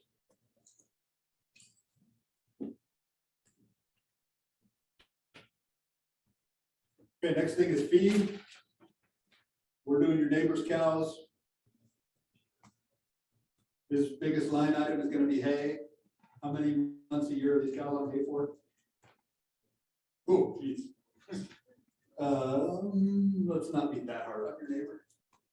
How many? 3 months? Okay. So a month is a ton of, or 2 months is a ton of hay. So we'll go 1.5 tons at, what's hay worth this year? 2.5, okay. At 250. What's that come out to? 375? Is that what it is? 370? 375, okay. So his hay bill is $375 a cow. Okay. Now here's an interesting point. Do we charge our, if we're home raising hay, what do we charge our cows for that hay? Whatever you're selling, 75. Say it again, sir. Whatever the selling price is, whatever you can sell it for. That's exactly right. Because again, we're doing an economic analysis. We're asking, where are we creating value? If we give our cows our hay at our cost of production, then what I'm saying is, look how good my cows are when I subsidize them with cheap hay. That's what I'm saying. So if we could sell it to somebody else at $250, that's what our cows get charged for. Okay. Does he have any other feed costs? He's gonna have salt, mineral, probably at $20 to $50 a cow. He's gonna have some protein costs, again, $20 to $50 per cow. For this example, let's just stop here because it's gonna suck enough. Okay? But your neighbor would probably have another $100 of feed cost in that. Okay? So there's feed 375. 375 times 100, and actually we would probably do the 104. So let's do that because he's got to feed the bulls too. 375 times 104 is what? Say again, please. 39,000. Okay. Health costs. Let's say he's doing it for 20 bucks a cow. It's probably not, but let's say he is. So 104 times 20 is what? 2080. 2,080. Okay. His marketing and trucking. So I'll back up on health. This will be preg checks, bangs, sickness treatment, bull testing. So everything together, wanted in one, right? Everything that's going to fall into the health. Marketing and trucking. And let's make the math easy. I'm going to use the same $20. This is going to be sales on commissions in all of them, right? So he's probably not getting it done for $20, but let's say he is. Another 2080. Okay. So I want to add from the 8280 right down.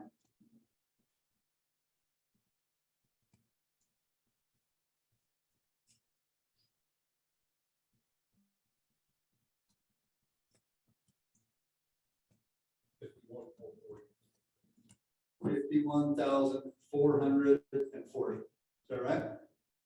Okay. There's our total direct cost. Now, is there any other thing else that you're thinking of that would be a direct cost in your cow business that we haven't talked about? Because there's some examples here. That's what we're doing. AI would be one of those things. Okay, one more cow before AI, one more strong semen.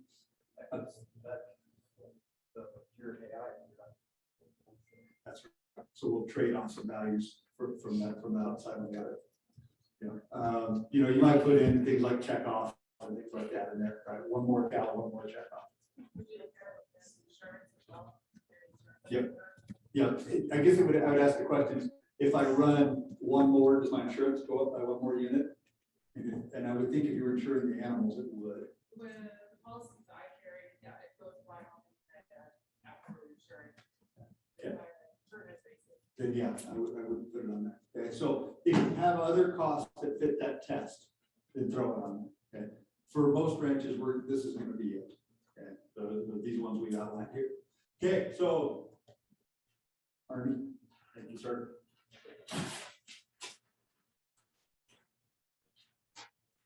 We're ready to do the summary of this.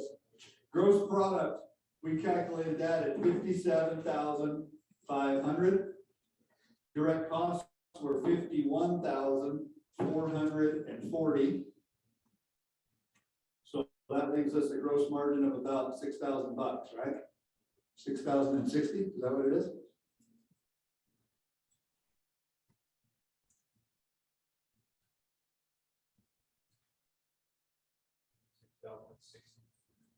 $6,060. I've got 100 units. My gross margin per unit is $60. So what that way to look at that number is you're going to provide all the grass and all the labor for her. So that number needs to pay grazing and care. Because remember, overheads are land and labor. Okay. So if I sent you a cow, now these guys were feeding for a month and a half. Okay. If I sent you a cow for 11 months out of the year for you to provide her all her grass and all her care, I'd pay you $60 to do it. Are you in? If anybody said yes, I'm ready to sign up. Okay. So that gross margin sucks. Okay. How do you determine what is a good gross margin? The fallback position is custom grazing rates. Okay. If somebody sent you their cows for grass and care, what would be going market rates? And that's going to vary greatly depending on what part of the country you're in. The closer you get to north central Nebraska, the higher it's going to be. We have some people in here from north central Nebraska, don't we? You guys know what your rates are? South central, what do you have? grazing rates, dollars per head for grass and care. Well, the ground I lease, I pay $70 per month per pair, but I sell. Boy, okay. So if I was getting $70 per month and I was grazing her for 10 months, what kind of margin is that? $700. Okay, so there's a guaranteed margin of $700 per cow, and I don't have any of my capital tied up. I don't have any risk. I can tell you, I pay 8 cents a head day in South Central Kansas. Okay, so that's a much less expensive market than what he's got in there. Okay, So then there's a factor of the person and the custom to be able to, I have to pay a shoot charge every time that the cows go through there. And we sing our heifers, so they go through there 4 times, I get 4 shoot charges. She hasn't had a baby yet. Yeah. So, I mean, she will probably have, by the time she has her first baby, that 80 cents per head per day is probably up cheap. But by the time I factor in, she's gonna have 8 shoot charges by the time she has her first baby. all the other costs. Did you say 8 or 80? 8 cents. No, I run 80 cents per head. That's what I thought. Just making sure. What's your shoot charge? I gotta look that up. No, what I should get charged. I think $3. What do you get? I have to look that up. $3. I get 45 for a pair. So what I get is that I rent mine out. So here's just a range for you guys. The gross margin on a custom grazed cow, I'd say on the low end, it's gonna be $250 for like a 10-month season. And on the high end, it's gonna be about that $700 on a 10-month season. In my country, I'm right about that $450 range. What about versus? Okay.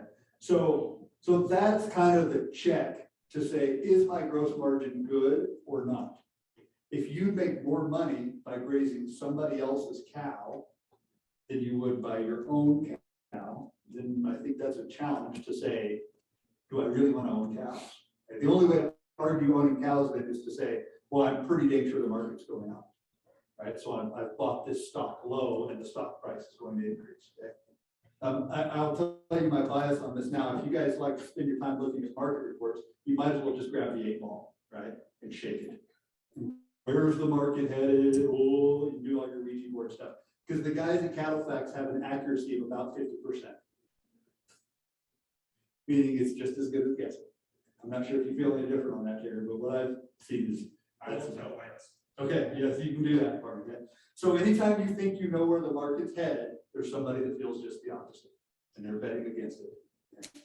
So I just checked your ego on that. Yeah. So there we go, gross margin, custom grazing. Now, when we come back from the break, let's start this cow enterprise over. It's gonna take us 5 minutes to run it, now that you guys know how to do it. Okay, we'll run a new cow enterprise, and we'll find ways to make it suck less. All right, so let's take a break. We'll take 10 and we'll pick back up. Balance and how we run things and what we do. And multiple different enterprises that we have, and each one we run through kind of these scenarios. But ultimately, if we're just talking about commercial cattle, how we learned the majority of what we did, obviously from failures, but it was from somebody just like Caroline. I learned more from a cattle buyer by visiting with them than I did anybody else for this reason. And that is, we understand that cows are inventory. That's all it is. We have a retail store like a grocery store. So what we do on our place is we are moving cattle all the blasted time because we understand cows depreciate. And we understand that the only way that we're going to be able to increase gross profits on our place is to increase inventory, cattle in, cattle out, cattle in, cattle out, cattle in, cattle out. So we've got it down to, we ranch on a spreadsheet. We know exactly what those numbers need to be. We need to know where they are in the market. We are selling those pairs at 4 years of age, 5 years of age, 6 years of age, just like Dallas did in terms of depreciation, because we will find that our profit and loss, just like Dallas gave the example of some ranches that are getting are their cows are actually appreciating. Our cows are down the road when there's a profit to be made. Because we can always get cattle, we can always replace them, and we run it just like a store. And we don't want that milk to get sour. I want to sell that milk before we have to throw it away. So we know exactly what our break evens are. We know what our market prices are in Pratt, Kansas, in Dodge City, wherever we got to sell them. We know who our buyers are. We know what we have. We know what we can get. And we ranch first and foremost on a spreadsheet. As beautiful as it is, the rope calves and great calves at branding and all of these wonderful things and riding horses and the rodeos and all of that, that's great. But that's like 2% of the time that we're actually doing. So I don't know if that helps other people. I think, Levi, you can probably attest to a lot of your ranching is done on the spreadsheet, but that's what we do, is we are not in that enterprise attached to those cows. We know that they have a job to do, and that's to create profit. And when they do, we pull the trigger, we take the money and we reinvest it, and we manage based on depreciation. If that helps other people in what they're doing. Just wanted to share, y'all. Okay, let's run another set of these numbers. With some of the ideas you guys came up with, I was sitting here looking at our, let's use the same herd performance numbers. So I think those herd performance numbers are pretty reasonable for where we could be. So 2 deads, 4 dries, 5 bulls, 7 open, 94 wean calves, 18 replacements, 1 cold bull, 1 purchase bull. But let's attack it on the cow depreciation side. Let's use some of these strategies you guys are coming up with. So I'm going to make these same charts here that we did before, but we're gonna make the numbers a little better. So sales. Okay, so with calf sales, I'm going to say we got the same number. So 94 calves at $800 is $75,200. Cow sales. Let's say we found some ways to package some cows that we're leaving and we upped our average. Now there's always going to be some hard coals, right? But let's say we found some ways to add some value to some of these other animals. So we'll do the 16 at, what do you think, add $100 to them? Would that be fair? Do some marketing? Yes, some nodding. At $900. Somebody punch that for me, 16 at 900.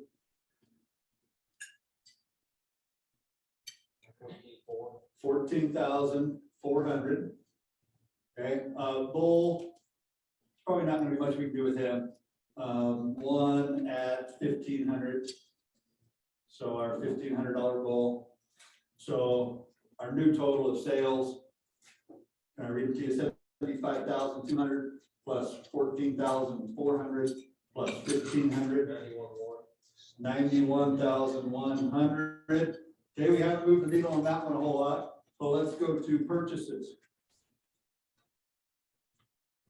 Okay, breads.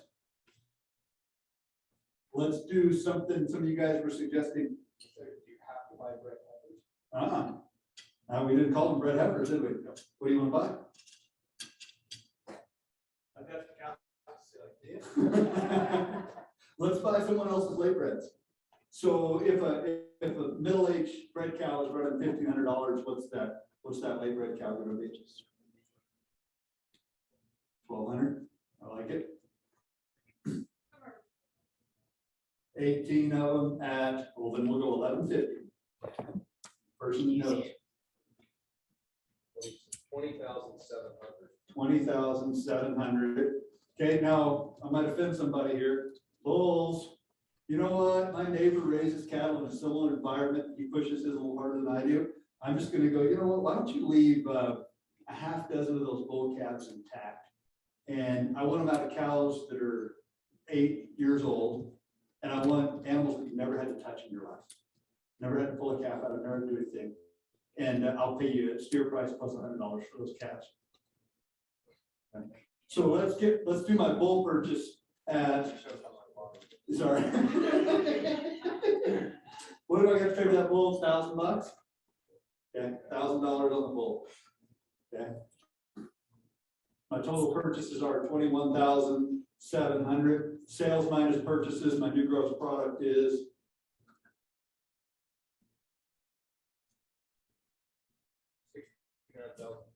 69,400 or $694 a cow. Let's do direct costs.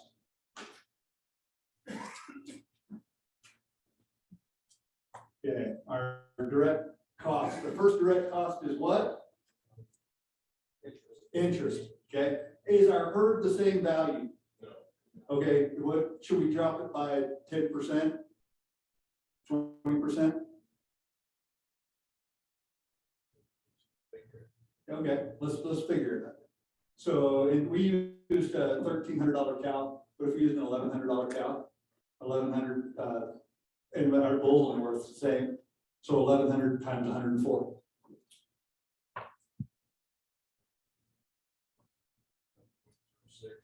$6,864. 6,864 is our opportunity interest. Okay, feed. Okay, guys, I was visiting with some people over the break. Our benchmark is 30 days or less of feeding per year. Okay? If you can feed a cow on average 30 days or less.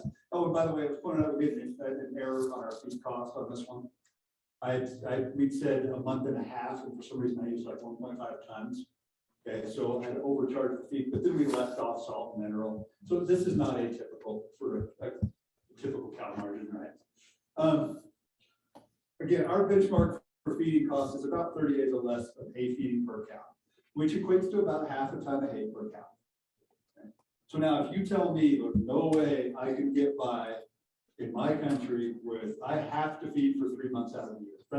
If that's what you tell me, then I'm gonna come back and say, is your country the right kind of country to have a year-round breeding group?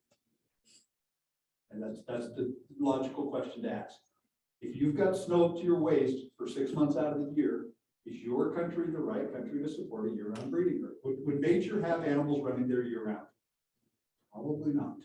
It'd probably go somewhere else, or they'd be a different kind of animal. So let's say we could hit that target. And by the way, we get to do this school everywhere, all across the country, and everywhere we do it, people say, well, you can't do that here. Well, watch out, because somebody down the road is doing it. Okay? So if somebody's doing it, it might be possible. I got to go to a ranch in Gillette, Wyoming, a few weeks ago. It's a third generation ranch. For the last 20 years, they haven't ever fed a stick of hay. I was at a ranch last week, north of Les. He said, they're like, well, we don't, where's the hay? I said, we don't feed them. It's just not part of our system. Okay.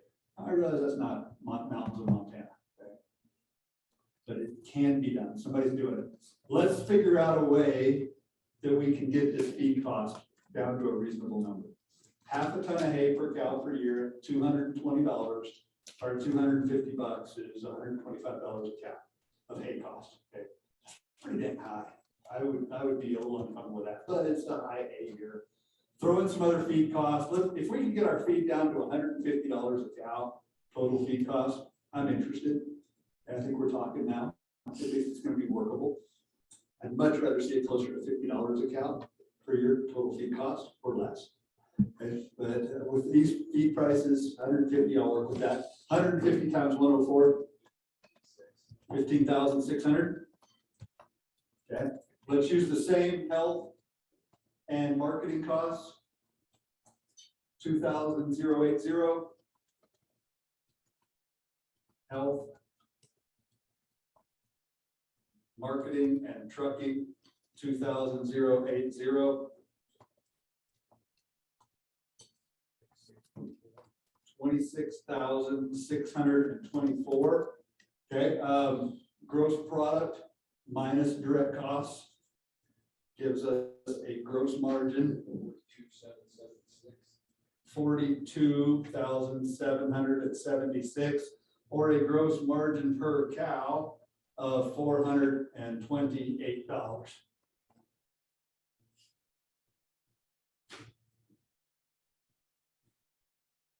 Yes, sir. I want to question your pay.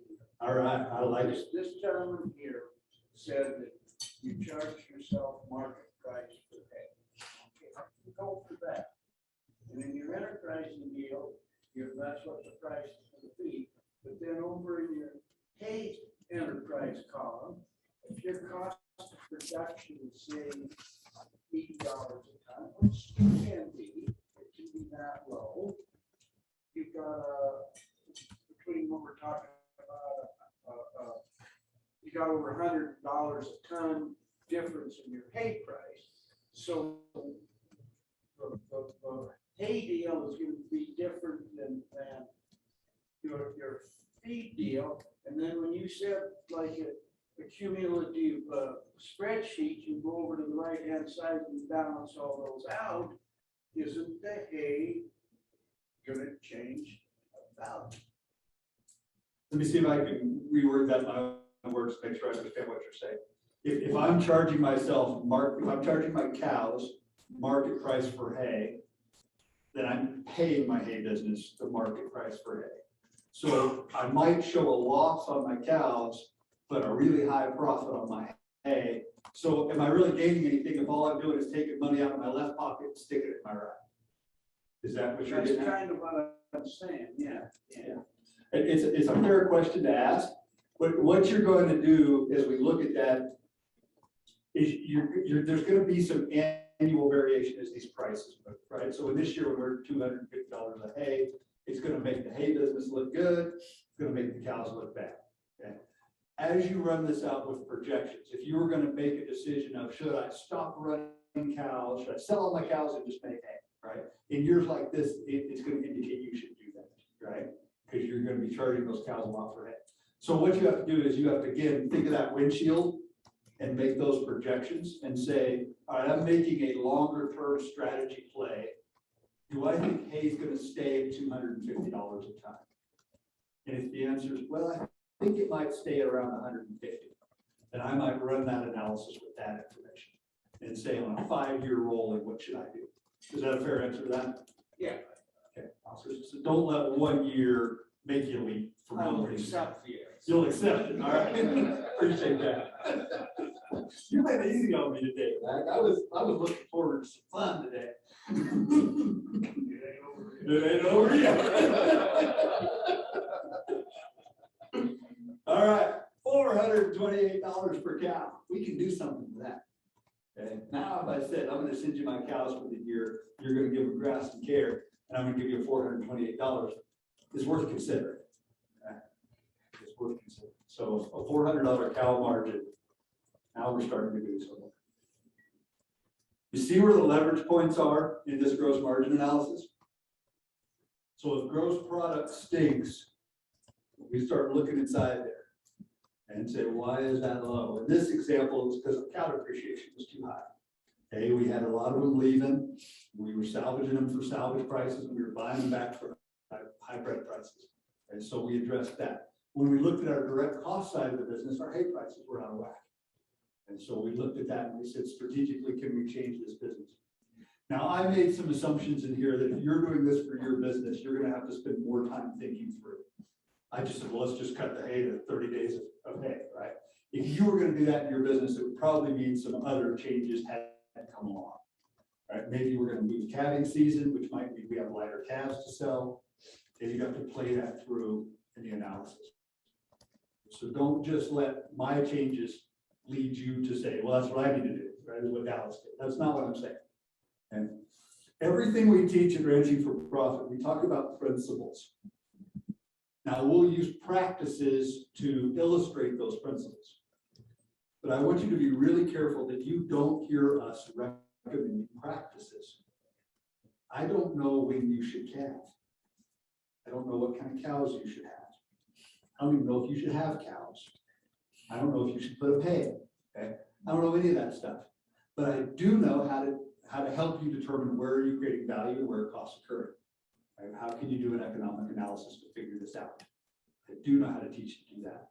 So the principle is we let gross margin drive the decision making. Let's determine the gross margin on it. Let's let the numbers figure it out.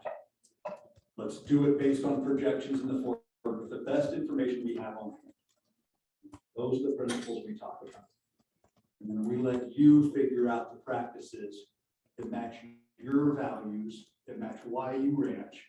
What kind of business do you want to create? So don't hear that we're recommending practices. this cow depreciation stuff, any of those practices we talk about might be a really dumb idea for your business. There might be some real gold mines in there as well. Let's circle back around a little bit. We started with that letter this morning from that ranch family that was having some struggles. And lo and behold, they gave me a gross margin analysis this morning when I walked up. They said, hey, we've done our numbers and here's what they look like. Okay? They broke their business down into enterprises, and their enterprises are they do cows, they develop heifers, they make some of these grass fats, and they have a meat marketing division. They said they had about 250 cows. Now they did their margins and they had a $200 per cow gross margin. Kind of hard to get excited about that. They did their margins on their heifers, and a gross margin per heifer was $250. How many heifers could we, if we replaced cows with heifers, what would be the ratio there? If we got rid of a cow and put a heifer on there, a weed heifer calf, in terms of the grass they're eating on the ranch. Per cow? Okay, so even though it's only $50 higher on the individual heifer, if we were simple and said it was 2 to 1, if we could run 2 of those for every one of these, that's like a $500 gross margin cow. All right, so we got to look a little deeper into it. I heard somebody talking about gross margin per acre. It's a great way to look at it. Right? The way we teach to do it in school is gross margin per standard animal unit. Okay, so we take this standard unit of grazed feed. Okay. So those heifers are $250. The grass fats we're doing about $300. So here we were taking maybe it was a 9-weight steer, and we were putting an additional 3 months on it. So that's like our grass fat enterprise. They were making $300 on those. And then the meat marketing division for every animal. So they had a grass finished animal. Let's say it's worth, somebody else would buy it for $1,500. I don't know what the number is. Okay. And then they were turning it into beef. They had some direct costs of getting it slaughtered, of the transportation in and out, getting it delivered to the customer. And at the end of that, the margin they created for animal was $1,000. Okay. They were doing 10 of those a year. So they took their gross margin per unit of each of those enterprises, multiplied it out by the units, had a total gross margin. Cows created $50,000. The heifers created 7,500. These grass fats created 3. That meat marketing division created 10. So their total gross margin from this business was $70,500. Here's where it got a little scary. As I said, what's the overhead cost to keep the doors open on the ranch? Well, there's Ma and me that are there full time. So we've got 1 family unit. We've got a little bit of pay the kids a little bit. Okay, so they've got maybe a 1.5, 1.25 full-time employee units. There's the land cost. So if we rented the ranch to somebody else, what would that be? There's all the cost of upkeep on it. There's all the machines, depreciation, and repairs. I hope you see it would be pretty easy to get to $200,000 with a ranch that runs about 200 cows. That's not atypical. I think you're seeing the problem, right? So we've got a ranch that's producing $70,000 worth of gross margin. Their overheads are $200,000. Economically, the business is going backwards $129,000 every year.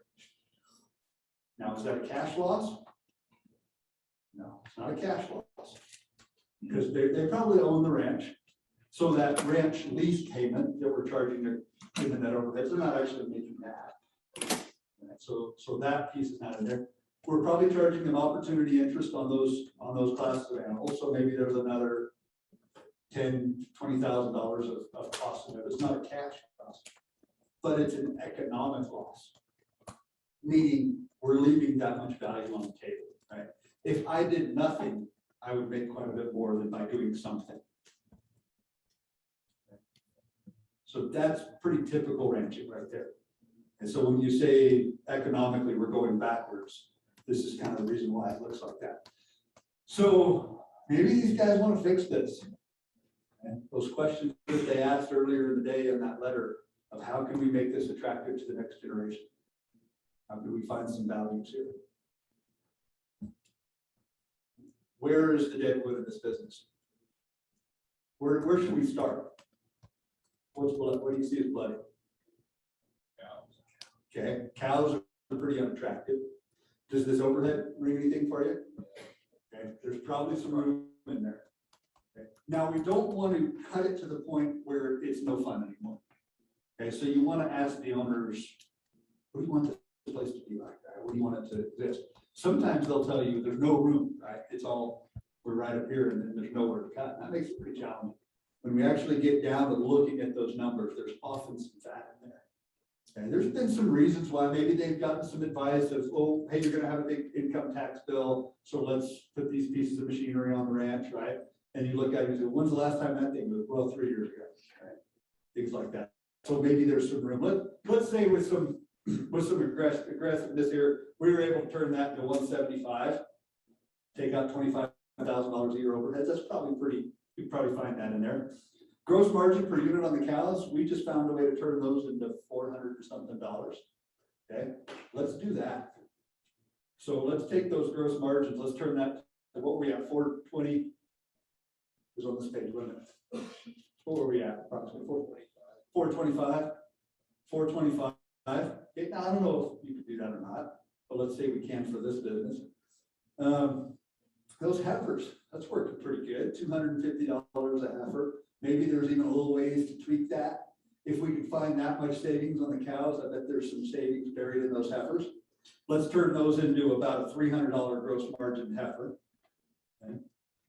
Which business is working which of these enterprises is working the best per unit of grazed feed? Okay, meat's working pretty good, isn't it? If that's only 90 days worth of grass to do that $300, that thing's humming. Okay. Now you got to be careful on these because market saturation, right? If they're selling 10 head of beef to kind of the friends and family deal, we can't just snap our fingers and say, well, next year we're going to turn 40 head of animals to this thing. So we've got to be careful in some of the assumptions there. But maybe with a little bit of some pressure, we could double that number. We could turn those to 20s on each of those. I don't know. Let's run the numbers on it just to see. A 425 gross margin per unit cow at 250 units. What are we at now? 106,250. If those heifers, if we were able to find just a tweak here and there, turn to a $300 gross margin at 30 heifers, 9,000.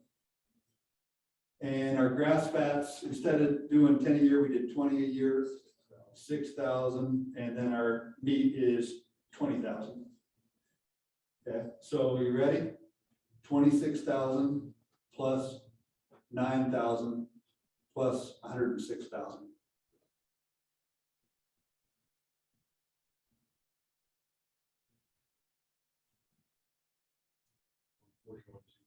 $141,250. We've got some more work to do, don't we? Depends on the goals of the business. Okay, maybe they'd be very happy there. That business would probably be cash flowing pretty well at that point, because remember, a lot of those are economic costs, not cash costs. I'm curious, so you're saying, what if we got rid of 50 cows, which then means you went 2 to 1, so now you can run. I like it. I like where you're going. If you're gonna go that way, I'd suggest maybe we get rid of all the cows. Because if we're only gonna have that many cows, it's kind of begs the question, are they a distraction?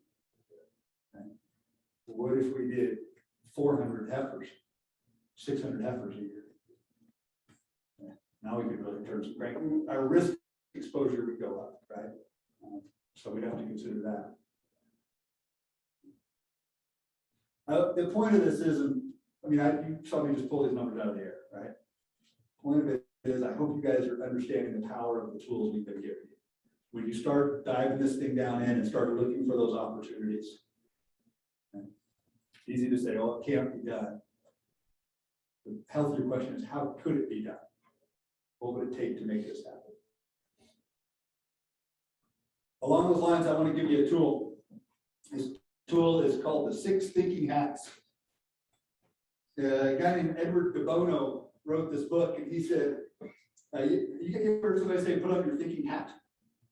Right, you had heard that expression, right? What are you thinking hat? So Edward de Bono says, well, there's actually 6 different thinking hats that we could wear. And to illustrate them, he created colors for them. So he said you could wear the black hat. In the Westerns, who wears the black hat? The bad guys, okay? So the black hat, think of that as the negative, the downside.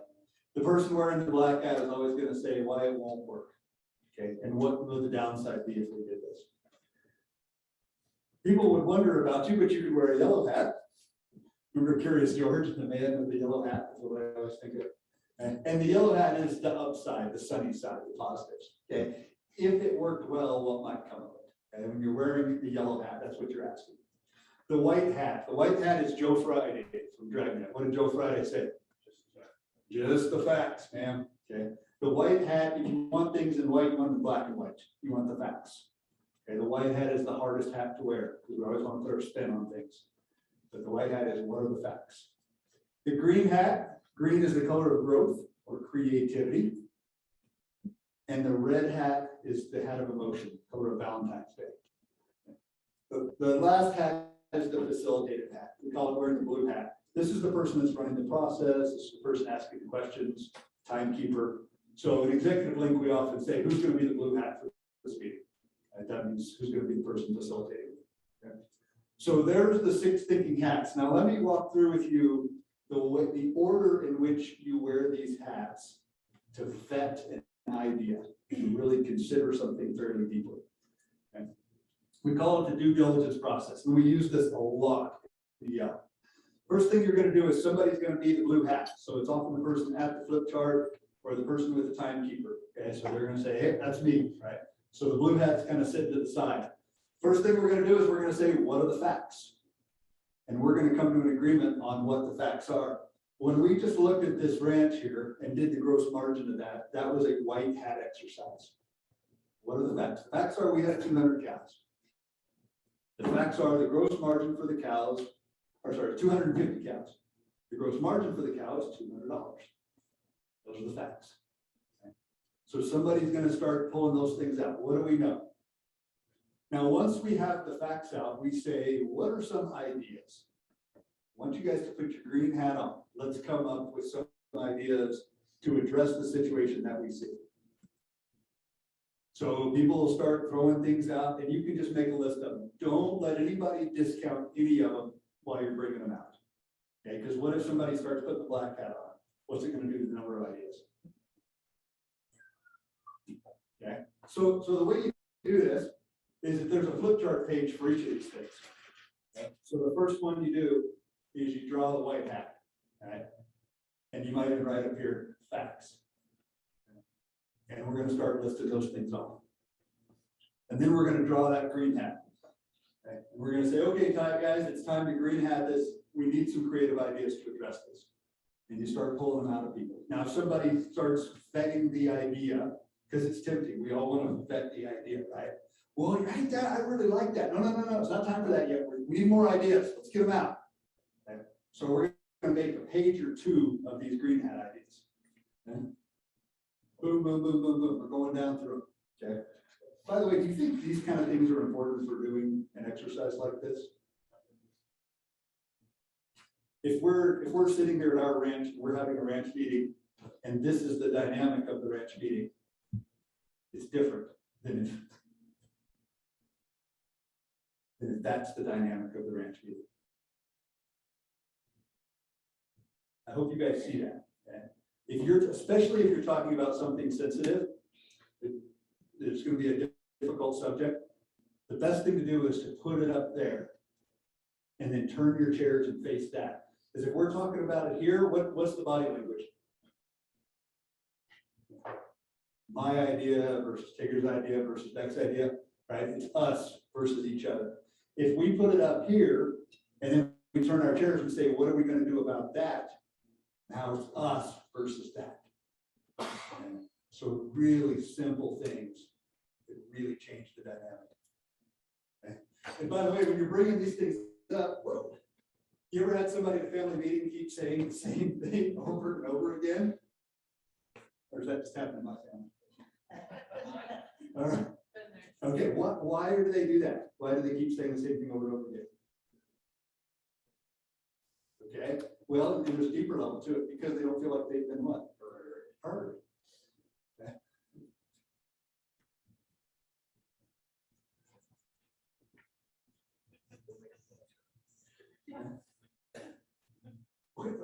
But I love these cows. You love the cows. Did I get that right? Yes, I love the cows. Okay. When you write it up there, you say, is that what you mean? And they say, yes. You can almost feel the relief when they say yes. Okay. So little things like that, just write it up there. Is that what you mean? Okay, got the green hat. We've got a list of ideas. Now we're going to come back to them and we're going to say, what's the potential upside? Let's start zeroing in on an idea or two. Okay, so maybe we have a list of 20 ideas. We're going to say, which of these are worth betting? Which of these ideas have the most potential?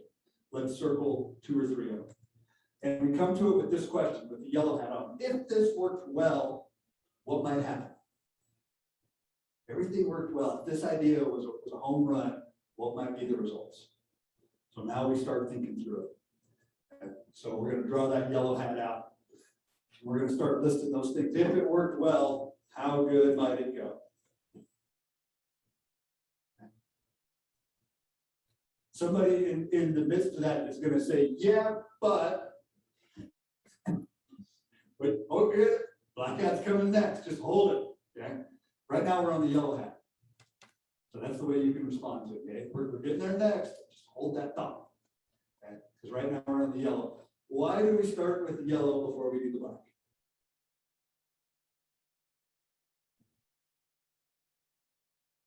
If you Which focus on- has the easiest to wear? The black. Okay. If you start with the black, you'll never take it off. You'll beat that idea down before you even allow yourself to consider it. Okay. Another reason we start with the yellow hat is if the upside isn't that exciting, you can move on. Tear that page off and go to the next idea. Okay. So if you say, well, how good might this go if it really worked well? Oh, it'd make us $1,000 of gross margin a year. Well, that's a distraction. Let's move on to something that would actually offer some real value. So you can, if the upside is not that exciting, you can move on. We go to the black hat. The black hat is self-describable. Here's an interesting thing to do if it's your idea. You be the first one to black hat. If you want to be taken seriously when you're presenting an idea, the first thing you want to do is say, here's something I'm concerned about with this trajectory, is how are we going to manage this? Pop, I think we should get the hay out of the business. This hay making stuff is just keeping us busy and it's not making us any money. Let's vet this idea. We get to the black hat. First thing you say is, I'm really concerned about the hay in years of drought. How are we going to secure our hay needs for years when it's dry and hay is expensive? That's going to keep me up at night on this. Now you're going to be taken seriously in this conversation. Okay. So black hat. Black hatting is going to go quickly. Next thing we do is we put back on the green hat. Okay, we've got all these things, why it might work well and what might go wrong. Now we put back on the green hat with our creativity mind. How do we maximize the positives and minimize the negatives? What are strategies that make sure we could get all the good things and protect ourselves from the bad things? So this hay example, what are ways we can protect ourselves from high-priced hayers? Somebody throw out some ideas. Okay, we could do a contract with a hay producer. That we're going to pay you more in those years when it's undervalued, but in those years when it's overvalued, you're going to help us out. Okay, what's another idea? We got this barn that's full of hay machinery that's going to be empty when we go down this road. So let's stuff it full, and here's when it's $60 a ton. And I hope we don't have a smoker that works there. Okay. All right, so you see what we do? Put on that green hat. What are ways to maximize the positives, minimize the negatives? Then we bring in the red hat. And here's the question we ask. How do we feel about this? Is it consistent with our values? Is it consistent with who we are? Does this fit in with our mission, why we ranch? Just take us towards that or away from that? That's how we gut check this. Fit with our values. But somebody might say, when we get to this thing, okay, guys, red hat, how do you feel about this? Somebody might say, I'm excited. I've never been so excited about this, where we're headed into anything right now. Somebody might say, I'm scared to death. This idea scares the crap out of me. So then we go back into yellow hat, black hat, green hat. Okay, we haven't done enough job vetting. They're not ready yet. They might just say, give me some time. Can we come back and revisit this in 7 days and talk about this again? All right. I'd feel better if I had some time before we execute. That is a thorough job of doing some strategizing for ranch. If you work the 6 hatch process on an idea, you've looked at it. Okay?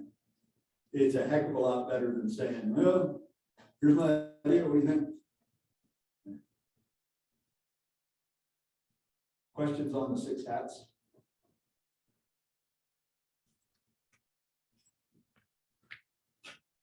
Feel like the sponge is getting full, guys.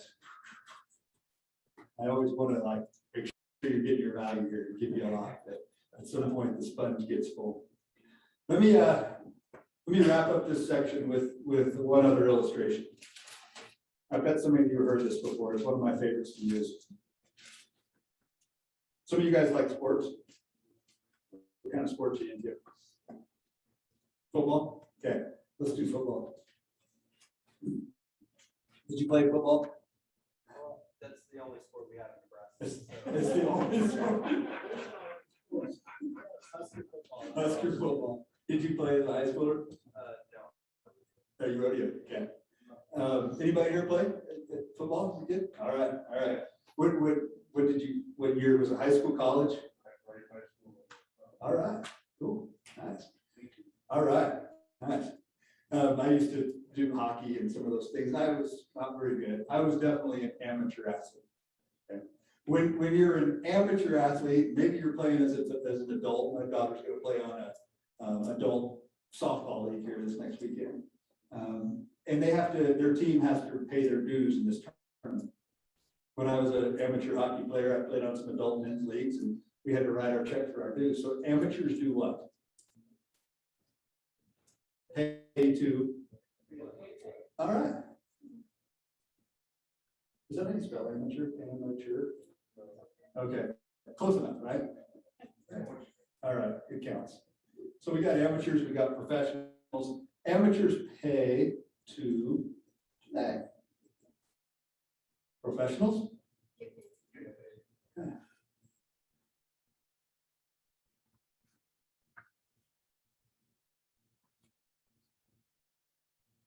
What are professionals, what's expected of them? When I was on the amateur men's hockey league, we didn't have practices. I just showed up to play. Right? Professionals, is it a deal when you're on the college team if you didn't show up to practice? All right, so they're expected to practice and improve. Could you almost call it professional improvement as part of the culture? Is that fair to say? Now, the best football player in the NFL today, what's their name? I don't know. I don't watch football. Who's the best football player in the whole, best quarterback in the league? Tom Brady. Tom Brady. All right. Some of you guys are probably groaning, but other people are going, yeah, it's Tom Brady. Okay. So when they get to their best, the team says, "You're the best. You don't need coach." Is that the way it works? Who gets coached in professional sports?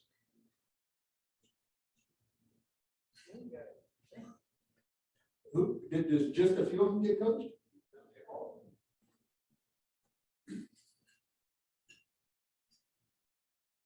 Everyone gets coached.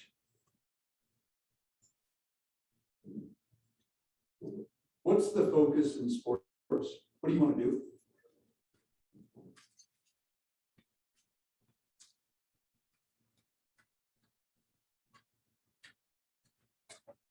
It's results driven, isn't it? Is there amateur ranching and professional ranching? Amateurs pay to play. Amateurs don't take professional improvement seriously. Amateurs don't get coached. We don't need coaching. We've got it figured out. I was born into this place. I know everything about it. I don't need coached. Are there professional ranchers? Professionals get paid to play. Do you know any? I don't think I know any professional ranchers that don't take professional improvement seriously. Most of the professional ranchers I know get coached. Mentioned Burke Tiger. Trey Patterson's probably another one I think goes on that list. Trey Patterson is an amazing ranch manager. So you guys know Trey? Yeah. So Trey runs what ranch? Trey's the CEO of the Padlock Ranch. Right? 12 to 14,000 mother cows, northern Wyoming, southern, they run at least a lot of their crow reservations, is that right? Trey hires a board of advisors to look into his business every year and provide him strategic level feedback, right? Trey, I think you missed it here. Are you tweaking that? We were just with Trey a month ago to be exact, took a group of young ranchers up to the Padlock. He took a whole day out of his schedule and talked to them about ranching, all those things. One of the interesting things Trey shared is he said, my risk management made the business $1 million last year. His risk management on markets made the business $1 million last year. He's creating value for that business. Here's another thing related back to the 6 hats. Amateurs bring ideas. Professionals bring proposals. If you want to be taken seriously in your family ranching business, stop coming up with ideas and start generating proposals. It's easy to dismiss ideas. You want to be taken seriously. Hey, I've thought about this. I've been doing some research on it. I've put some numbers together. Do you have a time when you'd be willing to go through this with me and see where I might have missed it? It's much harder to dismiss somebody when they come with that. So you could sit there and, gee, nobody ever takes me seriously on this place. What are you doing? Well, I keep coming up with ideas. Oh, well, start coming up with proposals. I think this 6 hats way is a nice way to vet those proposals. Let's take our last break. We're going to come back together and cover a few final things. We'll get that back page filled out in your handout, and we'll finish the day strong. So 10 minutes and we'll finish up. Our business, oh my God, it was huge last summer. It was just almost stress-free for us. Yeah, And we had time to go places with our kids in the summertime. Otherwise, we'd be haying all summer. But not hay all summer, feeding cows all winter. And the kids had never gone camping, they'd never done anything like that, and, we just couldn't even offer that to them. yeah, it was all about work. The harder you work, the more money you'd have, and at the end of the year, that was not the case. For 20 years, we've done that. Yeah, we built up our cow herd, built up a lot of lease land, but at the end of the day, if all you're doing is spending your bills to break even, what are you doing all this for? And one of the things that you learn in the school and in, sometimes you have to look at the list of things you need to not do anymore. And when you start looking at that, what is it costing you to continue doing this little thing that brings in this small piece of income, and you're contributing a ton of time and energy to it, when you could be, if you focus that same amount of time and energy on the lobby work and the, just focusing on making your business better, it's costing you in the end. When we come around you for profit, Dave says, well, how much do you make driving that bus? So we told him. And Dave said, well, you know what? $18,000, you can make that up by X number ahead. And when he told us that, and we looked at it, we're like, yeah, why are we driving this bus when we could be doing other things? $18,000 now, it's like, oh, we make that in our sleep.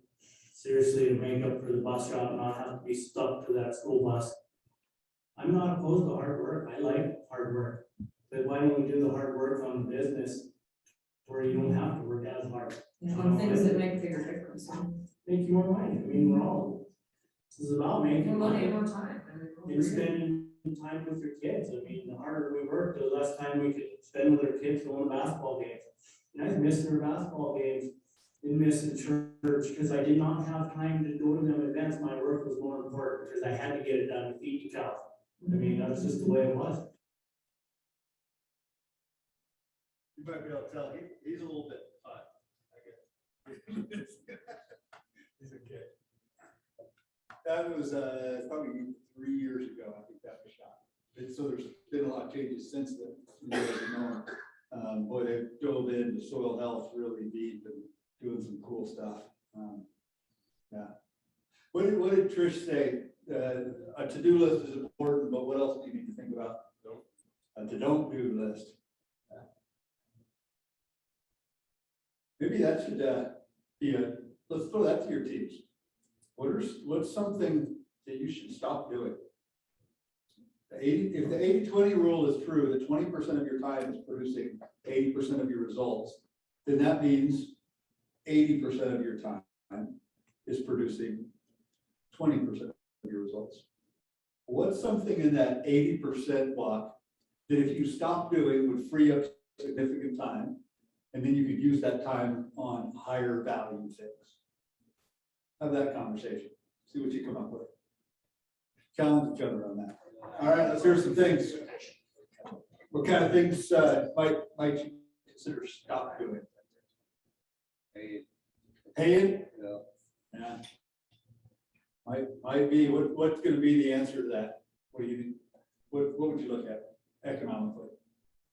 I guess it goes down to the grass here too. That's how much grass you can stop out through without something like that.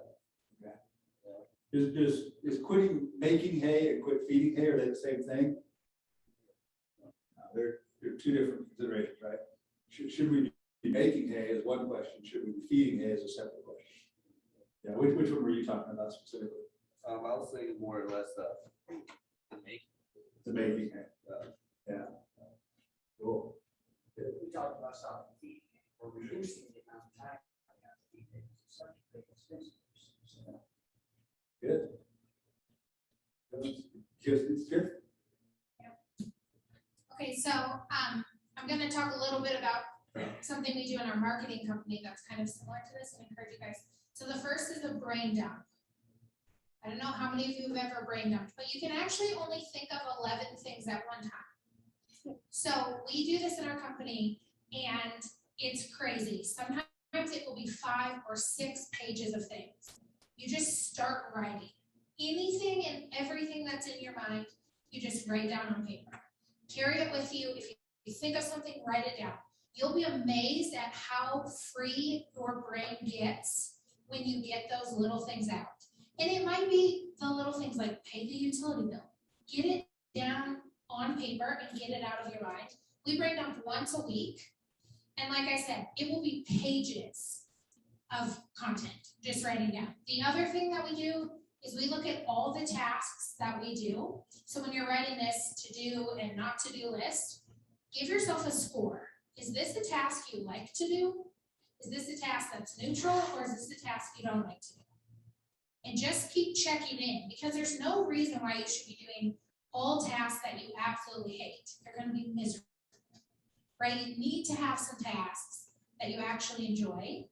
And part of this equation of being profitable and the lifestyle means that you might do some things that you absolutely love that on paper don't make a ton of sense, right? And that doesn't, I mean, it doesn't have to be 80% of your business, but you can have some things in your life that you're like, I love in the evenings to drive through and check the cows with my kids. I don't need to do that, but it's great. Do it, right? But you need to rate how you feel about things. The other thing that we do is we make a list of things that are thorns in our side that can be easily solved by automation. So, for example, socks. If you're always chasing down your socks, order 500 pairs of socks and don't think about it again. Like, you have enough socks, right? You have to make some of these things easier in life, like hair ties, right? In my world, that's a big deal. I have thousands of them. They don't cost that much money. Just get enough so you never have to look for them again, right? Go on Amazon. If you need to automate, some stuff for your household, like all those things that you can remove from your brain can help you run your business better. Because they're gonna cross over. And in our life, we have so many things, right, that we can automate. I mean, I actually saw this, which I think is a brilliant idea. It was inner city somewhere, but a guy drove around in the evenings and filled up moms' vehicles with gas. And you just go to people's house. They must have been on a subscription. He drove a truck and he said, you need some fuel tonight, so you don't have to stop tomorrow. And he topped off every single one of their vehicles twice a week. Can you imagine the change in your day that would do and in your thought process to not have to worry about filling up anymore? To know someone just came and did it. Sure, it's a luxury, it's gonna cost a little bit more, but how much energy and effort are we losing thinking about that same thing over and over and over? I often think about it as ping pong balls. Sometimes I get something in my brain and it just ping pongs. It's the stupidest thing, right? I'm like, it's just one email, or I have to mail one thing, or I have to, if you just write it down, then you can actually think about running your business and creating lists and doing things like that. But I think sometimes in agriculture, we don't take time to put pen to paper as often as we need to. And if you looked at my backpack, I won't show you, but I probably have 500 pages of lists in there, Michelle, you think? If I have a moment to think, I write a list. Because once it's out of my brain, I can think about things that actually make the business money, not the little stuff that doesn't. So I just think that we can take that activity that you were talking about to do and not to do, and actually dive a little bit deeper in it, and really think about the things that we like to do, things that we don't like to do. And unfortunately, you're gonna do things you don't like to do, but at least you should know about it, right? And then when you get to a spot where you hire someone, find someone who likes to do what you don't like to do, right? Or if you bring in someone who does payroll and you hate doing payroll, you reach the spot in your company, you can afford to bring in a bookkeeper. It's one of the things you give them, right? Right off the bat. Don't give the things you love to do. Keep those for yourself. So I just encourage you guys to really dive in and think about some of these little things in our brain that are causing us to not work as deep and as hard, because we're so focused on these teeny little things that actually are hindering our progress of doing the things that make us happy. So those are just some things that we do in our business. We do lots of lists. Like I said, I brain dump all the time. I can tell when I need to brain dump, because you can't think about that many things at one time. And when you start to really think about everything that's in your mind, it's kind of crazy. You'll pull up stuff. I'll pull things from 6 months ago. I'm like, oh yeah, I was probably supposed to do that. And you just start writing it all down, and it all comes out of the attic. You can get a really good list done. Then what we do next is we categorize it. All the phone calls, all the emails, all the action, every type of thing, and categorize it and then tackle it that way. But I think the list making can be a game changer in business. And I also think when you're working with employees or children or families, to really have them say, I love to do this, but I don't like to do it. And be able to vote and give some opinions about what brings them joy, what they don't really feel anything about, right? There's some tasks that we don't really feel good or bad about, and there's some things that we don't ever want to do. So just a little encouragement about the marketing side coming over to the production side. Cool. And other things that you guys feel might show up on that don't do list. Your discussions.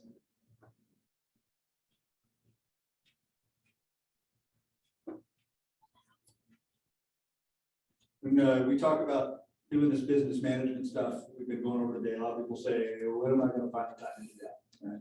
And the answer is you're going to have to give up something. gonna have to be something on the ranch that you've been busy doing, you're gonna have to hire out somebody or just stop doing it altogether.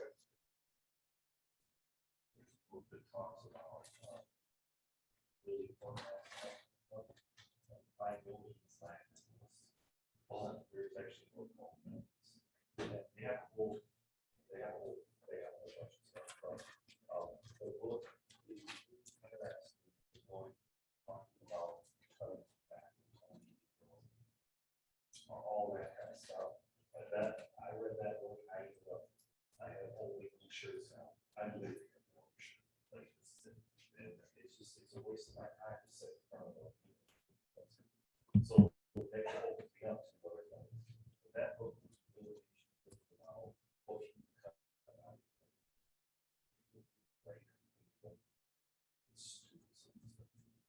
Then we have another one called Essentialist.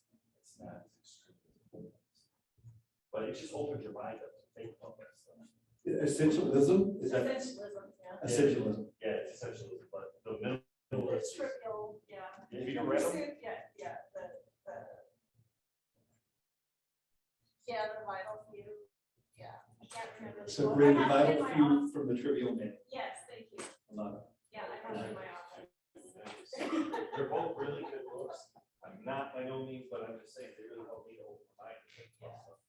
You remember this diagram from the essentialism? Right, this is all of us, right?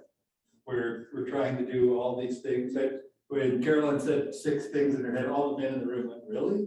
Because we all just like have maybe 2, right? That we're thinking about. Right, but no, in reality, this is all of us, right? So I'm trying to be a good dad, I'm trying to be a good CEO, I'm working in the business, I'm trying to be a good husband, a friend, and all these things. And you find yourself being pulled in all those directions.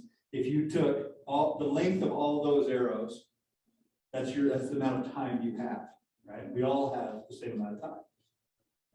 And if you took the length of those arrows and you said, let's just start with a new paradigm.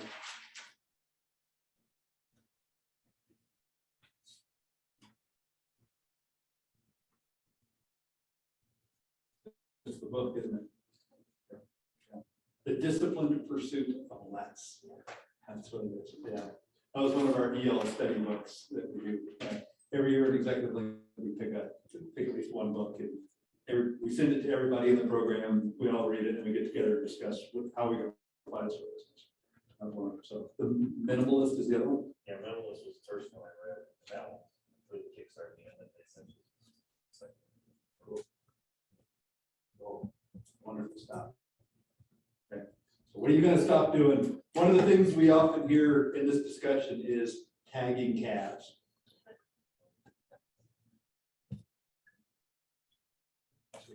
I mean, how much time would that create in your life?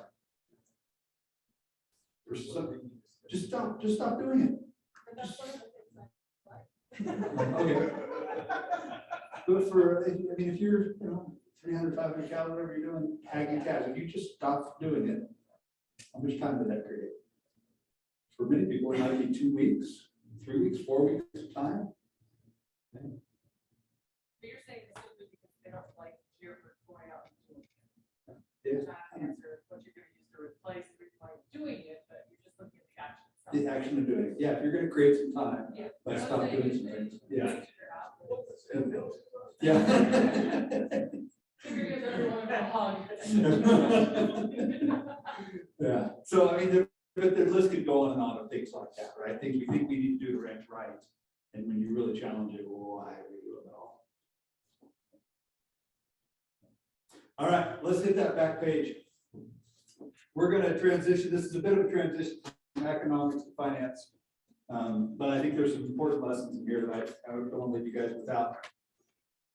There are 2 places we put our money in our businesses: fixed assets and working capital. Fixed assets and working capital. Loosely defined, fixed assets are things we intend to keep. And working capital are things we intend to sell.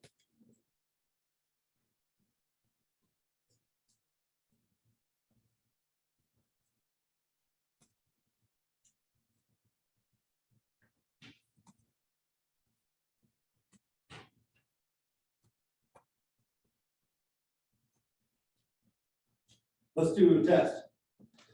Vehicles, what are they? Fixed. Okay. Do you hope your pickup is depreciated or broke down so you can sell it, or do you hope you get to keep it for another year? Okay, for most of us, we think of our vehicles as fixed assets, right? This is a cash. What's our cash? Well, yeah, in its truest definition, that cash is working capital. Okay, and that's ready to go. Tanks and pipelines, fixed asset. Cows. Depends. They changed today. She just moved. In fact, I made a call while I was out home. They'll also show up at the same sale barn together. For most people, those cows, we hope she's bred so we can keep her next year to run her again. For most people, a cow is a fixed asset. If you buy her with the intention of adding some value to her and flipping her, she's more working capital. Calves, working capital. Machines, fixed assets. Land, fixed asset. Okay. Here's the test. I want you guys to do this, maybe even in your mind, or you can jot some notes down if you want. I want you to loosely put your balance sheet values in those two categories. And total them up in your mind. Big round $1,000 and tens of $1,000 is fine. So where is your money? Under what category? So just real quickly, without saying anything, without sharing it, just think through how many dollars are in the left category and how many dollars are in the right. I'm going to give you 20 seconds. Now, I don't want you to say anything, but I want you to think through with me. On a percent basis, how much is in the fixed asset column? Is it greater than 75%, 80%, 85, 90, 95, 97? For most people in the ranching business, it's probably about 97 and 3. It's probably where that number falls. I made the statement earlier today. You ever feel like you're wealthy on the balance sheet and broke at the bank? This is the reason why. Because when all of our wealth is tied up in things we intend to keep, and very little of it is in things we want to sell that create cash flow, we become wealthy on the balance sheet and broke at the bank. Mentioned Robert Kiyosaki earlier today. Robert Kiyosaki has another really good book. What's it called? That's it. Rich Dad, Poor Dad. If you guys want to dive into this stuff, read Rich Dad, Poor Dad. It's a really fun read. He talks about there's 2 influential men in his life as he was growing up. One of them was his biological father, very well educated. I think he was a PhD professor at the university. And he'd always spend his life as an employee, working for the man, putting away a little bit of money. Right? And that dad was almost living paycheck to paycheck. And then he had another influential man in his life that he called his rich dad. That didn't really have much of a formal education, but he knew about the way money worked. And he knew there's things you spend your money on that create money, and there's things you spend your money on that take money out of your pocket. So he redefined the asset and the liability. He said an asset is not the way the bank looks at an asset. Get that out of your mind. He said the bank, thinking of the bank screws you up. That pickup that you think is an asset, does that put money in your pocket or does that take money out of your pocket? For most people, a lot of our assets are actually liabilities because they take money out of our pocket. And so he said the real definition of an asset is that's something that puts money in my pocket, and a liability is something that takes money out of your pocket. That's an interesting way of thinking about it. So with his definition, many of the assets are actually liabilities. Isn't it interesting that the things that we surround ourselves with that we think are signs of wealth actually make us broke?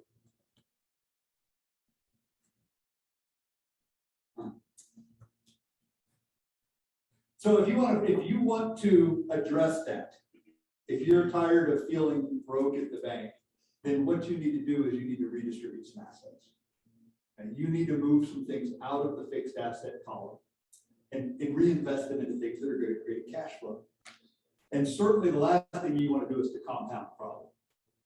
So when you get some free cash flow, don't let yourself dump it into things that take money out of your pocket and compound the problem. And that's the trap we all fall into, right? Think back again to that 2013. What did all your neighbors do when they had some free cash flow? They compounded the problem. They reinvested it into these assets that don't create cash flow and actually are liabilities.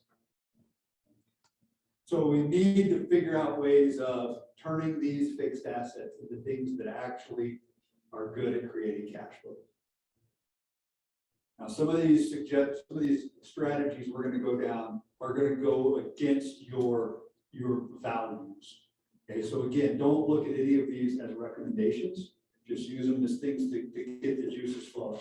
What's the biggest fixed asset on that list? Land. Okay.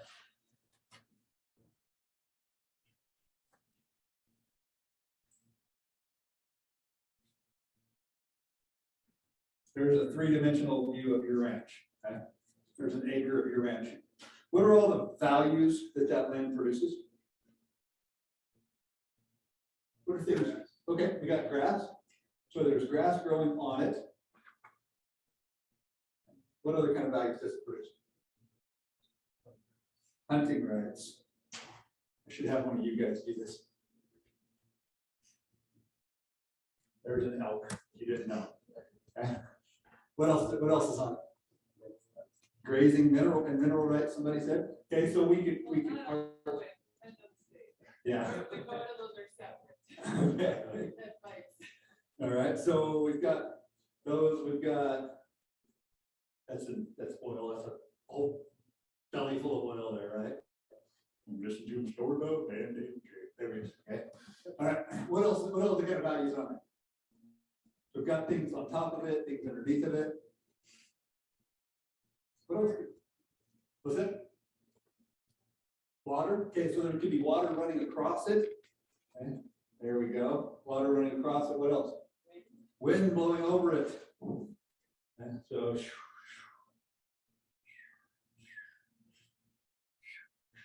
okay, what else? Sunshine. Sunshine falling down on it. Okay, how we could harvest that. Some of these guys. Okay. Maybe there's other ways of harvesting that. What else could you harvest from that? Timber. Oh boy, now you're gonna challenge me. Okay, so we could have some trees growing on it.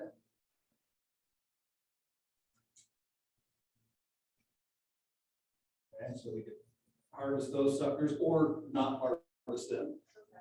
Happy trees. Happy trees. What else? What's going to drive the value of this? Nope, not productivity.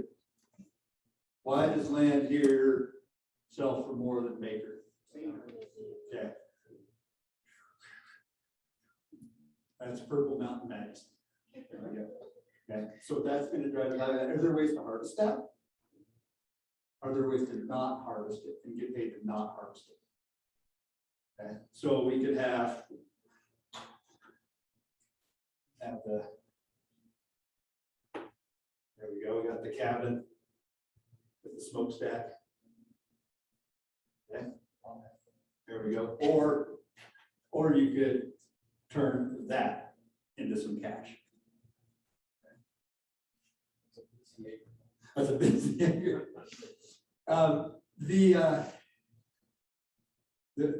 This came through a conversation of a guy named Pete Farrell and Dave Bradford sitting at the bar one night.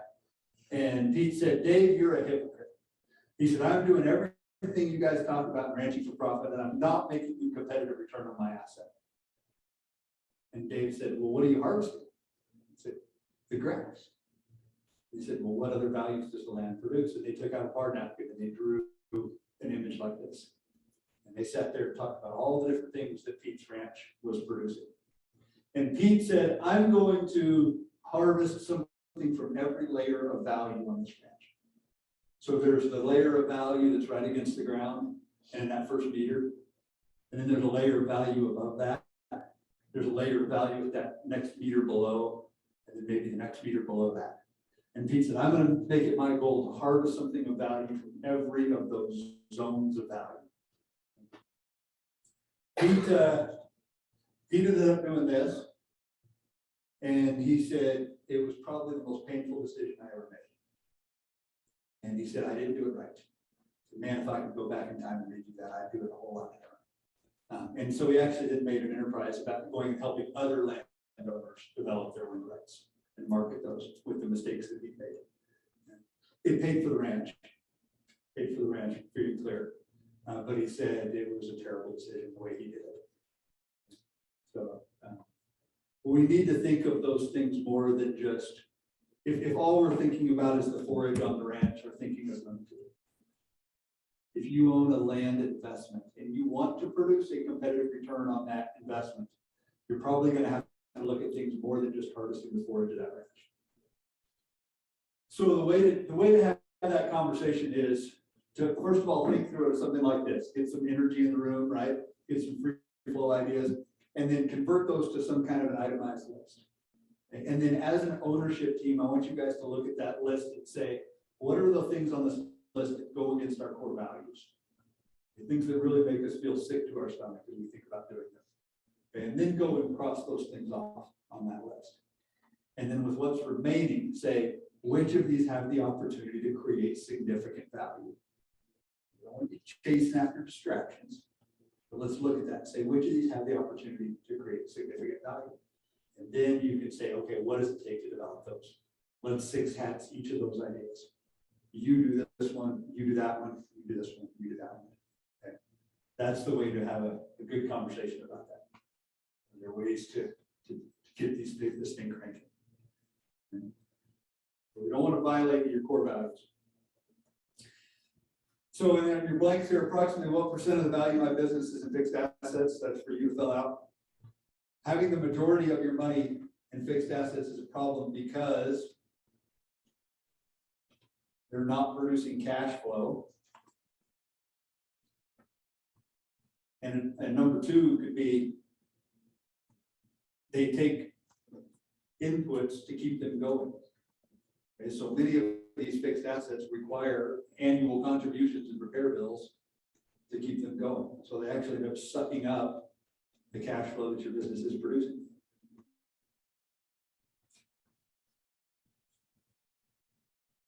When we make this list we just made, we talk about capitalizing or concessionizing.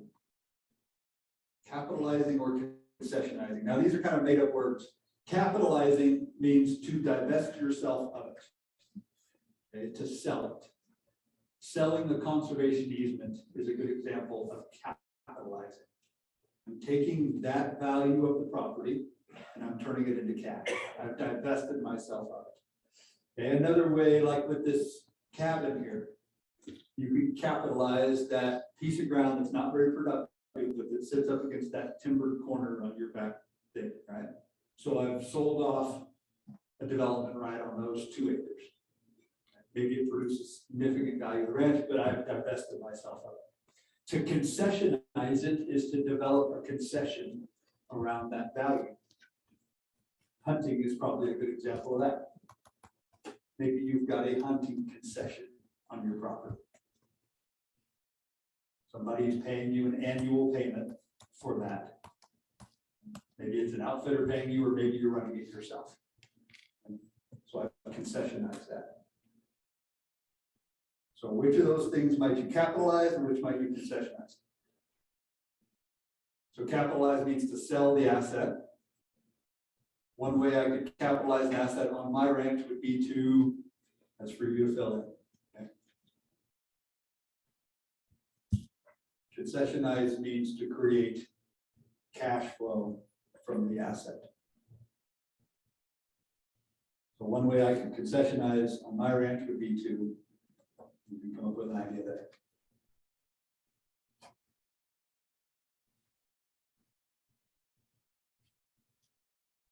So for many ranchers, there's significant value in these things. So we might be talking at least $20,000, $30,000, $50,000, maybe $100,000 a year pieces that are in this.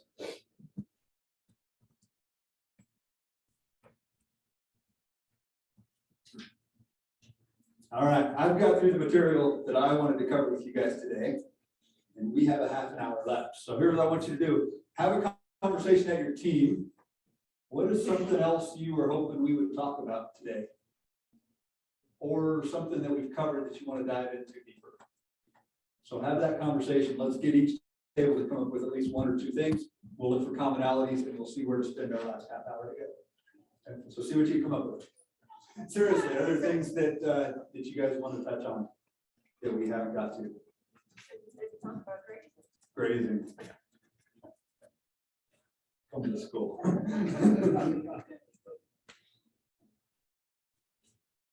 Let me leave you guys with some thoughts here on these things, because so you've gotten, the school is a seven-day school, so you've gotten just about a day of the school. Some of it was from day one, most of it was from day two, or together that you guys have done. But there's a lot, we can't do it all, right?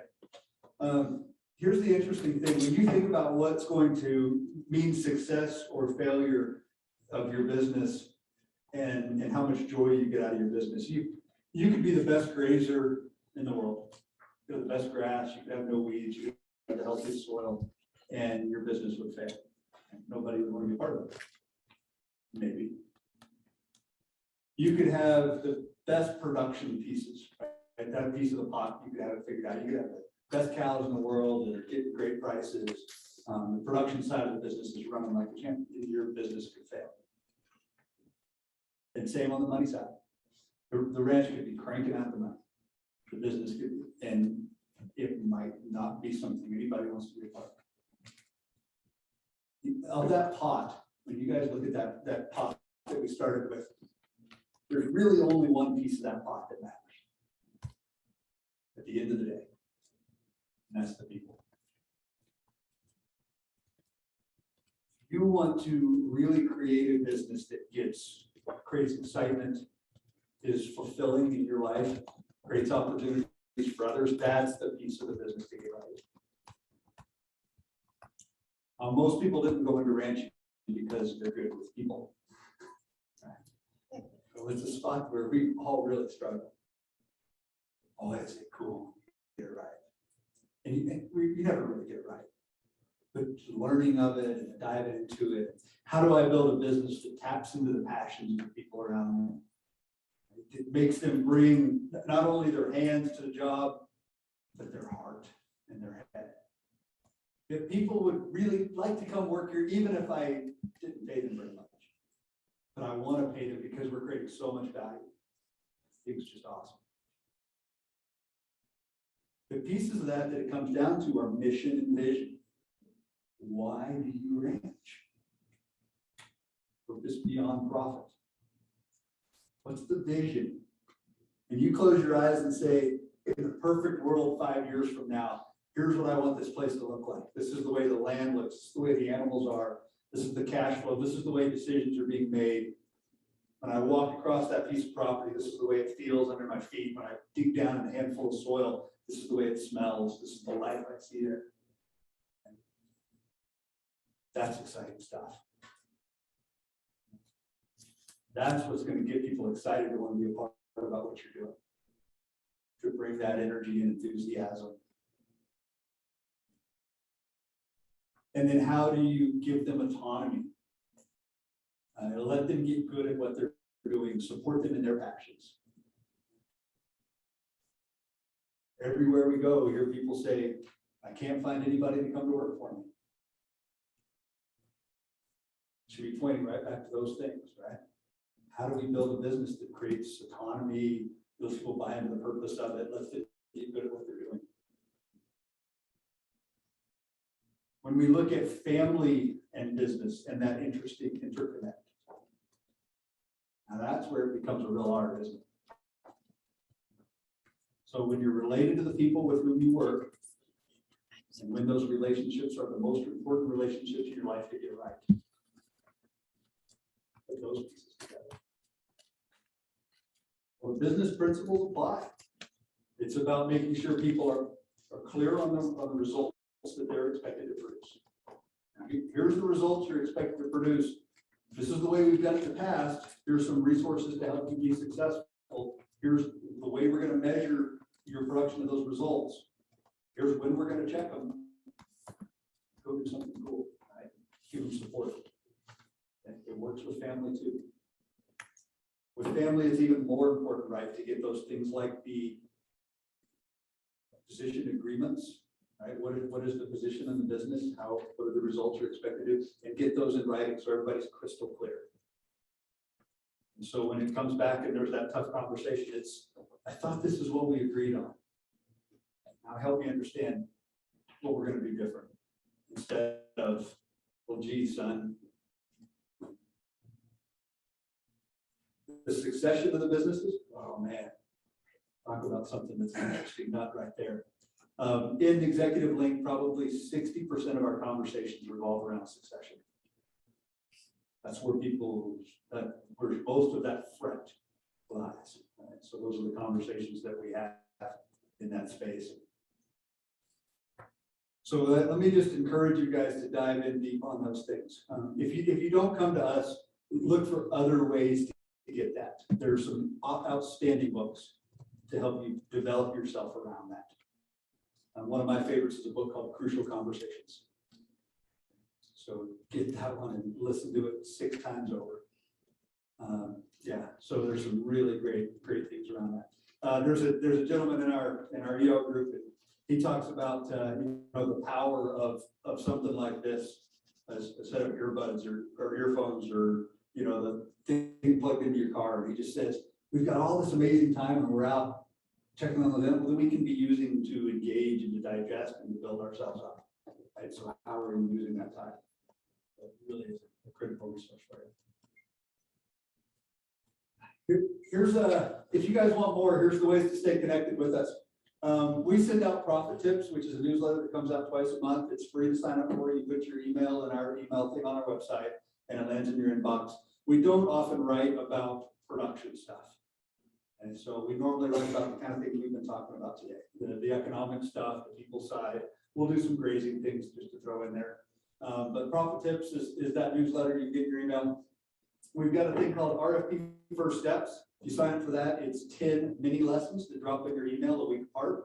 They have a video attached to them. So it's some lesson out of the school, some of them you would have heard today, but they'd be repeated in that video. It's free to sign up for. So it just gives you a taste of things in the school. We've got our YouTube channel, we've got Facebook, Instagram, Twitter, all those kind of things that you can sign up for and follow us. All those things are free. The book or DVD, we've mentioned those. If you want to grab one before you leave, I don't know if they're all gone yet. I think I've got a bit more back there. Love for you guys, if you'd like to take the school, visit with somebody that's an alumni. If you don't know somebody, call our office. We've got a list that we can put you in touch with somebody in your area or somebody you might know. That you can call them and say, hey, what was your experience like? We've given you a taste of it today. Many people, the words they use are life-changing. So there's a flyer on the back table if you'd like to learn more about the school.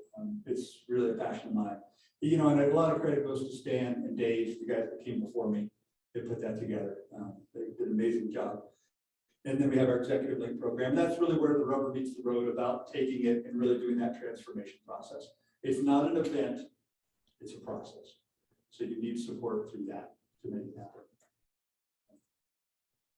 I hope I've left you guys with some good stuff today. Really enjoyed being with you. Sure. You have to take a class to get into it. Yes. The class is our gateway drug. Everything we have to do after that is the class is our doorway. So people that call me and say, I want you to come to the ranch and do a consult with me, I say, well, I can take it to school. If they say no, I say, I'm not interested. Okay. So any of those kind of things. The class is where it starts because we develop that shared language and that shared experience. So we've got a thing we call RFP Online. After you've taken the class, you can sign up for that. And that's full of spreadsheets, videos, application tools. It's a whole war chest of stuff to support you in doing the economics. So that's another product that's not on here. So hope it's been a good day, guys. I really appreciate the invitation. K Rose marketing crew, so K Rose for bringing us on, Cattleman U. Again, I really enjoyed spending the day with you. I'm gonna hang out for a while. If there's things that you wanna work on individually, come get me. We'll walk through that. So please reach out. My contact information is on our website. If you're wanting more on something about this when you get home, shoot an email, give a phone call. We'll respond to those. We'll make sure you take